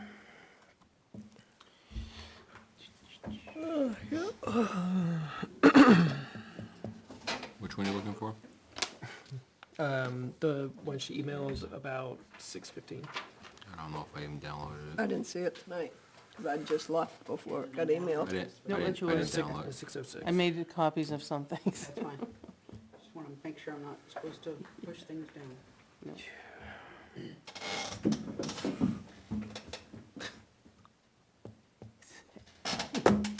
Oh, I got it. Okay. Does that work better by the window? It gets service at the window. Let me see. I like that. That's not, yeah.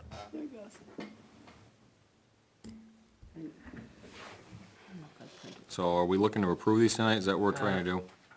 I think you're looking just to add it. If we can improve it, great, but I would at least like to get a Well, draft out. it's approving them regardless. We asked to amend it, it's approving them. So that's the question at hand. We're approving them? Sure. Okay. Because I didn't get to read them. I didn't.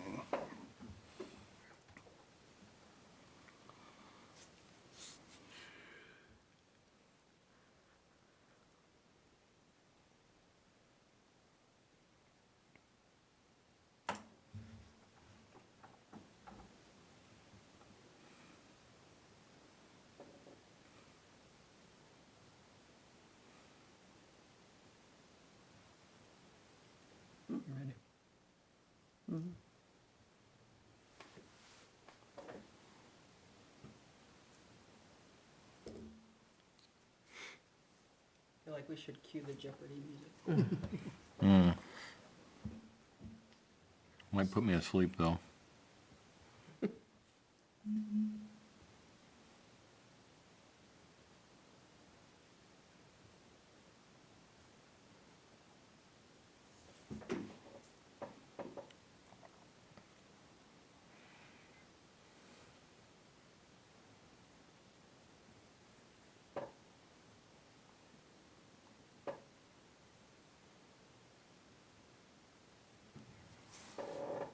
Good whenever you want.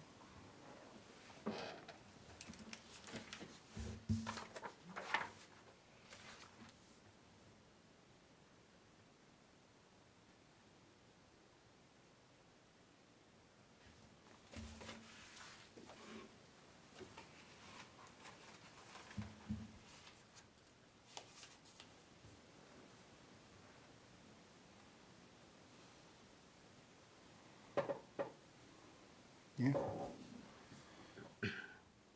I wasn't necessarily looking for grammar, but that's what was said. Mm-hmm. Yeah, the only, I mean, I don't care where to put it, but I said in that non-public that I reached out to Tom. So I'd just like to have that in there somewhere.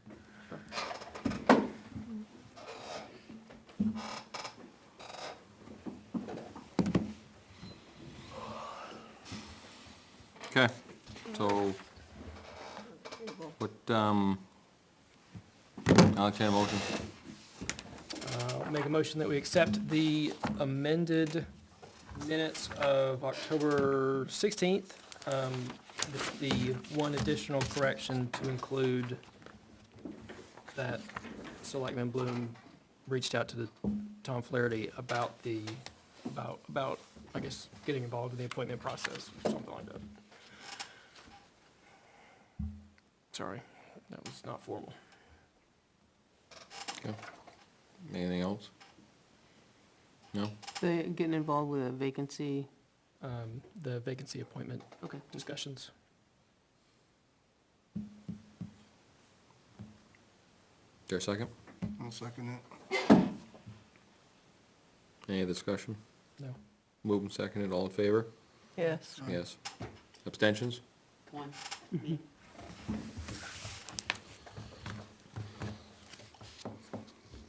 Okay, report.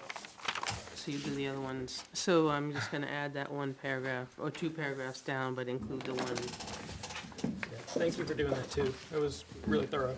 I thought I'd take a stab at it. So what I handed you down was a 3-page. I'll try to get through it quickly, but, DPW, you heard from Jason, the bridge, we're doing LPA training, the 24th and 25th. He gave you the update on the steel, the stickers, the extended deadline, as we all know it is October 31st.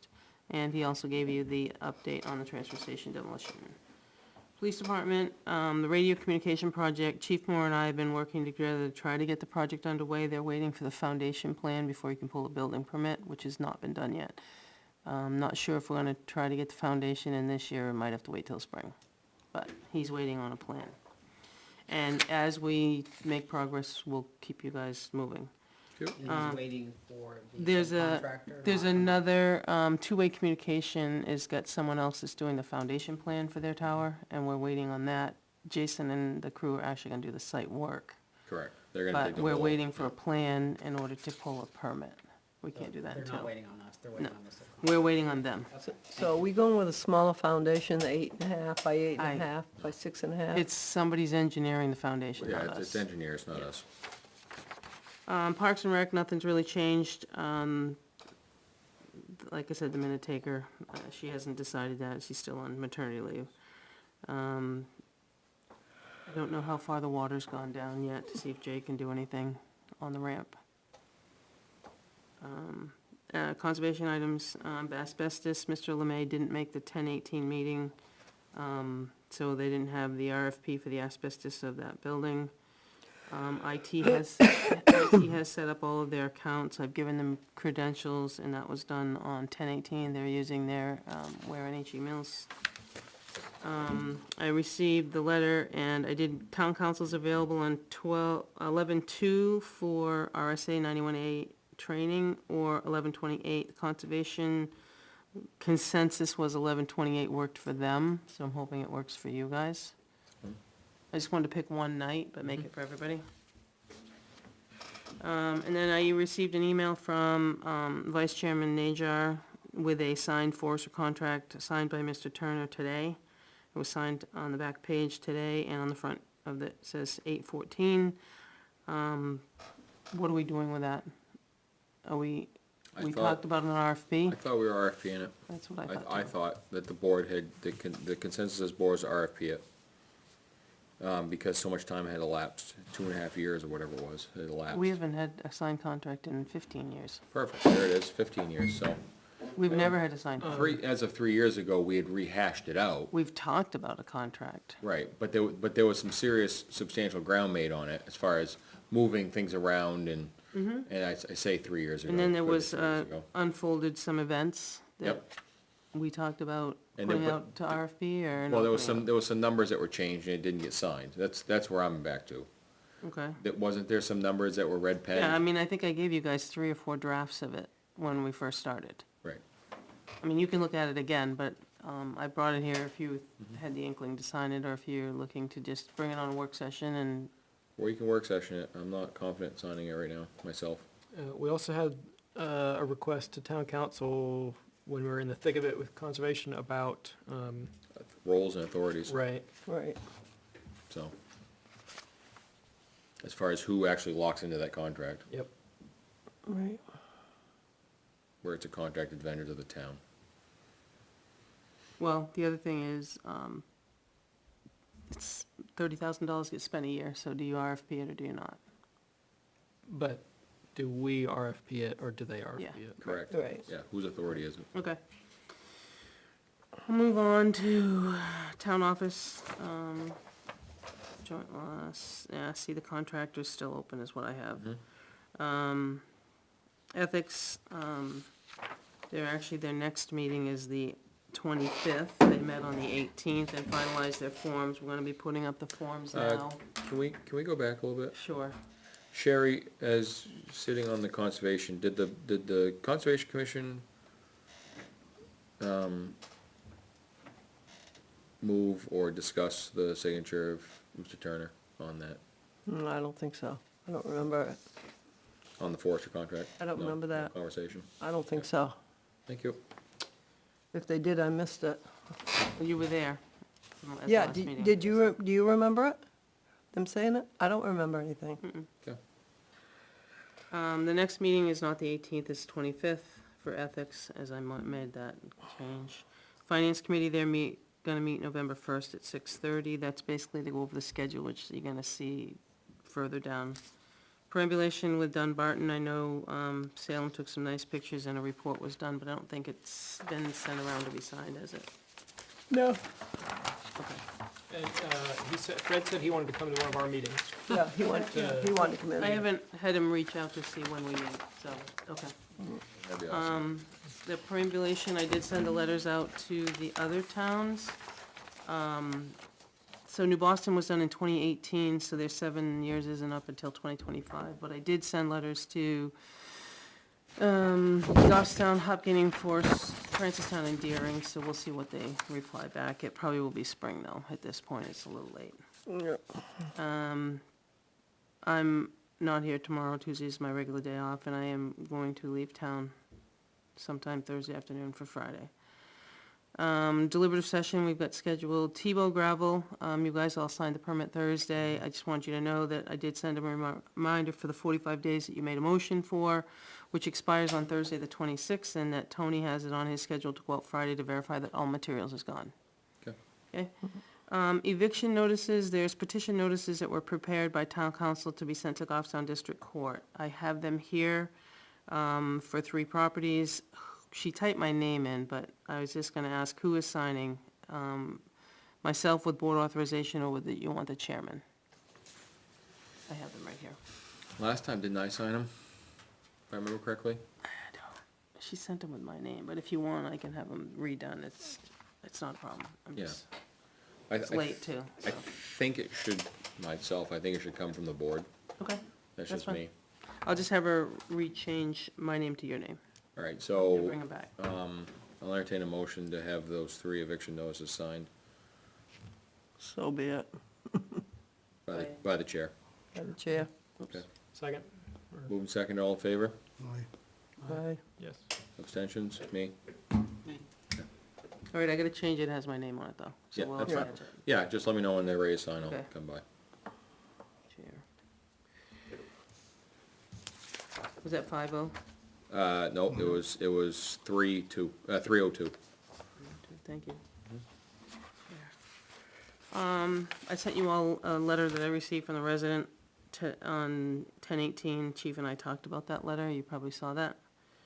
It was quite a lengthy letter. And then I just said we have many letters from the residents regarding filling the vacant seat. And then there was a letter, Ricky, that you forwarded about cleaning veterans' headstones at East Road. So, had a gentleman reach out, and Salem reminded me, and unfortunately, again, you saw in their email, that I very late replied to the gentleman, retired armed services, volunteering to clean the headstones of veterans, according to the Veterans Affairs guidelines. Yeah. His time, his material, I said I'd bring it up to the board, and here I am. So, I personally told him I have no problem with it, as you guys saw in the email. Janice, I know you didn't, but I told him I personally don't have a problem with it. I think it's long overdue, and I'm glad that somebody has volunteered to do it. And his request was very thorough. Correct. He knew what not to do, he knew what to do. What to do, Right. yeah, Yeah.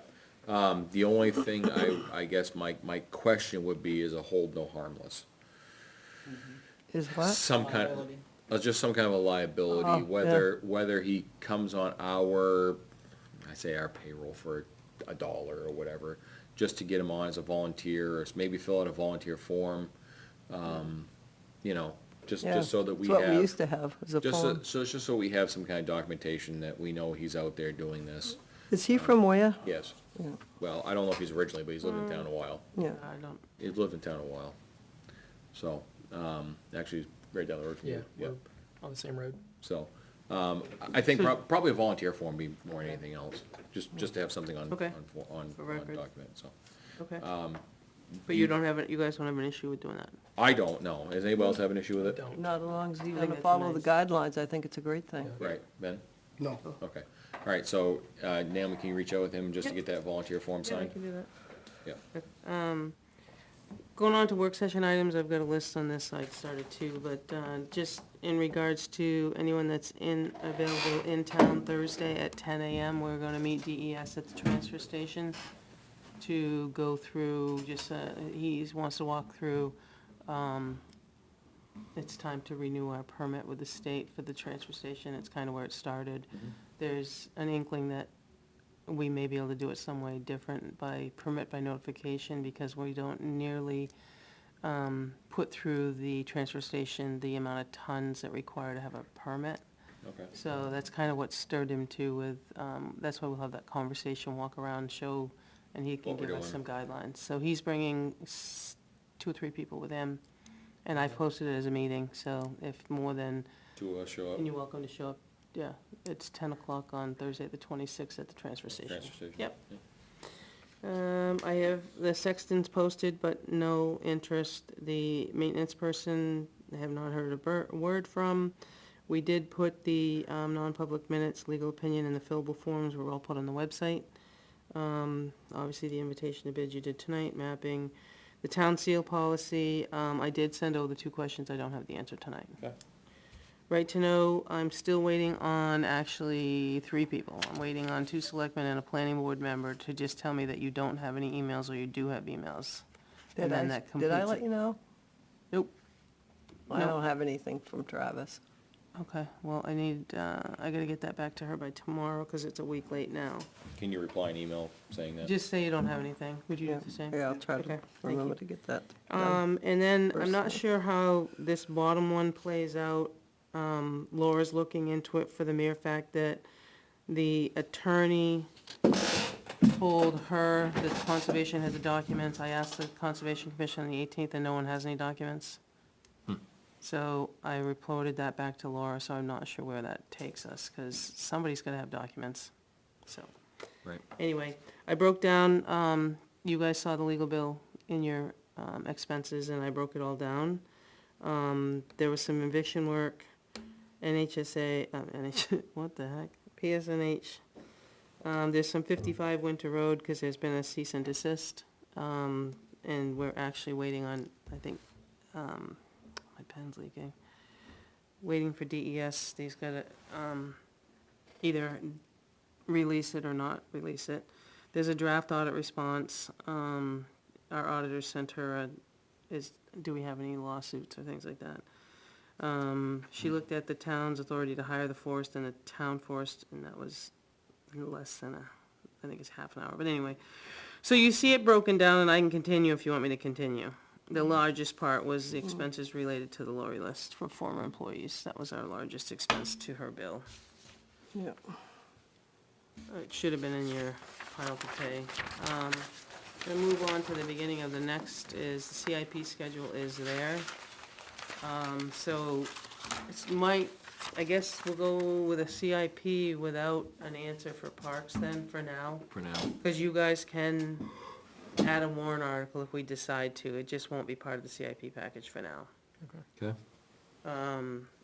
Budget schedule is as follows. What I did, because we try to meet, we're gonna meet every week, but because of the budget, if you look at the list schedule we've put out, the 13th, Beth is gonna come in and do the default and revenue. 27th is the fire department. The 4th is police department. The 11th is highway transfer, water and sewer. And the 18th is the rest of the small budgets.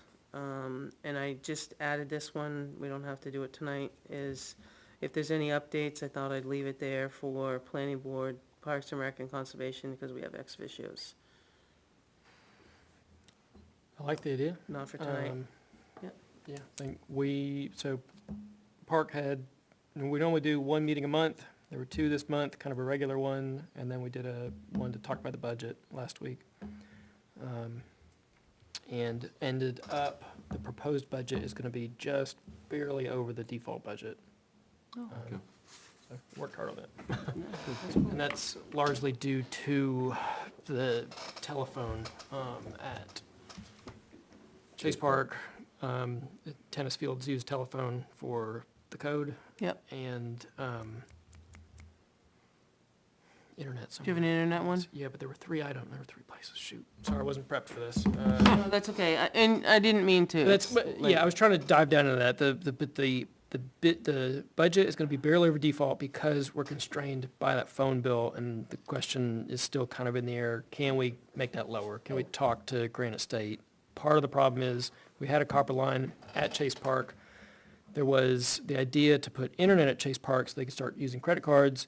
When Granite State did that, they gutted the copper and put in, I don't know if it was fiber or what, and jacked the price way up. And now it's like, well, hold on, we're not using the internet, let's go back to phone. And they're like, well, you're using an internet phone and you don't have copper, so too bad. Yeah, That's that my sounds about right. non-official summary of that. Okay. Good. I'll just leave it on there, with part of my report, and we can, I know it's getting late, it's almost 11. Building and maintenance, just a couple things. The Riverdale Road, we did have a connection with the gentleman down there. We got a meeting with him on November 9th at 10. Gonna meet at his house to go over the plan, and it does have to go to planning and zoning, because he has a non-conforming lot, so it's gonna make it more non-conforming, but the public benefit is there, so, and that will get, if we is agreeable to go planning and zoning together, it'll get done by the end of the year. So I had a conversation that worked out well. The library, Kevin took pictures. I think the approval's there for tonight. You Yeah, guys signed it. Yep. It looked much better than Yes, it did. pictures past. Yep. The solar committee, their next meeting's 10/26. I really would like them to come and see what they're doing. I think there's only had a couple that are really actively on the committee, because I only have 2 people that ever email me, so I'm not sure. The town office replacement generator, I spoke with A-Pro today, because we had the date of the 21st for the generator to be dropped off, and it was not. So he is supposed to be texting me the ETA. I also called Irvin to get the existing one removed, because that's where the generator's going. Yep. And to install a new one, but I was not provided a date. Okay. We'll stay on that one. The town HVAC, I haven't done anything more other than print it out so I can do an quote. I was more or less gonna look for a quote to see if it's something we wanted to use as a number for part of the government building to do that, not Yep. right now. Okay. The furnace repairs, it was my understanding, and I didn't change this, that they came out while I was not here, and they fixed the bolt, but I can't get confirmation from that. I was waiting to see if I got a bill. I shouldn't get a bill, but I should at least get confirmation that somebody's been here. Right. But, the furnace schedule, I never heard back from AJ LeBlanc, so what I did is I reached out to Irving, who does our regular deliveries, and they're gonna schedule cleanings, but again, they needed buildings, locations, fuel type, and so, they're gonna email me a date and when they can come out, but I did leave AJ LeBlanc to the eastward and southward, because that's what their contract says. Can you just make sure that we have that documented in the emails, because we were under service contract, so I don't want them coming back and saying you No, didn't and oblige. I'll try her again. She was supposed to give me a date, I can't wait. Right.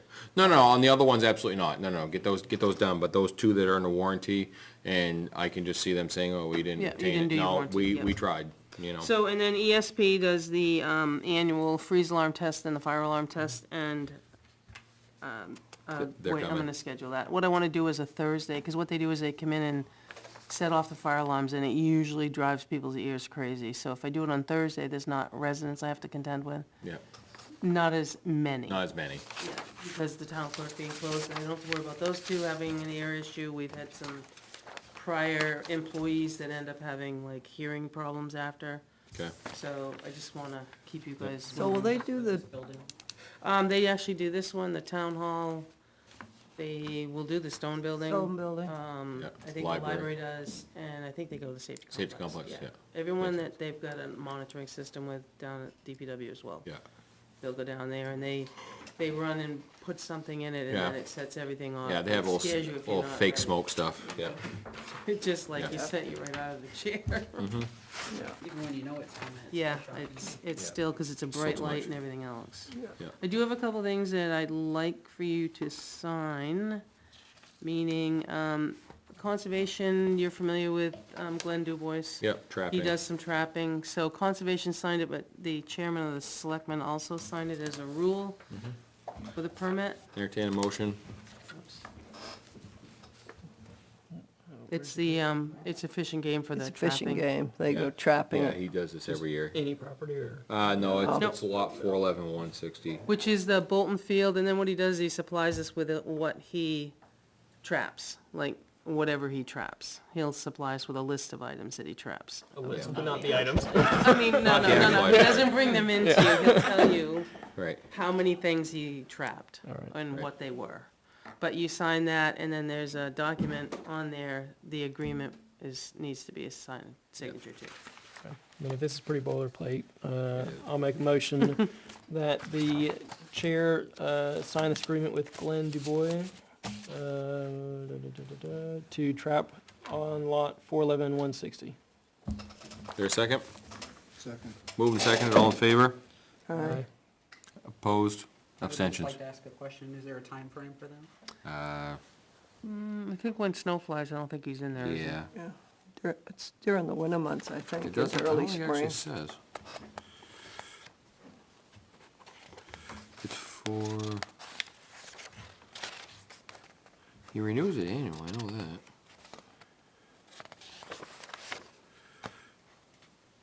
November 23rd, November 1st, 23 to April 10th, 2024. Yeah. Yeah. All right, I'm gonna abstain, I'm signing that. So 401. Mhm. All right, I'm gonna also hand down, I think this is a milestone, we got this finally done. I was about to ask. What is This it? finally done, I don't say it. Everybody's approved? What is it? Oh, boy. Is that? No, it came back with their signatures and all it needs is ours and it's over. CBA. CBA And with we're with the circulating with the some dates, I'll let military. you guys know. What's that? Oh, actually, we all We're gotta sign circulating this. some dates. So Naomi, when are they gonna be meeting now for the I'm circulating dates. I mean, they're trying to, Mark's office is working with Steve to get some dates. And as soon as I know, I'll let you guys know. They're looking at like Wednesdays at 5 o'clock, because Wednesdays had the most people. Yeah. It Then- wouldn't be more than a couple hours anyway, So right? this, At a so I just time? wanna make sure, this was the amendments that we approved, that they Yes. approved, okay. I spent a day looking at the red lines, comparing them. Then Okay. they spent Do time. you guys wanna see it before I sign it, or no? We're all signing it, so. It came. if it's the one that Steve most and Mark- recently got but Steve and emailed- Mark went back and forth, and then they both concurred, and their group has signed it. Okay. It took a little while, but yes. Okay. All set? Yeah, I do want to go back to this because it does turn out, Ricky saw that we actually all have to sign this. I signed the state permit, but then the agreement Oh, with, sorry. Mr. Dubois is actually everybody, so. Yeah, so I'm just going to make a further motion that all board members sign the agreement with Mr. Dubois. The written agreement, Hmm. okay. Who seconded that? You seconded it, still good? Yeah. Yeah. All in favor still? Yes. Okay. And then I just have one more, and then I'll leave you alone. So the chief wants to have a public hearing for the Department of Justice grant that he got for almost $82,000. Thank you. So we have to have a public hearing, and in order to have a public hearing, I have to have 14 days. So my question to you would be, in order for me to put it in the messenger and to allow the 14 days, as soon as I could do it is the 13th or the 20th. 13th is a work session, 20th would be a regular meeting. He's okay with either one. You want to stick to a regular meeting to have a public hearing, and what I'm think gonna we do is the public hearing is, one, the acceptance of the grant for the Department of Justice to purchase one new fully outfitted Tahoe for command purposes. You can take that. And then two is for the acceptance of unanticipated revenue in the amount of $77,651.55, which is The grant. from Primex for the insurance claim. It's unanticipated revenue. That's what we have to do, it's over $10,000. What was the insurance Say for that. again? It's the check for the truck. We haven't cashed it. Because we weren't sure if it was totaled or not totaled. Oh, for the dump truck? Yes. Oh, they totaled it? No. We Oh, weren't sure. I was like, whoa. No, we were not sure, which is why we still have the check. We haven't done anything Mm-hmm. with it. So I was gonna do two public hearings together that Yes, same okay, night. all right. So do you want, I don't think you wanna take up a work session to do it, but No. it's either 13th or the 20th. Oh, I think, yeah, either or. 13th, correct. We got the email from the chief, he was out someday, it wasn't one of those two? He was gonna be gone the 20th for his birthday. All right, so we do it 13th. But he then. said that he would, and the 13th works better, Beth is gonna be here as well. Yeah. Okay, that works. That's the last I had. Sorry. All right. It's other than setting the work session agenda schedule. Other than I don't think we got any other correspondence, other business than what we received in relationship to the appointment process. I can't think of anything right off the top of my head. I don't think so. No, I already listed the two that I Yeah. had received. Well, I think we've answered everything the best we can. But I think all the emails we received were related to that. Yeah, right, get you. Yeah. Or the park, but that was, the park request and the Conservation Commission, so. All right, set the work schedule for, a work session agenda for 10:30. You're not gonna be here? That's correct. So he's out. So, what we did, if you remember Thursday, we took the two appointments to CC and put them on the 30th, because Yep. I already did that, and then George Merrill's coming on the 30th. Yep, Then, actually, we have a non-public you and I talked about for hiring for the winter, yes. under B. At that point, I just jotted down tonight, approval of duct cleaning at the safety complex. Yep. East Road, we're already gonna put on 11/27, and then the Forester, or do you wanna wait till 5 of you? Forester, I think, should be 5. All right, so I think anyways. Yep. Fine. And then Are you I'm gonna be to ask, I don't know yet still.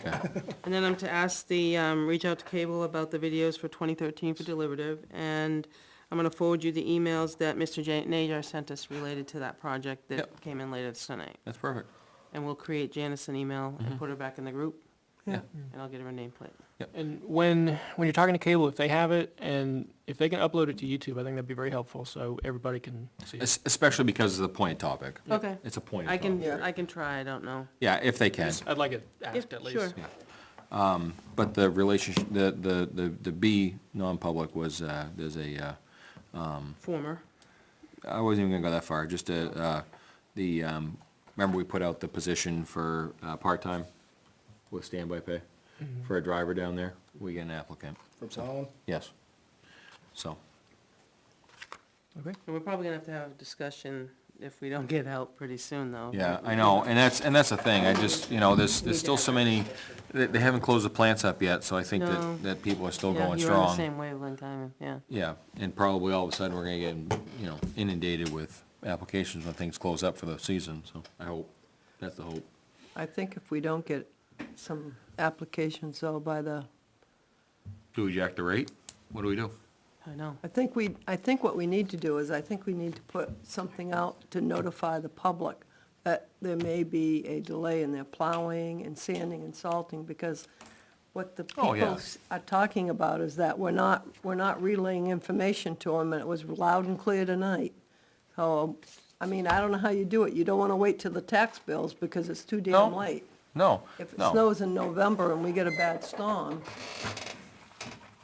No, I get it, I just, I mean, Well, I put it on Facebook, but, I don't wanna do that. well, that's the Well, only we- way people seem to be well, getting information. we actually because- have a town page though, not the non-town page that everybody knows, but we actually have a town page that we could share it on.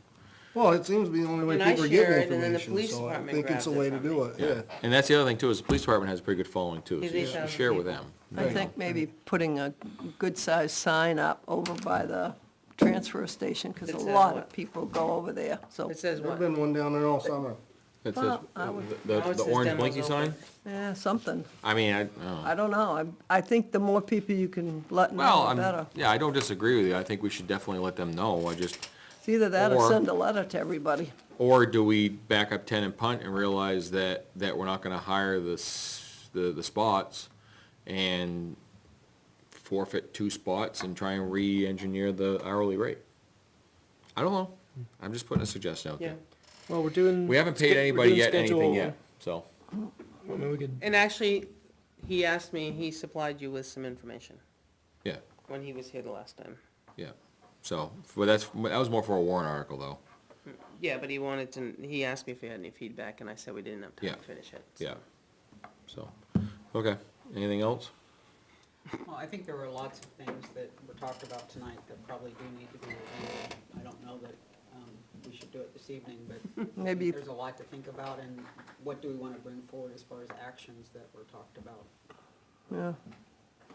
Yeah, maybe we can look at a few of those and fill in with them at the next work session, maybe. Well, I think it'd be easier when the minutes are published too, Yeah. Yeah. so. I mean, the one thing that got Was harped on, communication. that probably the most that I guess I caught my ear was that it was advertised as a non-public, and it was public without the 24-hour. It was just because we didn't decide to do that till we opened the meeting with the pledge of I'd Well, it I'd was like to that be night. a bit precise Maybe- about that, though, because there is no such thing as a non-public meeting. There are non-public sessions within public meetings, and so there was a notification that went out that we would be having, Non-public session. and the wording was, the Board of Selectmen will be meeting in non-public session on Thursday, October 19th, yada, yada, yada. And so, okay, maybe that's one thing to clear up when these go out in the future. But precisely, we open a public meeting, and then we have to vote to go into a non-public session within that meeting. And we did not vote to go in. And we chose not to do that. We carried out a public meeting as had been advertised. It's not explicit, hey, this is gonna be a public meeting, because every meeting that is a non-public session is a public meeting. Starts as a public meeting at Yep. least. And so this was, to me, and this is, one of the problems is we sit on this side of the table, I said it last week sometime, we're in this bubble, we understand what some of this stuff means, and it's not clear to people that have one topic that catches their attention. And I don't think that everybody needs to be on top of every single issue. So I think that's one of the things that I'd like to correct is, when we put these out, would it make sense to somebody who, doesn't follow every single thing? I think I follow a lot, and I think I'm a fairly reasonable person, and I didn't understand that. So Yeah. that's a data. And I think our intent was, when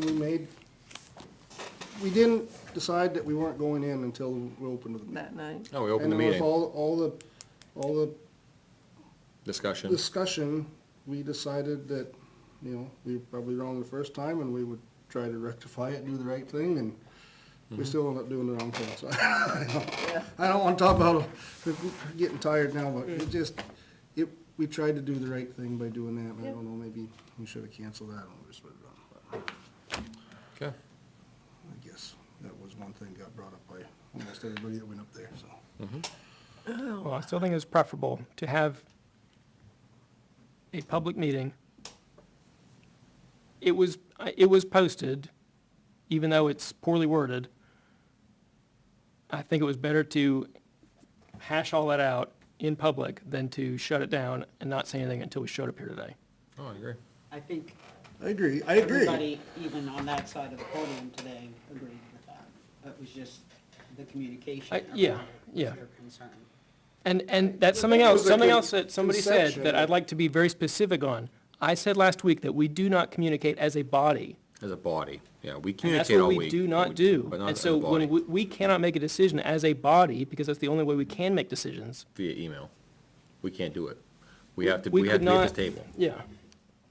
Yeah. Yeah, so we couldn't make the We could decision not have about- amended this if we wanted to without going into an emergency meeting. And then I'm sorry, but people would be upset that we had an emergency meeting to, Amend something. we put ourselves into a no-win situation, and I feel like we handled it as best we could.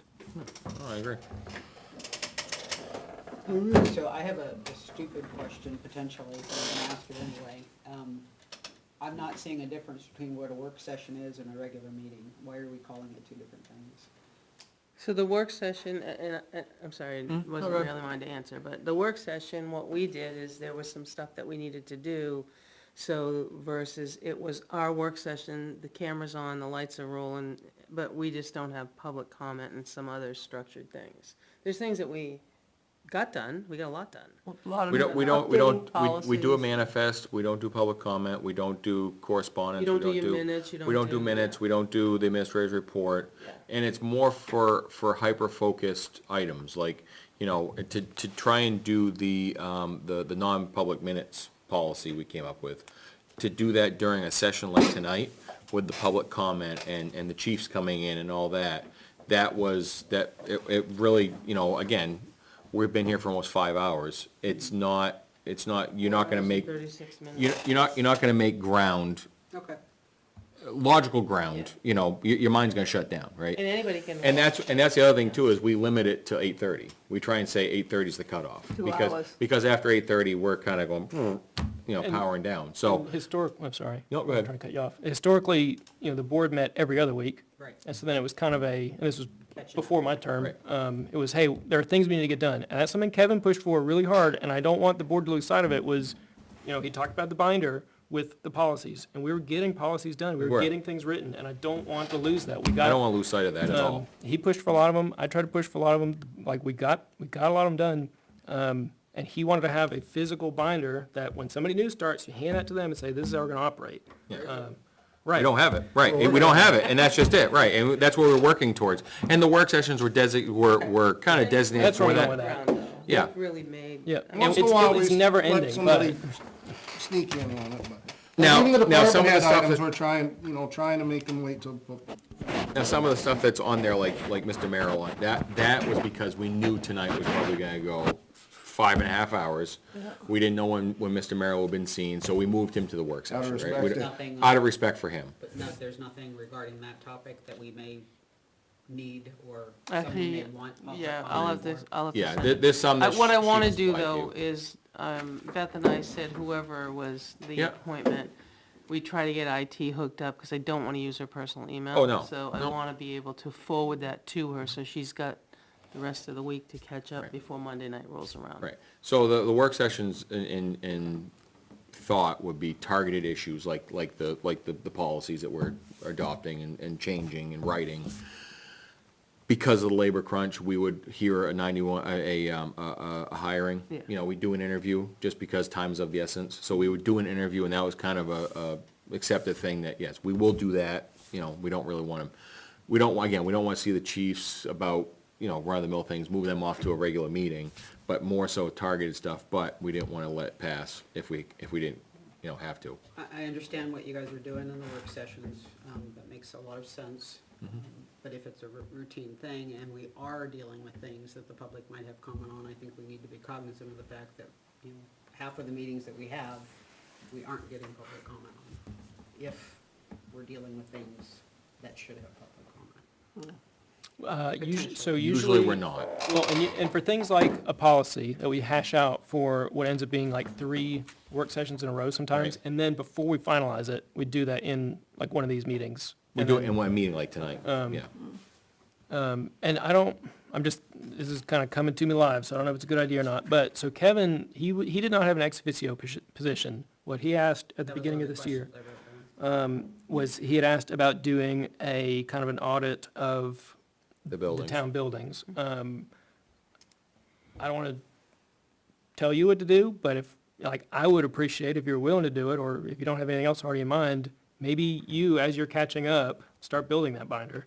Say, okay, these are the policies, this is everything that I needed to know, and actually create it. It's kind of nice to have somebody that's coming in new to say, what are we doing with that? And put it in the binder. What do we do? Put it in the binder. You know, even if it's disorganized and disarrayed, at least it's in there for food for thought, right, for organization. Naomi, Beth sent out an email to us, I think when you were out on leave for a couple weeks. She sent out a bunch of emails that had a lot of the policies, I believe, in it. Not, you guys just signed them. No, that was the stuff that we approved. Approved. Yeah. There was nothing new in there, per se. That was just approved stuff that we edited it up. Yeah, that we'd Okay. file drafted or So whatever. that's the final stuff that she sent to us? And you signed it the other And we night. signed it we the put other it night. up It was on the 3, but website. we've done others as Yeah, well. yeah, that was just like 2 or 3 that we finalized, yeah. Yeah, it was the right to know, it was the contacting town council, and And the non-public minutes. Non-public minutes, right. Okay, thank you. Yep. Anything else? No, I guess to go. Okay. That sounded like a motion to leave. Someone make a motion? Do it for I think he made a motion. I'm gonna second it. adjourn. Yeah. Move second. Agreed. Thank you.